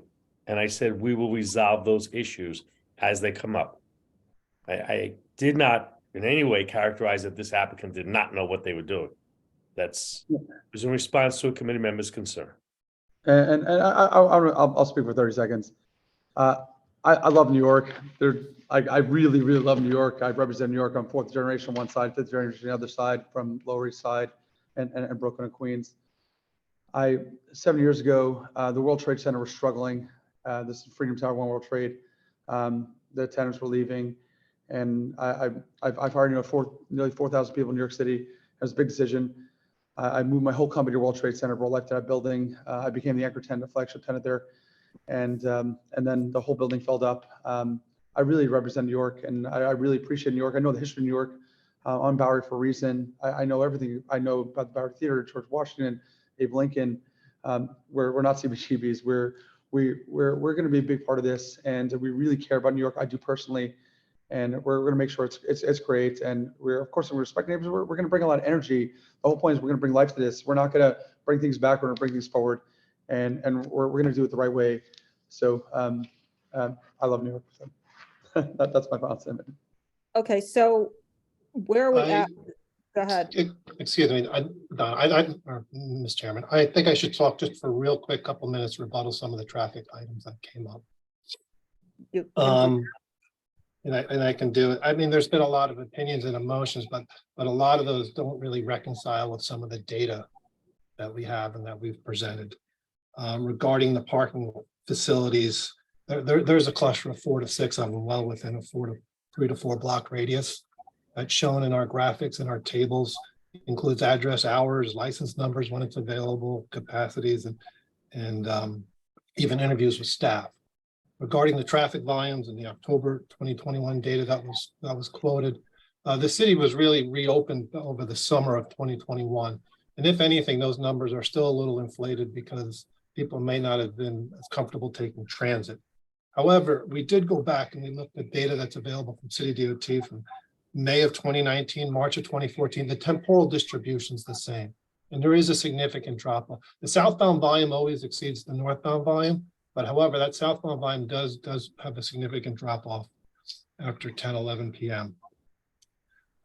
Regarding the Bowery itself, this is not a traditional local street. We have residents on the street. But part of the reason why this application is a success is because of the Bowery. The people that live on the street know it is a local truck route as classified by City DOT. It's designated as State DOT as a classified principal arterial roadway. The purpose is to move traffic and people through the community. As we mentioned, it has important connections to Manhattan Bridge and Canal as well. Lastly, the capacities have been greatly misstated too in a number of the comments. The maximum theoretical capacity of all 4 levels is 604. I think some people mentioned 800 or 1,000. That wasn't correct. Additionally, the events itself that we spoke about has ticket sales for 200 for the early event and 322 for the later dinner theater event.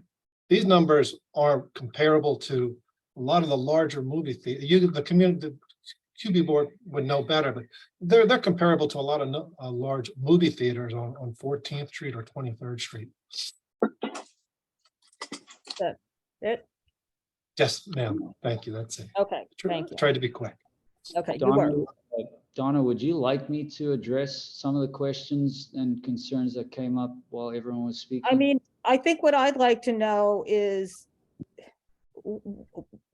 how can we adjust this application? We've been infinitum over the concerns. I mean, you have a tremendous amount of people coming in and out of the space. So go ahead and address some of them but keep it succinct if you can. Let's start with there were concerns about the HVAC, and that breaching the shell, and would that affect noise? Daniel? Yeah, so like we do for the people walking through the sound, the HVAC goes through a vestibule. So any pursing into the sound box is designed with cartas to go through a vestibule, and so the sound will not flow out. It's the same as people. We treat it, I mean, this box is bulletproof. So just, that's the same part of it. Okay. There was a question about signage on the outside. We are not doing signage on the outside of the venue. None? No I signage? mean, very, very, very, very, very minimal. It should be kind of feel like a whisper from the outside. Again, if I need to clarify, we are the food and beverage operator for the hotel. We are not currently operating the hotel itself. We are the tenant for the cellar, retail, and rooftop space. Just for clarification, though, your partner is the owner of the hotel on this application. So you say that, but you actually, as an entity, both of you do control the whole hotel, which was my point. Just, you may not, but that the application before us includes everybody. Heard. And I think, again, Carter, what we're saying in response is that if, there are concerns with the patios on certain hotel room floors, et cetera, that's not within our purview. We can't make a decision on our own. I'm sorry, but that's wrong, because the applicant is not just you. It also includes the hotel owner. And the reason that's relevant is because if for whatever reason this doesn't work here, all that would be done is a corporate change, which would leave the existing operation here just without whomever in the entity is leaving, which is generally the F&B, and it would leave the hotel operator with the license. So it is a part of our whole conversation, and to segment it is disingenuous, because that's not the application that's before us. Not like a segment. It's Carter. It's not currently part of the application. We'd love to take that on and do that. No, but it is part of your application. Your partner is the hotel owner. Claude is right. Claude is correct. I mean, that's what it is. This is important to be clear on that. And that's why we are asking all these questions. Yeah. Because if things don't pan out, what will happen is that your partner will end up with the license, and whatever the split is in the percentage ownership, if it rises above 80%, we'll see a corporate change application. Otherwise, we won't even see it. And that's why we're discussing those issues now and bringing them up. Well, it wouldn't be a corporate change, but okay.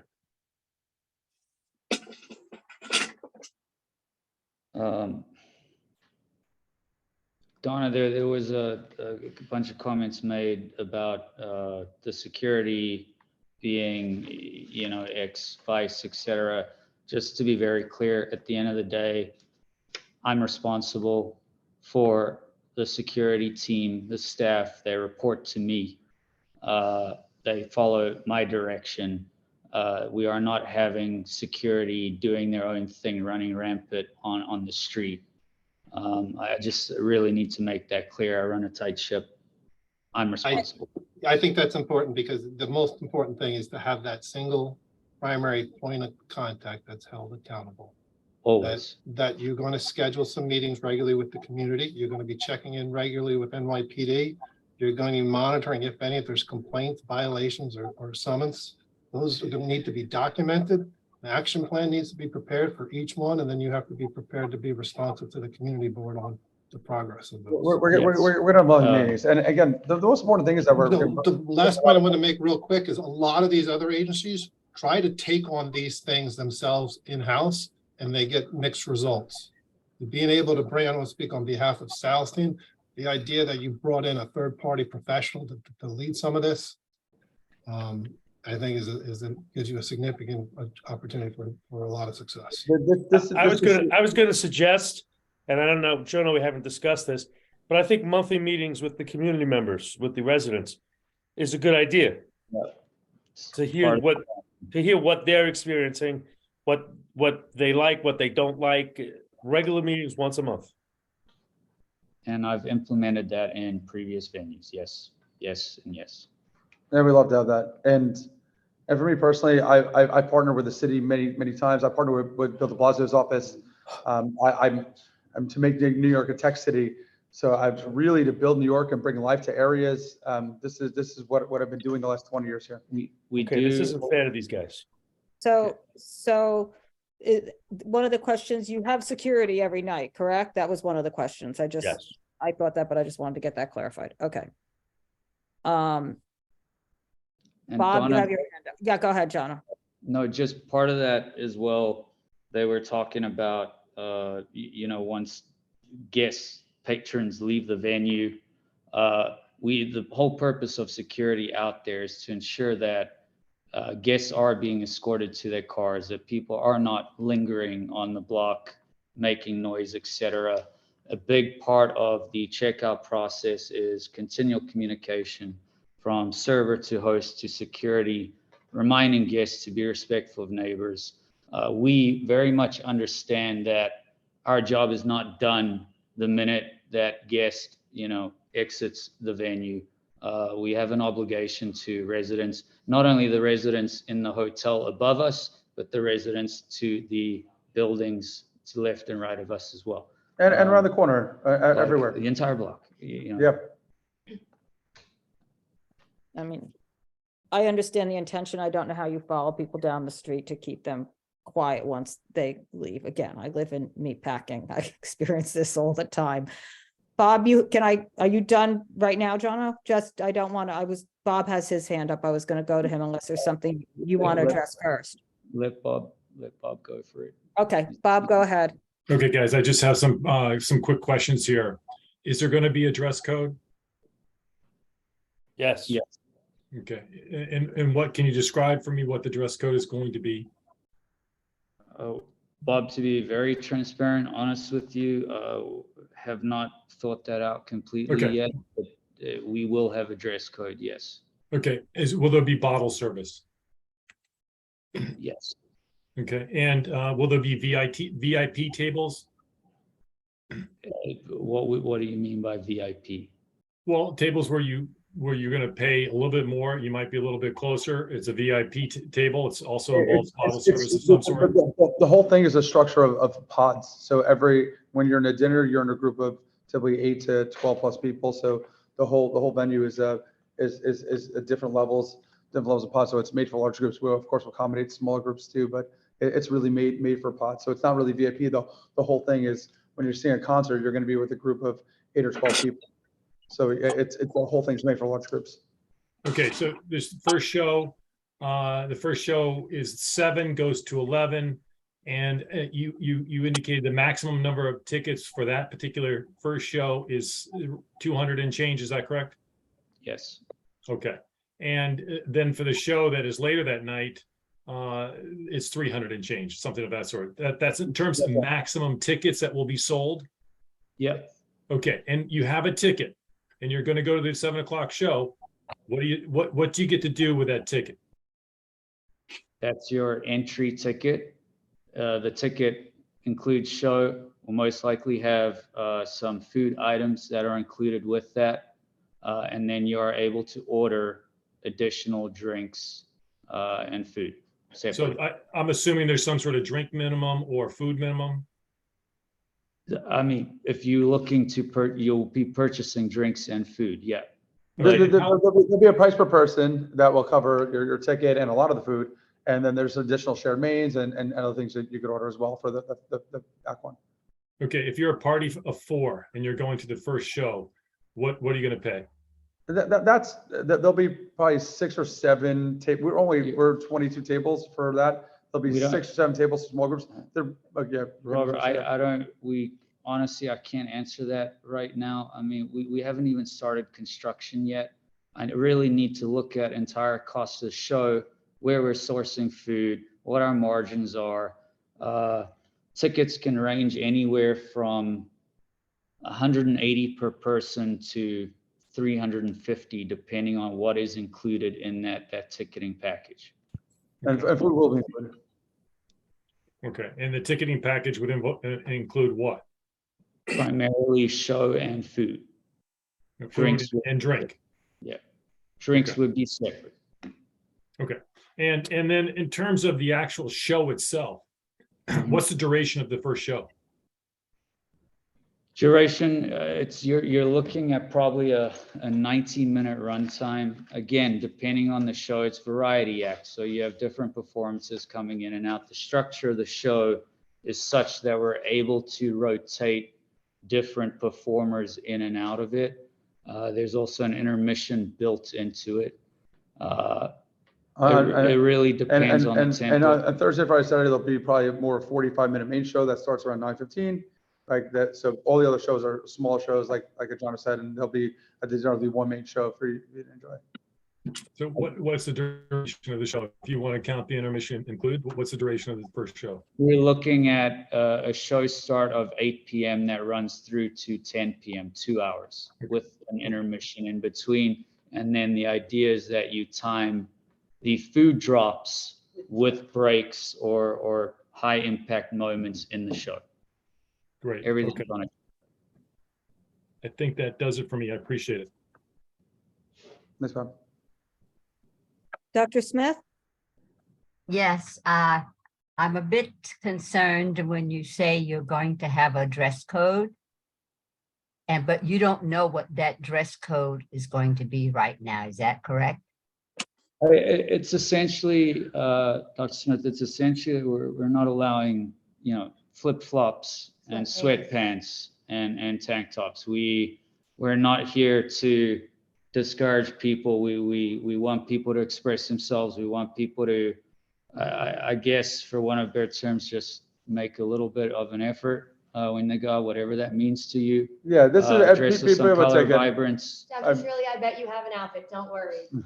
I mean, I have my nails painted, my hair a certain way. This is about. I love your blue hair, by the way. I love it. Thank you. Wish I could do mine that way. But anyway, This is a nice dinner. Please don't come in with shorts and just come dressed nice. the next question though is, what if someone comes dressed that way? How will your security people or who's going to be there to not allow them in? Because when you sort of have dress codes, I'm sure, as you know, you can kind of leave yourself open for people to either be objective, and it can sometimes be discriminatory. So that a lot of our my concern. How are you going to address people who will show up and might not know your code? Will you put that I'm sure you'll have to let people know the dress code once you decide what it is. But what will you do if somebody shows up and they are not compliance with your dress code? There's a number of steps of communication regarding dress code, from websites, our social, to the confirmation on your reservations, even our reservation system with push notifications, etc. And I hear you 100%. We are very sensitive to that kind of thing. A lot of the time within our programming and the show, we'll have performers, artists running around that are painting people and bedazzling and adding things and finding ways to engage. We've had props and wardrobes and things around, but it's part of the experience is that we very much encourage guests to feel as though they're an extension of the show and they're a part of the show and make it an experience. Yeah, and my company won in New York City and Indianapolis. We won the award for most diverse and inclusive company. So that's that we're very forward on that. And like if someone has a ticket and like they're coming in shorts for dinner, it's like we'll probably have an outfit change for them too. It's like we want them to come in and have a good time. Just be cool about it. Yeah. Jono, as part of people being part of the experience and everything else, I presume your dress code is going to be out of respect to the performers also. Of course. Yeah, absolutely. Absolutely. Thank you, Dr. Just to jump in to just clarify, because I think that Dr. Smith raises a very important point. The dress code won't be in the furtherance of the safety or the security of the licensed premise, correct? No. No. So it won't be like, any clothing, gang affiliation or anything like that, which are known to be, real reasons to do that. But these are for other reasons. that, For are much the- more subjective, that for the don't have to do with the safety or security of the premises. It's We're the coming cultural to- component of the show. Artistic performance standpoint, Yeah. Carter. I mean, it's not a. Okay, Dr. Smith, are you finished? Dr. Smith? Okay, I'm going to assume she is finished. All right, then can I get clarification on the dancing part? Explain the dancing. I don't want to just go through where is dancing permitted, who is dancing. I know the performers are dancing on the main floor, so if you could just run through additionally how that works. Yeah, there's definitely, specifically Act 2, there's a stronger focus on music. That is where you see that there's a jump in the occupancy from the 200 to the 300 mark, because we're clearing out some of the smaller tables in that lower bar area. That it then becomes a standing ticket. Again, being very transparent. Absolutely, there's most likely going to be guests dancing. That would be the area for it. Downstairs lounge, again, more different experience. That's more seating focused. Music is not nearly at the same volume. That's more of a lounge seated mixology food. But also, Jono, more to your point before, I believe someone brought it up. We're not going to tackle people, one or two persons who's standing up and dancing. However, if more people contribute to dancing on the dance floor, security has to stop it. Understood? Yep. Okay. So the dance floor, just for my clarification, is on the first floor. Gaia, the ground floor. The Gaia. ground floor, the ground floor. So you will have patron and performers dancing on the ground floor. You do not have a dance floor, and you are not having dancing in the basement level. We're not encouraging or promoting dancing. Okay. So the roof, do you need to have the roof as part of this application? Because that sounds like something you were saying you were moving forward on eventually. We'd like to have the roof. We can consider foregoing it at this time. Okay. Okay. And in terms of the hours, what is the flexibility on the hours? Is there something that's earlier on those hours? It's not 4 We a.m. really like those hours, Donna. If the applicant were willing to concede on the time, would that make a difference to the committee members? Well, we have In to go into addition- discussion, addition so to I the roof. can't. I mean, 4 a.m. on the weekends is kind of critical for the business. Thursday, Friday, Saturday, Jonah? That's correct. Would you consider cutting back? Would you consider cutting back on the other days as a sign of good faith for the community? You're referring to Sunday through Wednesday? Yes. Yes. And what would that cut back look like?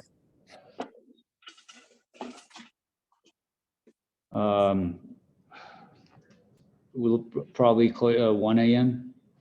I was going to say 2. Between the two of you, figure out one, so we have something for discussion. Jonah's place. I'm just a high hand.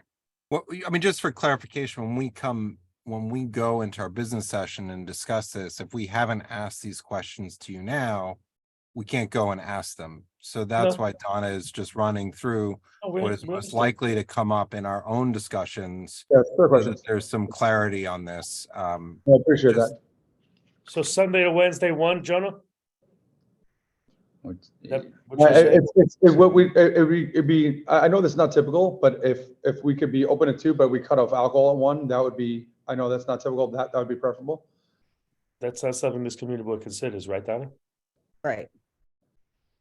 Yeah, so I cut off alcohol sales at 1 and cut off entry at 1, but close at 2. But No, that's not something this community board considers. Okay. It's a But what dark, I'm the time looking we for is close what is time the dark. last person is out of there. That's what I want to know. I The don't care dark when hour. they stop drinking. 1 o'clock? Yeah, as long, the 4 AM Thursday, Friday, Saturday is critical, Act 1, Act 2. That's the backbone. That's what our business model is grounded in. And we. So I think what I hear you saying is you could be flexible to the 1 AM Sunday to Wednesday if you have that 4 AM. Thursday, Friday, Saturday. That's right. Okay. I think those are my questions. Does anybody else from the committee have anything else? Did I miss something? Just for clarification, is sort of the for your expectations on the DOB approvals, submissions, you know, what's the time frame roughly that you expect to cover each of the different aspects of this: basement, ground floor, you know, even the rooftop, just so we have an understanding of what that looks like at this point. Daniel, you want to speak to that? If I may, so of course, you know, it's a complex project, as you can understand. So we want to do it in multiple phases so we can open as fast as possible. There are some phases that are easier to achieve than others. And so that's why we're actually ready to start demo, the structure and all of it, to start building. And then we have the other part of it that we're doing at the same time is the construction permit. And then there's the change of C of O of the roof. So you know, and you know, these takes different times typically, but we're engaging it now. So well, you know, so that's why I mentioned before, like, you know, it's different phases. We're gonna, you never know with the DOB. They've been very thorough, very strict, but maybe now they're getting better. But we are fine. So just to answer your question, we are filing demo, alt 1 for downstairs, and then alt 1 for upstairs. Daniel, time frame. 10, 12 months. Yeah, so short answer. Time frame, months. Short answer. It's 10, 12 months. It's once we start construction, it's about 7 months, then it'll become months. Yeah, but so again, I'm sorry not to be, I'm trying to be as precise. We understand. So construction, we can get construction permits, but right. So between construction permits and opening, Carter, you understand what I'm talking about? Yeah, no, I think you've been clear in the phasing. So the ground floor is clearly the priority with the basement, and then so that's first focus, and then you have the upper floors with the long-term residential and the rooftop. Exactly, and you know, we're filing all at the same time, but the roof will take a little more time just because of the way it is. So we will hopefully we want to be opening as soon as possible. Of course, that's why we're starting demolition also as soon as. So Carter No, and no, Don, go. sorry to go back, just in terms of us, a compromise with 1 AM Sunday to Wednesday, implication for that in terms of in-room dining, room service? Has no impact. No impact. This is the hours for the venue, right, Donna? Thank you. Thank you. Dr. Smith? Yeah, I'm a bit confused. So just to be clear, is the roof being did you say you're taking the roof off of the application at this point? Yes, doctor. Thank you. Reluctantly. It's part of our 15-year lease. We're already 20 months into it. Okay. All right. Frank always has an afterthought reluctantly. Okay, thank you. Well, that's, I also have one more afterthought, just want to mention, in all my years of doing this, and I defer to Carter, who's probably been doing this the longer, or Lois, actually, or the doctor. But I don't remember a more comprehensive application. That's basically, this acoustic shell is unique. This is really, really unique. Well, unique is different than comprehensive. I'm just going to say that. I'm not saying one or the other, but. Fair enough. I like comprehensive better than unique. Okay, I think that does it, right? Everybody's good? Okay, thank you, guys. Thank you for your patience. Appreciate Thank it. you for your patience. A lot. Thank you. Thank you so Have much. a good evening. We'll do our business and you're free to hang out if you want. Okay. Committee, I'd just like to take a minute break and then we'll come right back. And I think we'll discuss this one first while it's fresh on everybody's mind, if that's okay. Okay?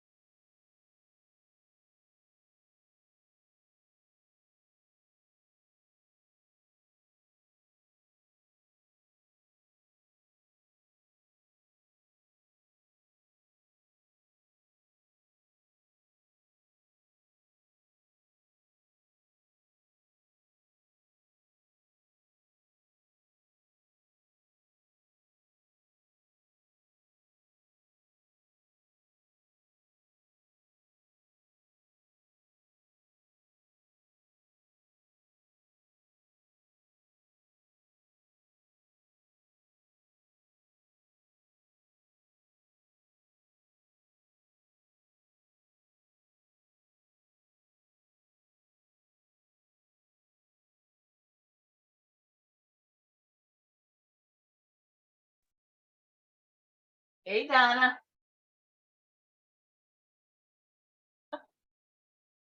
Can't hear you. Can't hear you. Sorry, I keep the dog in the TV. Anyway, welcome. Oh, I've been listening. I've just I know been in the you have been. background. I know you have been. But I just wanted to express my admiration for you folks. That last one was a real doozy. It was a real doozy for the second time. For the second time. So, and just to let you know, you still got about 6 hours until the sun comes up. I know. Isn't it great? I know. Okay, so let me just figure out how many. Okay, I'm just gonna say goodnight, but You are? Oh, you're leaving us. Oh, Susan. oh, I mean, yeah, well, this is Good I night. can stand this. Good night, Susan. Good night. Thank you for joining. Definitely go to bed. No, I just wanted to, just just listening into some of these things, so, okay, take care, guys. Good night. Okay. So people Before let we me get, know- Donna, before we get started, someone sent me a text and I don't recognize the number. Was it you, Carter? Yes, Okay, all right, thank you. referencing what the Uh-huh, material I said just want to before. know who. I thought it Yeah. was, just want to verify. Yeah. Sorry, Donna. Mhm. That's okay. Thanks a lot, Carter.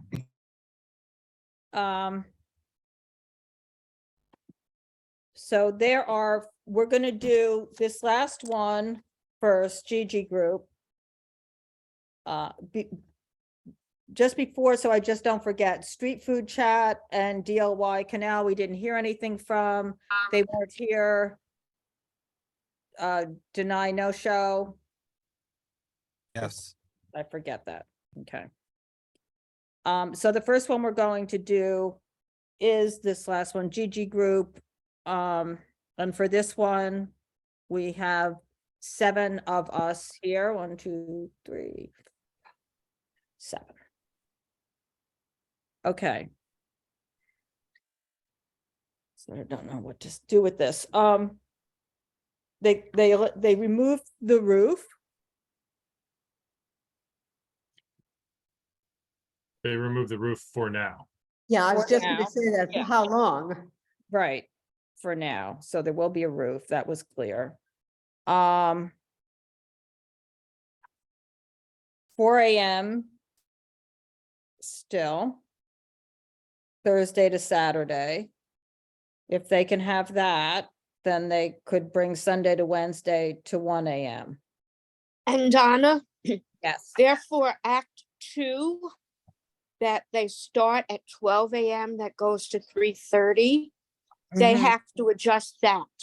Right, they would have to start their Quote, night for- earlier or not have an act 2 or something, do everything earlier. Condense Act 1 and then Right. condense Act 2. I'm just making a note. Yep.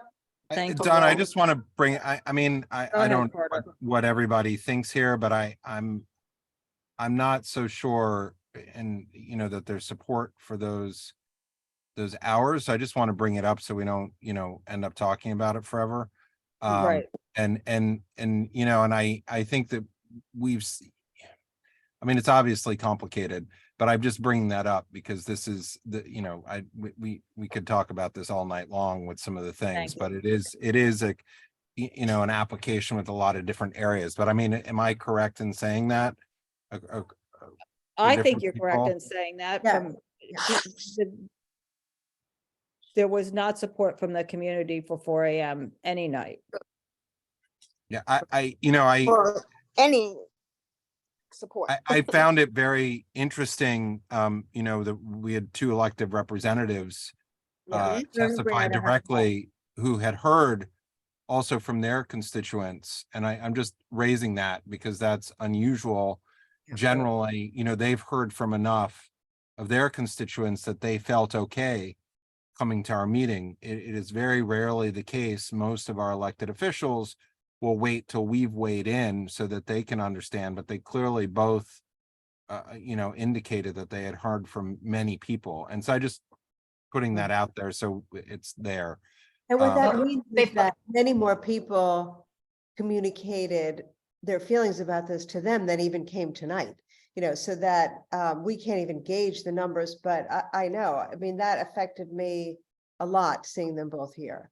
I don't remember ever seeing that before. I think Me that's- either. Carter, if they were, both of those officials were talking about the same person or a different person?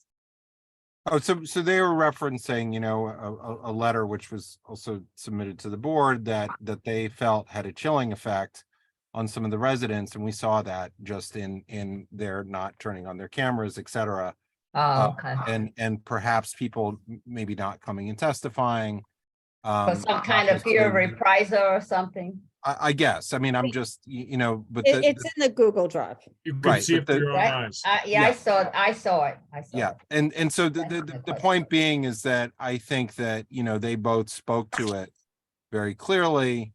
as well, and its impact that was communicated to them on people's comfortableness on this. And I think that, you know, from what it sounded like, you know, that they felt that they were speaking for some constituents who may not have come to us because of that. And that's what, you know, for Councilmember Marte and Assemblymember Lee, you know, that they spoke. So I just wanted to get that out of the way, because otherwise, you know, we could dance around that issue. Dancing. So, I mean, the 4 AM is critical to them. The traffic, you know, to me, it's the hours and the impacts outside, and I don't know. But they can have no impact on anything that happens once people are 20 feet from the venue. I mean, they did an elaborate presentation about something every single person knows is a fiction, and every single person has lived near or close to a bar, or club, or venue, and we know what that means. So it didn't affect anybody just because they had a lot of people speaking. We all know what the reality is. I mean, I think that it's the impacts, right? You know, and I raised this with them directly, you know, when Susan, Donna, and I did a site visit, you know, the impacts of the operation, and there's a scaling effect where these impacts become greater and greater later in the evening. And, you know, and while, you know, I certainly respect elements of the traffic study, the point is when traffic starts to get blocked, and it's 2 lanes southbound in front of there, it's 4 lanes both ways, but you block the traffic, the horns start, you know, and you get a let out, everybody just wants to go home. And, you know, all the plans sort of fall apart, just to your point, Susan, you know. Right. And it's not like there's a noise all night long, but look, it only takes one, you know, series of honking horns to wake you up if you live in that immediate area. And I think everybody here, you know, we heard testimony just last month with the impacts of traffic, you know, in front of a venue, and what that does and how it can quickly fall apart. And the later it is, the impacts on that. And that's not to throw shade, it's just the reality of what that's what I mean. it is. And I mean, we have, you know, however many thousands of new for hire cars that didn't even exist 8 years ago, and they wait, you know, And the unlike party the was yellow cabs. I mean, I guess yellow cabs, somebody pointed out to me, in fairness, did wait in front of venues, but not the same way that, No. you know, your Right. car that you summoned would wait for you to go And out. party limos, they just stay and stay and stay. So that's one impact, right? And I think it's, I mean, I think that we've heard the sound mitigation from the interior seems to be sufficiently addressed. I mean, does everybody agree on that? Agree. I think so. Yeah. But the I mean, sound I would- outside is the issue, right? Of people leaving.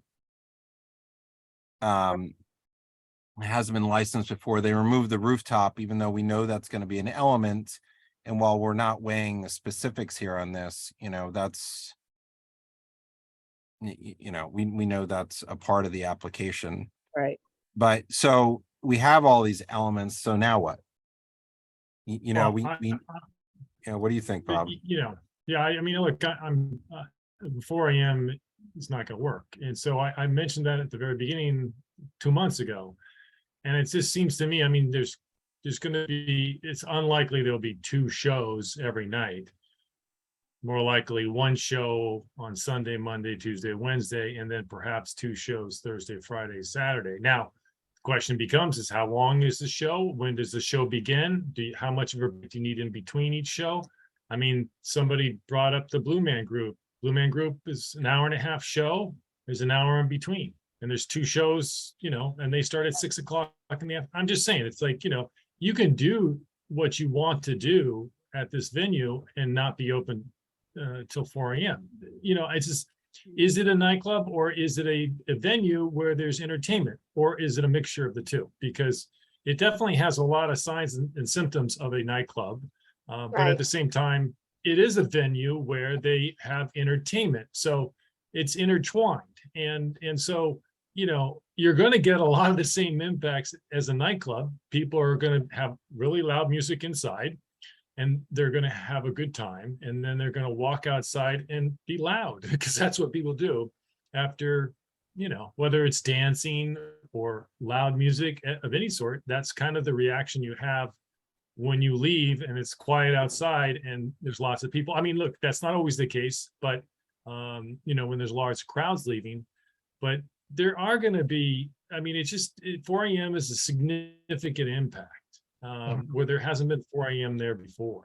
And so it just, to me, is moving up the hours, okay? Moving up the show times, changing the time when the shows begin, maybe reducing the time of the show. It can be done, but there can be a compromise here, but 4 a.m. is not the compromise. Yeah, Bob, I think you're right, because, you know, when I think about our performance venues, the majority of them close earlier, you know. Oh, much with earlier, a couple much earlier. exceptions. And I think that it's hard to, you know, for, you know, where this was left, and this is why, you know, all those questions were asked in the end. It's hard because the ticketing is, their expectation is that the later show is the heavier show, and that's also where the impact is, as opposed to the flip-flop, which is generally the case for most of the performance venues. Most of the performance venues, you know, you think about, you know, Joe's Pub, you think about, you know, the you know, any of the theaters there, you know, it's like you said, the Blue Man Group, even a lot of the music venues, that all winds down much earlier. You know, everybody talks about CBG because that was wrapped up pretty early. I lived across the street from that for, you know, a decade and a half. And so the later hours are where the impacts are, but it seems to have a significant impact on their business model. So it's difficult to come up with something because it doesn't, you know, it's just not realistic to what their model is. Just to me, which makes it hard for us to present something. But I think that we would, if we're not going to support the application as presented, I think we would be remiss not to provide some sort of guidance, even if it's not what they would like to hear, because it would be in furtherance of any future discussions, you know, as this moves forward. We've never seen but- something, I'm sorry, with the business model. I mean, we've never seen something that has the cost to create it that is this high. I mean, it's totally different than Joe's Pub or Blue Man Group. I mean, Joe's Pub just renovated, but they're state of the art. I mean, they're doing something that's never, I mean, that's what they talk about. So how could they ever recoup the cost that they're putting in? You know, they're going to sell a lot of drinks to pay for that, so that I can't even see how they can ever cover the cost even from this model now. So we haven't seen their business plan, but when I listened to them, you know, you could see, I mean, I'm surprised they're not asking to operate 24 hours a day to even make a dent in what they're going to have to pay to create the venue. It's so atypical, you know, we don't have there's no equivalent to it. Yeah, a place like that with bottle service, you could, with a nice table, you can drop $4 or $5 grand easy. Yeah. Easily. I mean, you're talking big bucks. Yeah.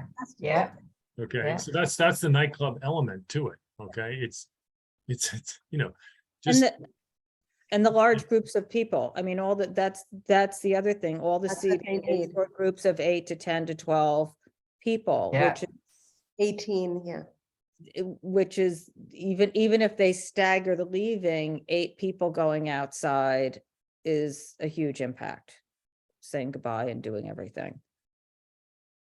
Yeah. Another element here. I just use Blue Man Group as an example of a performance location. Oh, no, I understand that. I wasn't saying it's the same I thing. know.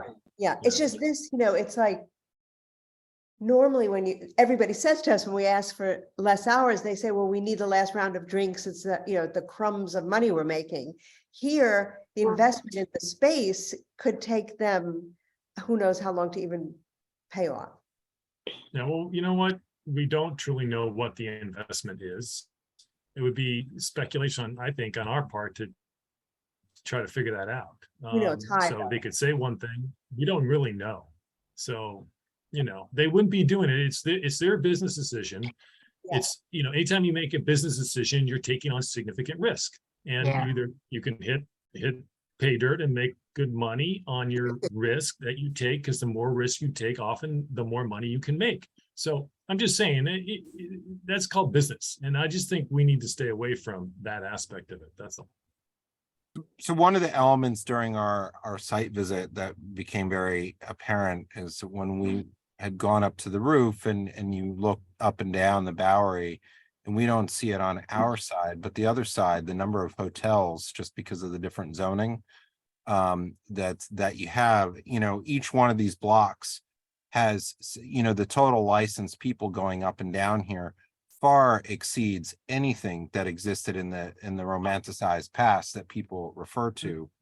There were certainly lots of small bars, and maybe even bigger places, but the size of the event venues in all of these hotels is significant. So the class and character of the licenses here, it's a big numbers that we're talking about, and it is a big change. And we've seen some of the elements of it, and we've heard over the years the testimony as we've had applications on our side of the Bowery. But a hotel just opened up right across the street from here with multiple spaces, and those are more traditional in that people ebb and flow in and out of them because there are more nightclubs.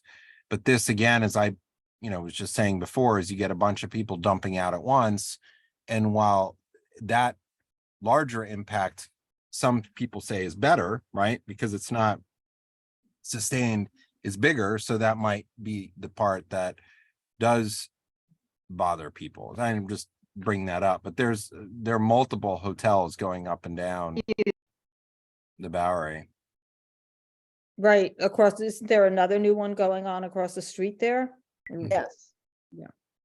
And so we don't know what the impacts of those are yet. I mean, we know there's going to be an impact of that. I guess my point is everybody's saying it's not that busy there, but those hotels are just ramping up with what they're doing.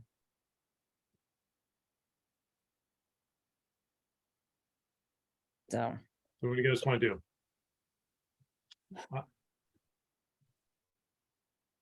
I'm sensing in denial with some sort of path, but I don't know I mean, on the recommendation front.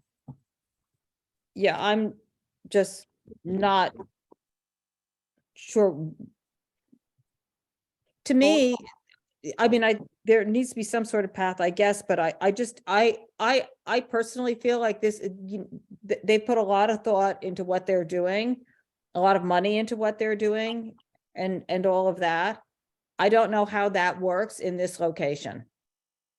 I agree. I just don't understand. It's inconceivable why they picked this location for it. I mean, there's so many other places in the city where no one would have any objection. Right. Yeah, I mean, this is sort of the classic 12 thing o'clock too, and 2 o'clock, but that's not what they're doing.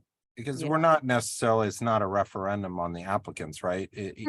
While there were questions raised, and certainly, some of the things we have seen raised eyebrows, but nevertheless, it's, the operation is, they've thought about the many different elements, maybe not put together quite as succinctly. But I'm also a little concerned, and this is the double-edged sword. Why do you need so much security? What is it that's going to be happening versus too little? And if you go on the recommendation of the Nightlife Association, I don't know if it still is, but it's like, I think it's like 1 per 70 people or something like that for the recommended security. And I understand they're trying to mitigate the issues, which is very important, but at the same time, you It know, highlights the issues. It highlights the potential issues by having to mitigate so much. right. And that's real. And, you know, and I certainly understand some of the testimony, you know, that we heard and the presentation is that this is, in their view, an important part of New York, right? And having these types of venues and later night, but just to what Susan was saying, you know, this location, you know, another thing that was not brought up here is if you go in a U from the Elizabeth Street side, where all the residents live behind this, and you do literally walk around to this venue in that U around the block, I think every single storefront is a licensed premise. Right. And where it starts, where Tropical was, I don't know if they're open now. There's that basement space that was never added into that license. Then you wrap around to whatever that was, it a pizza place or something that's there. Yeah. And then you have the Garrett and whatever was the Randolph beer or whatever that is now. Then you have you know, there's another space I think that has a license there. Then you have Bacchanal on the corner, and then you come around, you know, I think there's a building in between, and you come to this. I don't remember, but this is all licensed venues. And when we had that pizza place that was around the corner that came to us, it really became apparent of the full saturation and on this block. So, but that wasn't raised so much, but it's just pointing out the saturation right here. And that's why we heard from the residents, you know, and I'm, you know, even though some of those places are closed, I don't, you know, they were all licensed, and, you know, we still heard that people weren't comfortable back then. And, you know, It's getting late, guys. Okay. I'm suggesting 12, 1, and 2, perhaps hours wise. And So what you are you know, saying? When do you want the one? Thursday? Thursday. And That's what I'm how thinking. long I mean, how long would you eliminate the roof before they come back? The roof is so important to the neighbors.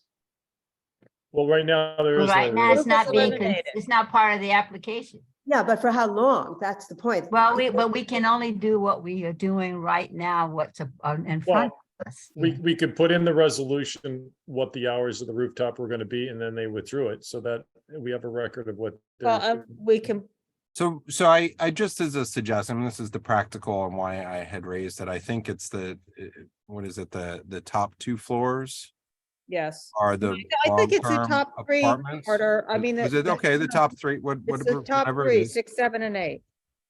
Okay, all right. I think that, you know, that those are the 3 that are the apartments, the 3 floors that's tied to the rooftop, which is the tenant recreation area.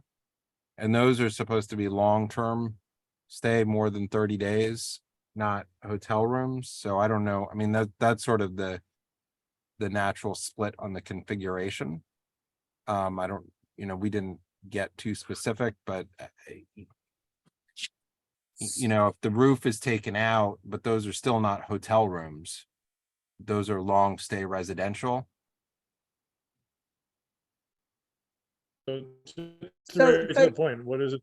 So yours. Oh, no. So the point being is that if whatever is being addressed, the licensing, that it only encompasses what's already currently hotel rooms, which are the first to the 5th floor, which is. But flip side is that you have those terraces, which people have expressed concerns about. I see. So the terraces have to close by 11 o'clock. That's 10 o'clock. you know, Well, then they're part of the license. I'm just, these are the 10 and complexities 11, I don't here know. on. Well, wait, the terraces were on which floor? The 6th floor, I believe? Just, I don't think they really defined where they were. We've seen them. We know they're there. The terraces need to close by a certain hour. So then I'll just retract that and say, you know, if we're licensing everything, it's through Oh. the 9th floor. We don't have any objection to the rooms, the room service, the mini bars, etc. But we would want those terraces to have no music outside, you know, none of the, like the people staying there. But, the flip side is they're gonna say if they're long-term tenants, it's not theirs. And, but the hotel owner, like I pointed out, that they're a principal on this license, on this application. Well, It was at the Emmett Group or whatever. Right. I mean, I think that, I'm not finding it in my notes, but I know I wrote it down. The terraces were on one floor. And I believe that floor is the residential. And if we were to remove that from this, Well, that would be our point of why it's not ready to be licensed, because they're currently residential and they're not being changed. And, they could come up with a better plan for the rooftop, right? That's what we're leaving open for that. okay. So what's the path besides the hours? Like we're doing deny with a path. So Bob, you had said 12 1 Sunday and to 2. Wednesday, 1 Thursday, 2 Friday and Saturday as the closing times. Yeah, and then they Yeah. have to do the test. They have to do some sort of sound test as well. Commissioning sound test. Yeah, but After- they've already after it's agreed to built. that. So they've already agreed to that. And they're not promoting dancing in the basement, that there'd be patron and an employee dancing on the ground floor. To me, this is about hours because it's the outside, not necessarily the inside. Yeah. I just don't even, I honestly don't know how you have that many people leave at 2 o'clock in the morning with all the cars, but. And I think, just to, I think that, it would be important to note that, there's still concerns even with those hours, but that seems more an acceptable pathway forward of mitigating the impacts here. Somewhat mitigating. Well, because obviously we heard a lot of people were just outright opposed to this, and we heard a lot of good testimony, but not necessarily directly related to the application. Yeah. And I think we might want to comment that it'd be nice if there was a focus on earlier ticketing. Move the scheduling that times up for performances too, because it seems like they're starting at 6 o'clock was my understanding, right? They could move it up. No, what they said was, you're right, Dr. Smith, and that's what I'm saying too. They said the first show starts at 7, ends at 11. And when I pinned them down, they're like, it's a 2-hour show. It probably is a little bit less than that. You don't need an hour before and 2 hours afterwards. You can fit this 2 shows in and then be done by 2 And o'clock. accommodate that too. That was Bob, interesting. the Bob, thing with them about the time is that's what I feel their response was to everyone about staggering the exit. Is that they were saying, we need that, otherwise everybody's going to be leaving at once, which is what the community doesn't want. So if you Well, tell them to compress the But does the time. community want everybody leaving at 4 a.m.? this. No. One is They better have than- shorter acts. That's why they asked for that, I think. Yeah, well, So they could have shorter acts and You know- close at 1 o'clock. The thing that we often hear, when people live in areas next to big places, they just want to know when it will end, right? Is That's that when all the definitely it. sound interruption will end, when the crowd, we all know, 6 people can create just as much noise as 12 people, as 20 people. And once you're disturbed, and for whatever it's worth. And in all of these, No, you're 100% correct. yeah, It's and the the other, saying, it's the definition. It's what to expect. in a lot of the past, when these areas were hosted places, for example, CBGB's, there's much more housing there now than there ever was in the past. When, certainly when I moved there wasn't a lot of housing, and now it's fully developed and it's all housing, and that's sort of the challenge that we have here, which is the conflict of where do you have places for these spaces that don't create the big, I mean, that's just the reality, right? And we all know that because we've seen the transformation of areas that were better suited to this in the past that are all now residential. And then we still have the residential that was here before. And much of that is landmarked or, you know, restricted, or, you know, you can't change the windows, all the other things. You know, and the noise comes through, which is unfortunate. Okay, so I think, Can we call the question? yep. So are we You took okay? the words out of my mouth, Bob. Deny, Thank you. With the pass? with the path, the roof is eliminated, 12, 1 and 2. Sound test after built, no dancing in basement, dancing ground floor. And earlier ticketing, I'm gonna comment on that in the reso. Are we good with that? Yep. Yes. Yep, sounds Okay. good. So that is 7-0.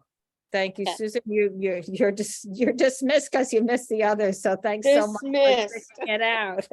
Yeah, don't be noisy when Feel you're better. leaving. Okay, just give me 1 second here to just put this one up. And, all right, so then we'll go on. We had the art farm, which they did not appear. We have the sign Stips. It was really just a name change. So is everybody is fine with that? Yes. Yes. Okay, and now we're down to 6-0, just to be clear on that. Okay, then the next one is the like-minded hospitality. That was, you know, they said they would remove the roadbed after listening to everything. Yep. If I think we they did were not persuaded approve by the people who came out. right, who and said, came, "Please and I take the appreciate that the roadbed people down." came.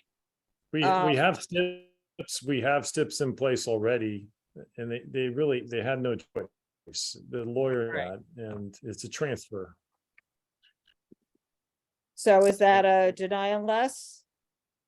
Yes, for Everyone? me it is. Well, hold on. It's a Right, denial all right. list with what? With it? With no roadbed.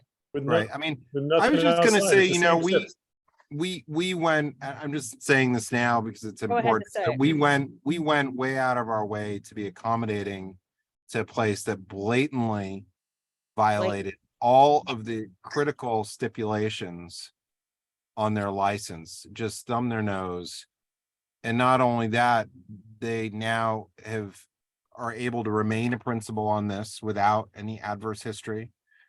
And they were able to open up that other venue on West Broadway without any adverse history. And, you know, we took them at their word that they would come back and address all these issues. And, you know, that's very important. And then obviously the residents here have been dramatically impacted here. And this place was impacting them before COVID, you know, by not following their agreed upon method of operation. So I just want to get that out because I think that's Important. important. And clearly, you know, the principal I'm referring to, you know, has 3 places within our community board, you know, where she holds a license. And so finding an outcome that's works is very important, but we also gave a lot of latitude on resolving that. Right. Okay. And they had plenty of time to bring, anyway. All right, so that is now deny unless. I will send them the same stipulations I sent them last month. And hopefully this month they will sign it. 2 Old Rabbits, it's a transfer of the Tavern wine. Same method of operation. It's really a beer bar. Deny unless. Yep. Any issues with Yes. that? There was no outside, anything like that. And then the hamburger place, which is MacDougal and Houston, previously unlicensed, 11 to 11. Again, that's a restaurant wine. Is that a deny unless? Yes. Yes. Is there Yes. something I should be pointing out with the vent stack goes to the roof, they're gonna exhaust towards Houston, gas griddles on fire, deny unless, okay. And then the next one was the Bobby Karami at 37 or 29 or 27 Kenmare. And he is Laid Right. over. over. We'll see what's different, what we get next month, but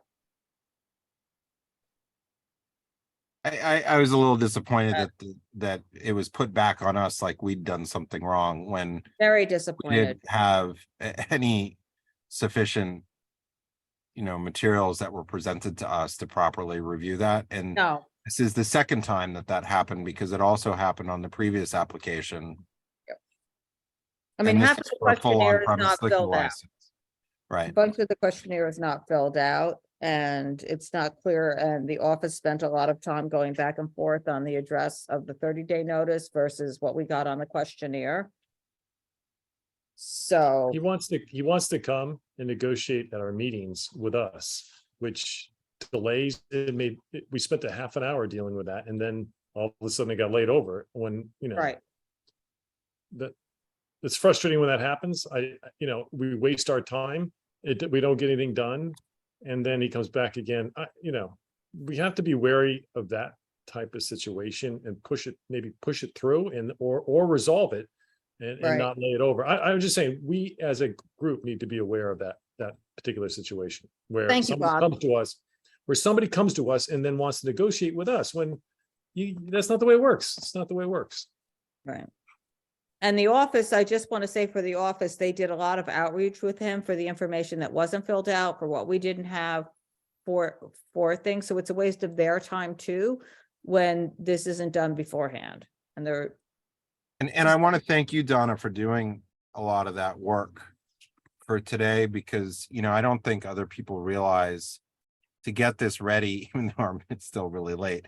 I'm sorry, I For tried. the I other really- things I mean, I really thought the it other would be- things went very quickly and you worked very hard to get all the stuff in there and get it, pushing the office to have it so we can move through these quickly.